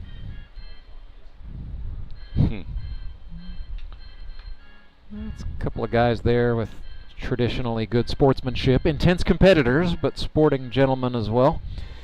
Here comes another 2-2. Rennie again lunging late and fouling off an 85-mile-per-hour fastball. Did you see how crowded up toward the line he was there? He is. He's looking for it to break away and just put a bat on it and maybe find a hole, find a gap, which is all you need to do right now. Yep. Another 2-2. Took something off that time and missed high. Carter Rennie. I feel like I just say this at least once a game. He is such a tough out. Yeah. So 1 away. 3 balls, 2 strikes, nobody on in the 11th inning. Rennie again just slices that one foul. That one destined for the parking lot, first base side. The Showmen trying to spark something right here, right now. Another payoff. Grounder, right side. Kevin Walsh is going to handle that. And Rennie is retired. But that was a sweaty, sweaty out that the Mets mound man Clayton Murphy just had to earn. We'll bring up Chris Leggett. 2 away. Leggett sponsored by Handyman Rentals. Chris is 0 for 4 today, so wearing the collar. Oh, is that up enough? That's got a chance. No, it one hops. No. And just That was so awkward from our view because it looked like it was going to just sail. I thought it was going to go over Thomason's head Yeah. completely, and I think he thought that. That was his read. And then it just had topspin or something. It just dove down. Took just a clear hop in front of him, but it was short enough that he kind of fumbled it there. And now you got Now you got Karlson up. Yeah, that's exactly what you didn't want if you are the Metropolitans. So the winning run is on. That's Leggett at first. Karlson is the batter. 11 hits through the first 7 Showman games. He now has 12 with a single to right in the 9th. Swung out of his cleats there and fouled it off. Yeah, first pitch slider out, like, stand by. And even if that was a fastball, like, it's got to be yours, that first pitch. You got 2 outs with a guy on first base who's got some wheels. Give him an opportunity to take 2 on you. Then you can have him in scoring position and fight the rest of your battle. So Murphy took a long look back at Leggett. Now he comes home. They try off speed. Oh, a little high. Yeah, a little up and in there to the liking of the man in charge. So we will do a 1-1.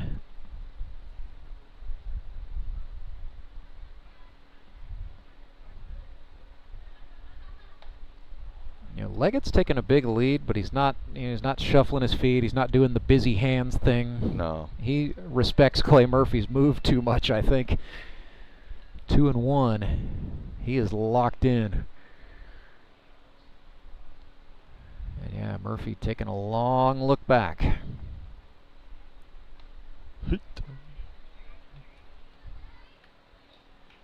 Make it 2-2. A slider for a strike.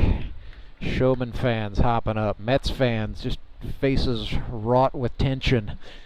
Deuces wild for Jacob Karlson. 8-8, bottom of the 11th. That is in the air into shallow right. Moving in for the Mets is Grant Cundiff. He makes the catch. We go to the 12th. So what happens rules-wise? What happens now in the 12th? Can Clay Murphy continue to pitch? He cannot. They cannot. It's going to be pitching changes for both squads. We will have one more inning of natural baseball, and then we will go to placing a runner on second base. So the ghost runner or the California tiebreaker. But yeah, it's going to be David Edwards coming on for the Showmen when we come back. And we are back right after this. Mr. Callahan, let's play Word Connect. I don't want to. I'll start. I'm not gonna. Air. Services. Professional. Trustworthy. Quality. Satisfaction. Everyday. Overnight. 24/7. Repair. Replace. Air. Water. Heating. Cooling. VIP. Membership. Okay, that's good. Okay, that's bad. Stop. Go. Jimmy! Mr. Callahan! Fired. Hired. That was fun. Again? Call Air Services today. At Central Bank, we've brought the home loan process closer to home. All of our lending decisions are made locally, right here in your community, so you get quick answers and loans that are tailored to meet your needs. So whether you're just starting your home buying journey or well on your way, Central Bank can help turn possibilities into realities. Apply online at centralbank.net or at any of our convenient locations. Central Bank. We do banking better. Member FDIC, Equal Housing Lender.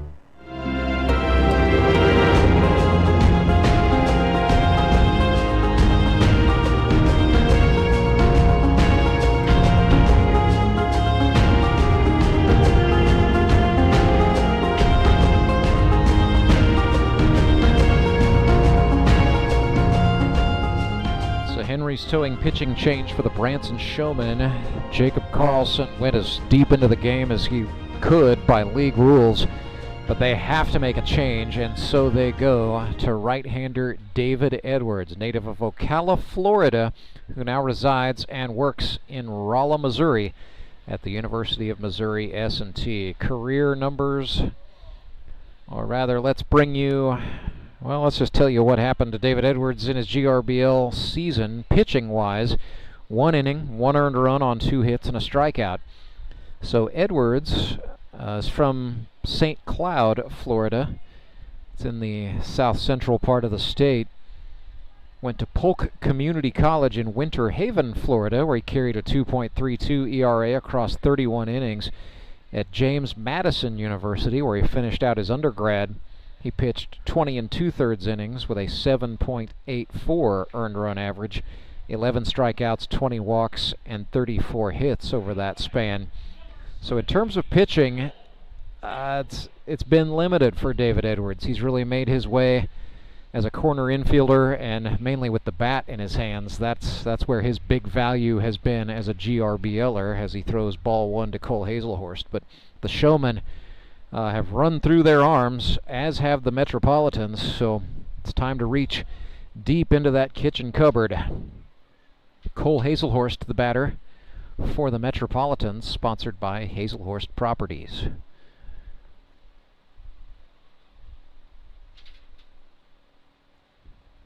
Edwards fires a fastball. This is grounded to the shortstop. Carter Rennie makes the throw over to Tyler Rusk, who came off the bag but applied the tag, and that is the first out. So Toby Yorks, former Silver Slugger Award winner, steps up here. Toby playing through injury. He's missed some games due to injury, playing hurt today. Had an RBI single down the left field line in the 6th. Had a sacrifice fly in the 8th. Drew a walk last time up. That was in the 10th against Karlson. So this is his first look at David Edwards. It's 1-1 for Toby. Yorks also from Rolla, Missouri. Edwards misses down.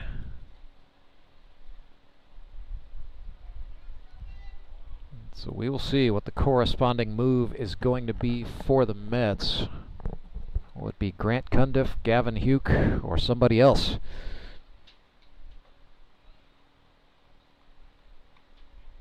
And Yorks, normally a patient hitter, but knowing the situation that David Edwards is not a player who pitches a lot of innings in this league, is going to try to make Edwards earn the zone.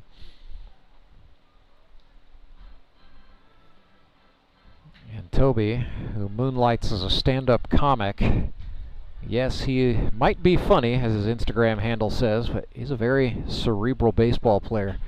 This is grounded up the middle, bounce off the mound, fielded by Rennie, and his throw across will be in time for the second out. Showman fans coming alive for that second out. It'll be Fackrell now for the Mets. Fackrell has been hit by a pitch. That was in the 8th. He laid down a sacrifice bunt in the 10th. But with nobody on, I assume he would be swinging away here.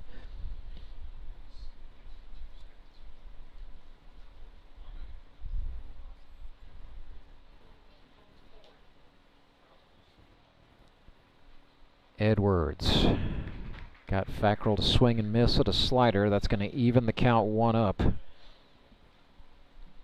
Fackrell came into the day 4 for 16, so hitting .250.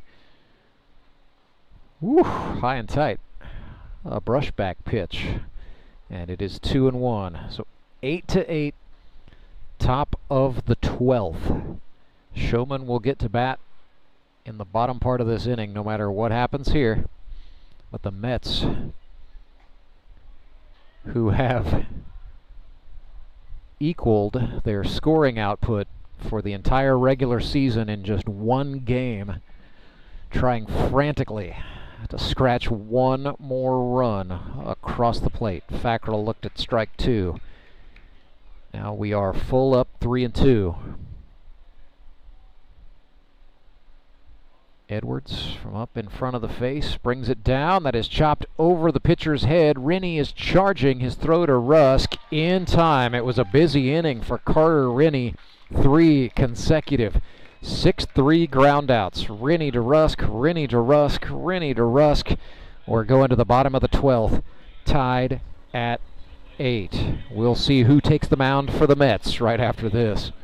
Did you know that Conoco gas has 3 times more detergent additive than the minimum required by the EPA? And 30% more than the top-tier detergent gasoline standard, recommended by major car manufacturers. Other alternatives contain unwanted deposits that can build up on fuel injectors and intake valves, robbing your engine of performance. More quality in every drop. Only at your local Rapid Roberts. When Gary and Sandra Henry started Henry's Towing nearly 5 decades ago, customers knew that Henry would be the guy coming to help. People would call and ask to let Henry do it. And as Springfield has grown, our family has grown as well, so there's always someone around to come help you out. Everyone at Henry's is a member of the family, fully trained and as dependable as the original. With a family this size, help is always right around the corner. So if you find yourself in need of roadside assistance, remember to call the name you've grown to know and trust. Remember to let Henry do it!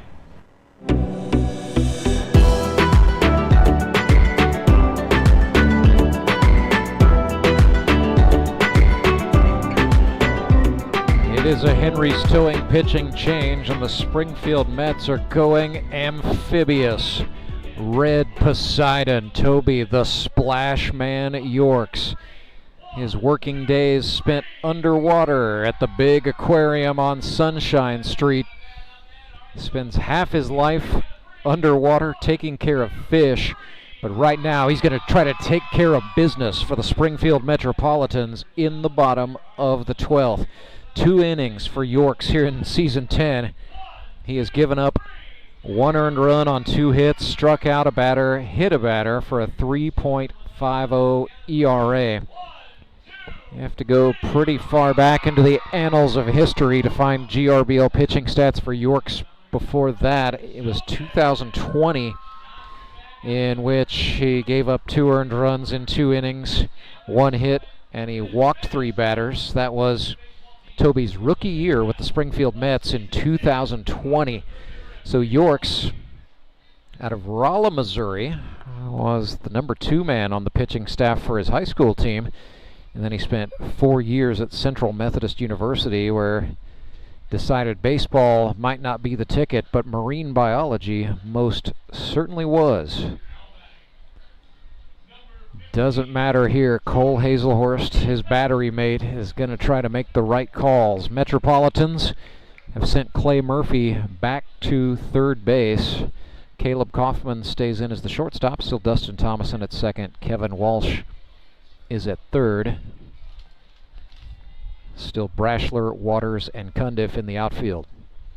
First batter is Jordan Fitzpatrick, who tattoos one way up and out of play, foul. So it'll be Fitzpatrick, Turner, and Edwards for the Showmen.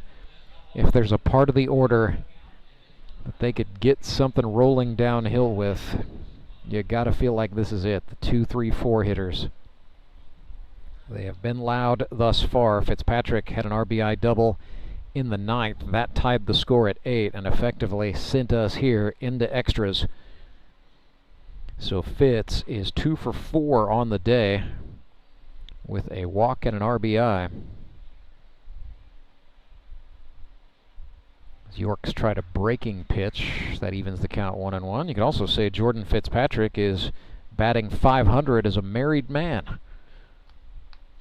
There's some advanced scouting for you. Yorks ran that one high. 2-1. Fitzpatrick played professionally in the Pioneer League.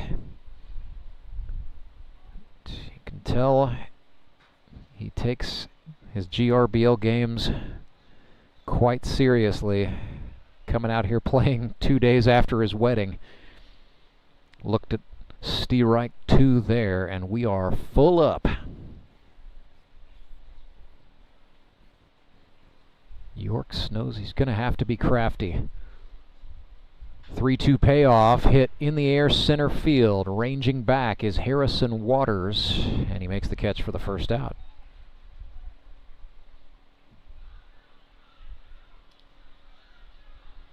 Running out of space on the front of the scorecard here. It's getting into desperation time for everybody. So if Yorks is able to get out of this inning, keeping the Showmen scoreless. We will go into the ghost runner or the California tiebreaker in the 13th. That means the teams will start each inning with a runner on second base, nobody out. That is designed to try to promote more scoring. Trey Turner looks at a pitch down and in.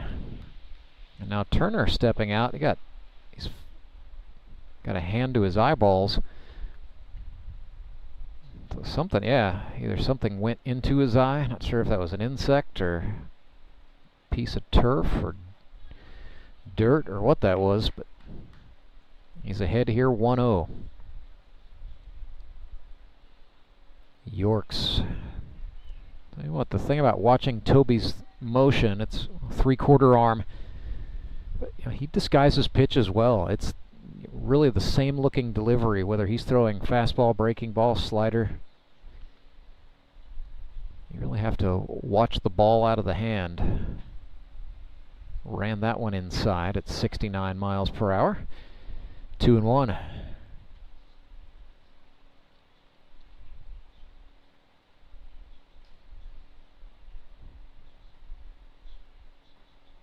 Breaking pitch over the plate, and Turner hits it into left field.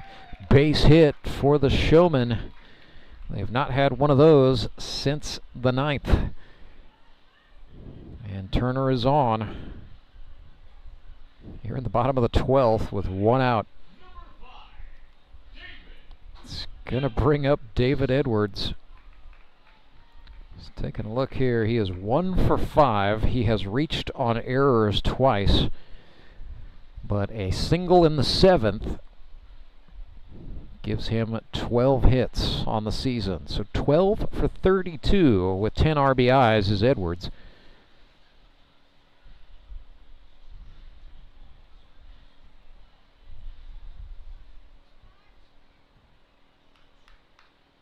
Runner takes off. Hazelhorst is going to fire to second, but Turner is safe and almost went over the bag at second base.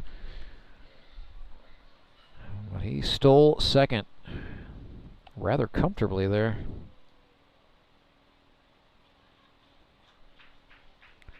And now the Mets will walk David Edwards. They're not going to conclude that. It's intentional. So that puts Edwards on for Jared Fox. First and second, one out.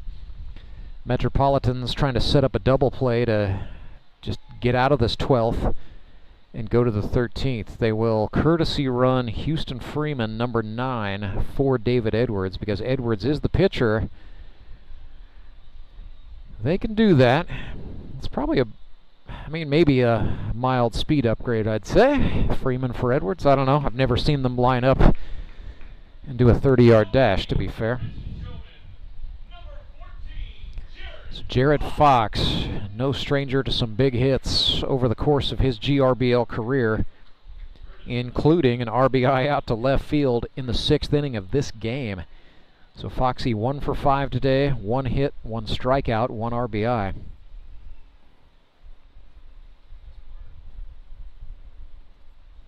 York started him off with a breaking ball. Fox swung out of his shoes at a 67-mile-per-hour breaker for strike 1.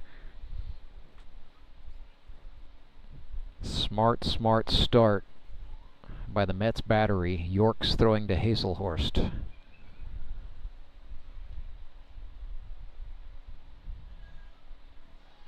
Swing and a miss there.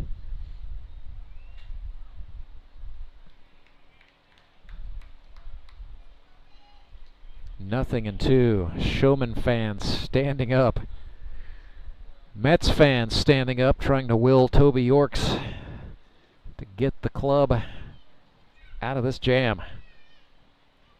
2 men on, 1 out, bottom of the 12th. Runners go. They bent it, and then it bounced in front of Hazelhorst. And he did not find it in time, so the Showmen motor 2 men up into scoring position. Just an unfortunate bounce in front of the catcher and then off his shin guard. Just went up and away from Hazelhorst. And the infielders are coming in. They're going to leave first base unoccupied, and they're going to continue to pitch to Jared Fox. The 1-2. Fastball down at 76 miles per hour, and we're back even. Showmen trying to walk it off and go on to the semifinals.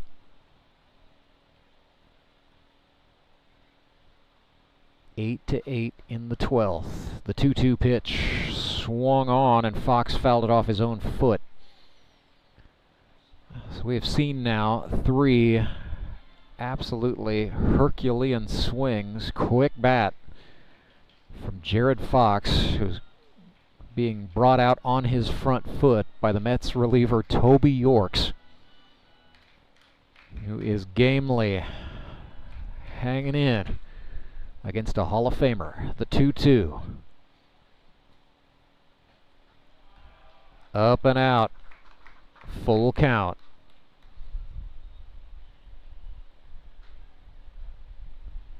This game now approaching the 4-hour mark. Toby sets up from the chest. Fox pulls it down the left field line, foul. That brought the stadium to almost silence. Meadow Park is a tense place right now in the 12th inning of this Eliminator. 3-2. Metropolitans have gone the distance and then some with the mighty Branson Showmen. Another payoff pitch. Fox lifts it. It's in the air. Into center field it goes, and the Showmen walk it off. They win 9-8. Jared Fox brings them home in the 12th. The Showmen win. The Showmen advance to the semifinals. Their third walk-off victory of 2025.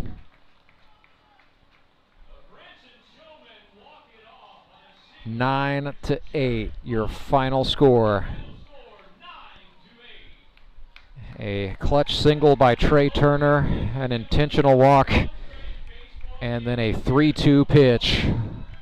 Hit over the infielders and down. Base hit for Canada's greatest export, and a 9-8 Showman victory in 12 innings. Well, no surprise, your Elite Promotions Elite Performer of the game, it's got to be Jared Fox, right? Yeah, of course it is. Jared Fox, the guy who delivers the game-winning RBI in the 12th. But you got to go serious hat tips to several guys. I mean, Jared Brashler from the Metropolitans had 5 hits today. He was 5 for 6. Just a monstrous game. Jordan Fitzpatrick turned in a very good one for the Showmen, as did Trey Turner. Trey today, 3 for 5 with a grand slam in the 6th, an RBI double in the 9th. Now they also got good enough pitching from Justin Lowden, Jacob Karlson, and David Edwards late in the game. But yeah, Jared Fox, your Elite Promotions Elite Performer of the game. He finishes the day 2 for 6, but the 2 were awfully big. An RBI out to left field in the 6th inning made it 6-6. And then that RBI single in the 12th gave the Showmen a 9-8 victory. So the Branson Showmen will go on to the GRBL semifinals. They will play the Moon City Mavericks, and that game will be at 3 p.m. next Sunday, October the 12th. So it will be Mavericks Showmen in a game that was 3-1 the first time it was played. And that was just last week, so recent history between those two teams. So we will see Showman Mavericks in one semifinal. The Ozark Mountain Ducks will play the winner of the Locos and the Suckers. We will get you some post-game coverage coming up on the other side of a quick timeout. It is Grip and Rip Baseball, live and free all Sunday long, brought to you by Central Bank of the Ozarks. And while we're at it, we'll say a big thank you to our title sponsor, Henry's Towing. Acme Towing Company. That's too far away. Let Henry's do it. Nah, we're ready to close. Let Henry's do it. Henry's is ready to take your call right now. From compacts to semis, Henry is here to help 24/7. Save yourself the hassle and make us your first call. Henry's gets there fast, offering multiple locations to serve the Ozarks. When you're stuck on the side of the road, make the right call. Let Henry do it. At Central Bank, we've brought the home loan process closer to home. All of our lending decisions are made locally, right here in your community, so you get quick answers and loans that are tailored to meet your needs. So whether you're just starting your home buying journey or well on your way, Central Bank can help turn possibilities into realities. Apply online at centralbank.net or at any of our convenient locations. Central Bank, we do banking better. Member FDIC, Equal Housing Lender.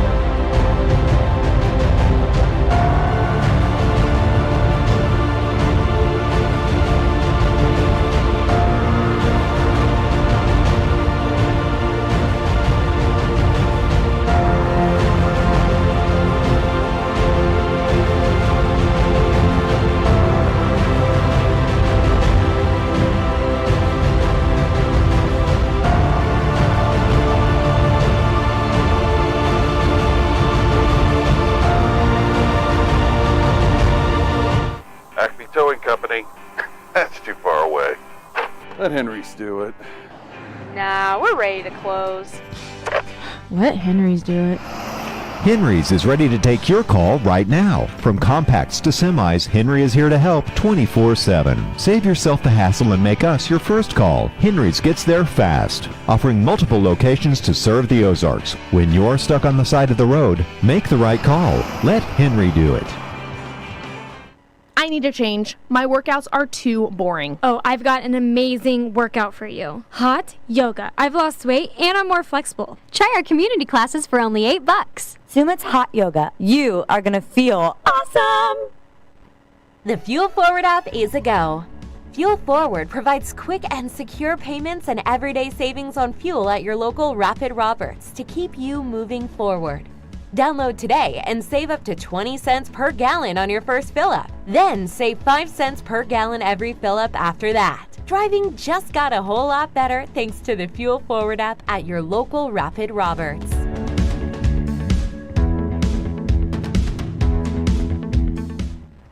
take a breath. Here's your Be Well moment with Burrell Behavioral Health. You're invited to pause and feel connected.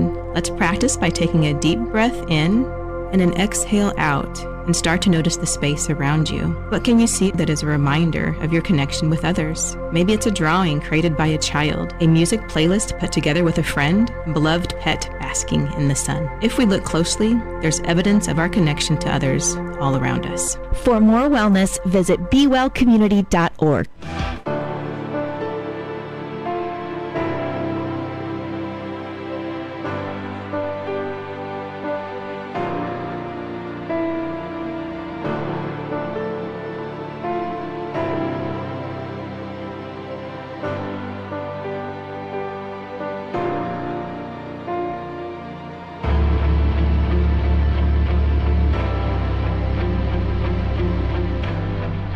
Back live at Mitter Park. Well, it was a game that went just shy of 4 hours, 3 hours and 55 minutes, 12 innings, but the Branson Showmen got it done in the end, 9-8, surviving and advancing from this elimination game, defeating the Springfield Metropolitans. We welcome in our Elite Promotions Elite Performer of the game, Showman catcher Jared Fox, along with the Showman center fielder, pitcher, and player manager, and head bottle washer, and whatever else was needed to get it over the line, Jacob Karlson. Foxy, we got to start with you in the 12th inning. Toby Yorks, took you to the limit, full count. You end up with a game-winning RBI single. Just talk me through what happened on that sequence, and then the pitch that ultimately resulted in the game-winning run. I was honestly just trying to get the bat on the ball the whole time. I am still puzzled how I missed the first two, to be honest.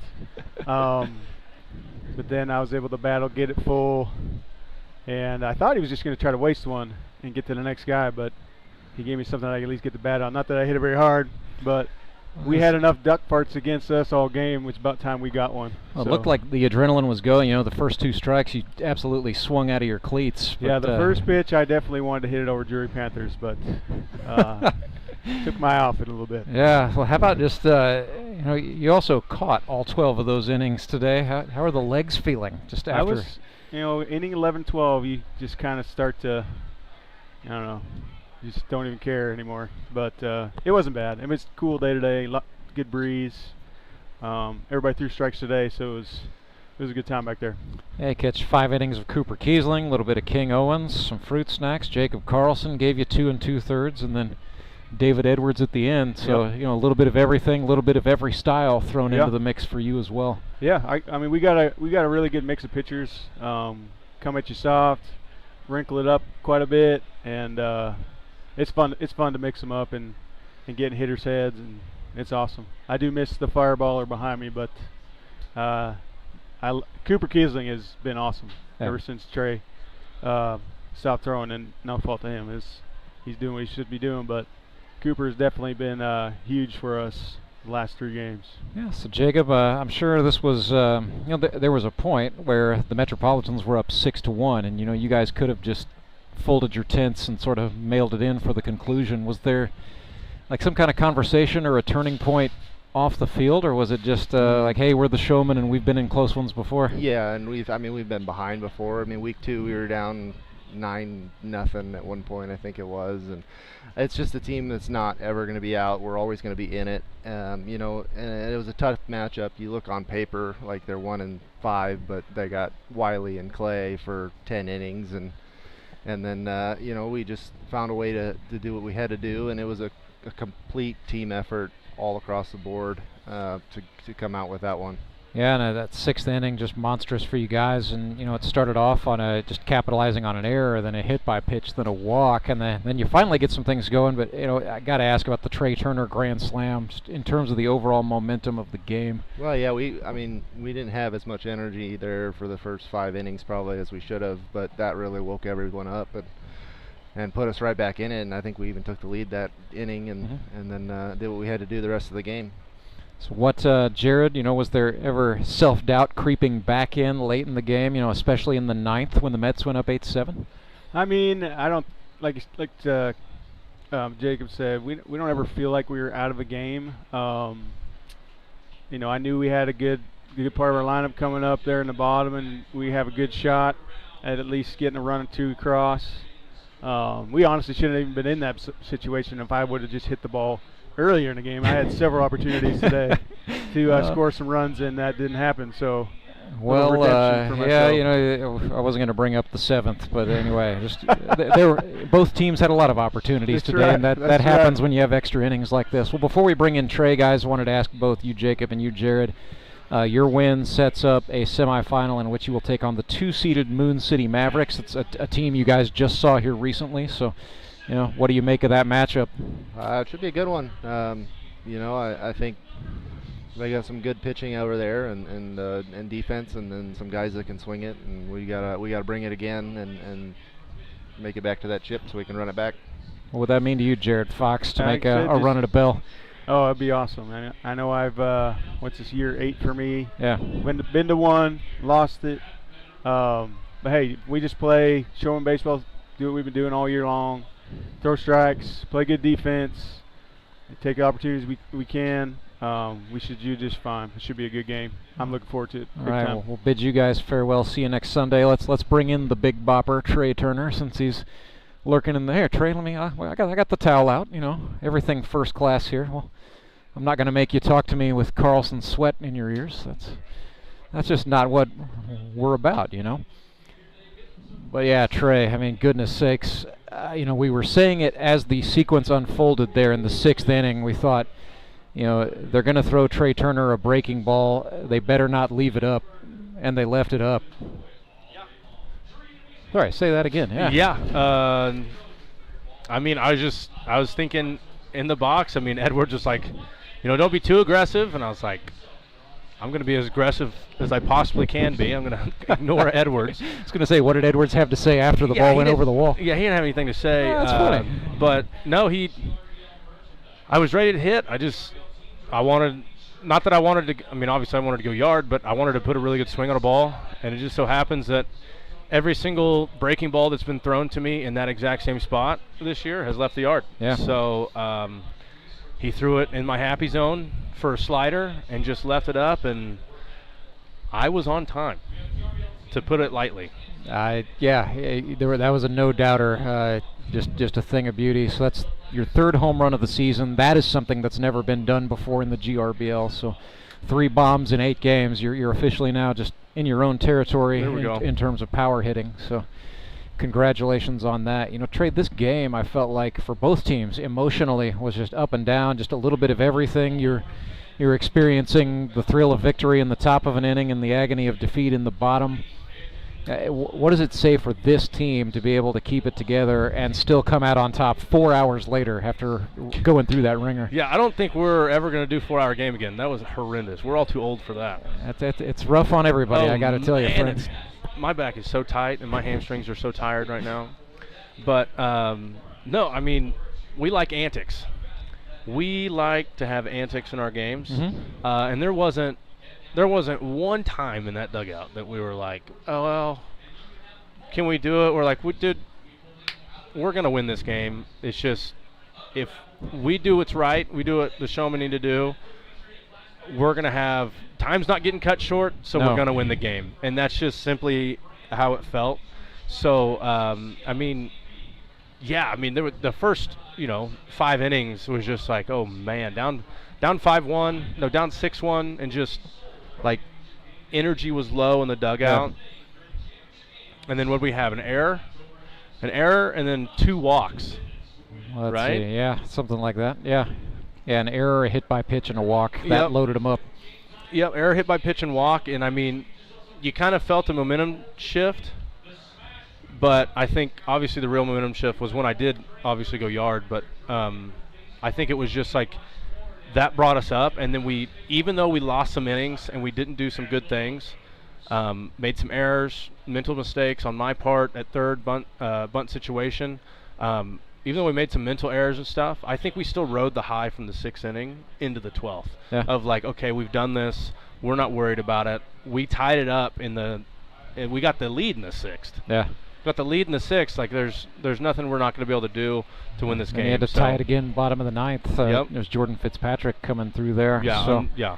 fantastic. Top of the order had a heck of a day, just to say it mildly. But with you mentioned the antics trade. You've had some antic-laden wins throughout the season. I think there was probably more than one semi-finalist that was actively rooting for the Metropolitans to beat you guys. Do you feel like that with the swagger comes a little bit of a target and a little bit of incentive for other teams to go at you a little harder? Oh yeah, I mean, we're last year's champions. Not the same team, obviously, but just because we're last year's champions, we already have a target on our back. And I think with we have our team has the only home runs in the league. Yeah. I think we've scored the most runs in the league. That could be a lie, but I think we have. It's if it's not the most, it's up there. We've scored. I was trying to say. I can tell you here. 44. Well, yeah, you would have passed the Ducks today without them having played today. So yeah, you were one run off the total. Yeah. So like one of the top 2 teams to score runs. We're gonna have fun out there. If I go yard, I'm gonna pimp it. If Edwards goes yards, he's gonna pimp it. If it's any of our top 6 hitters, if any of them go yard, we're gonna pimp it. Just because it's a fun league. No one takes it personally. But no, it was a great day. I'm excited to drink Diet Coke. It'll be a well-earned one. I think we all need a little caffeine after watching an extra inning game go 12. And that was the last thing I wanted to ask you, Trey. You've been very open talking about how in your days playing professional baseball, it was a job, right? Baseball became a vocation. You said, GRBL is some of the most fun. So in a game like that, when the tension is high, when the emotion's running high, is it still fun? Oh yeah, it's a lot more fun because okay, let's say we lost that game and our season's over. Life's gonna move on. I had a little bit of an identity crisis. I played 20 years, and then my career's chopped off, right? Completely stopped on a dime. And my whole world flipped upside down. Mm-hmm. And so there's just, because 6 teams, it's a men's league, we're all about having a good time and just enjoying the brotherhood aspect and talk a little crap to each other and just enjoy the field dynamics and stuff.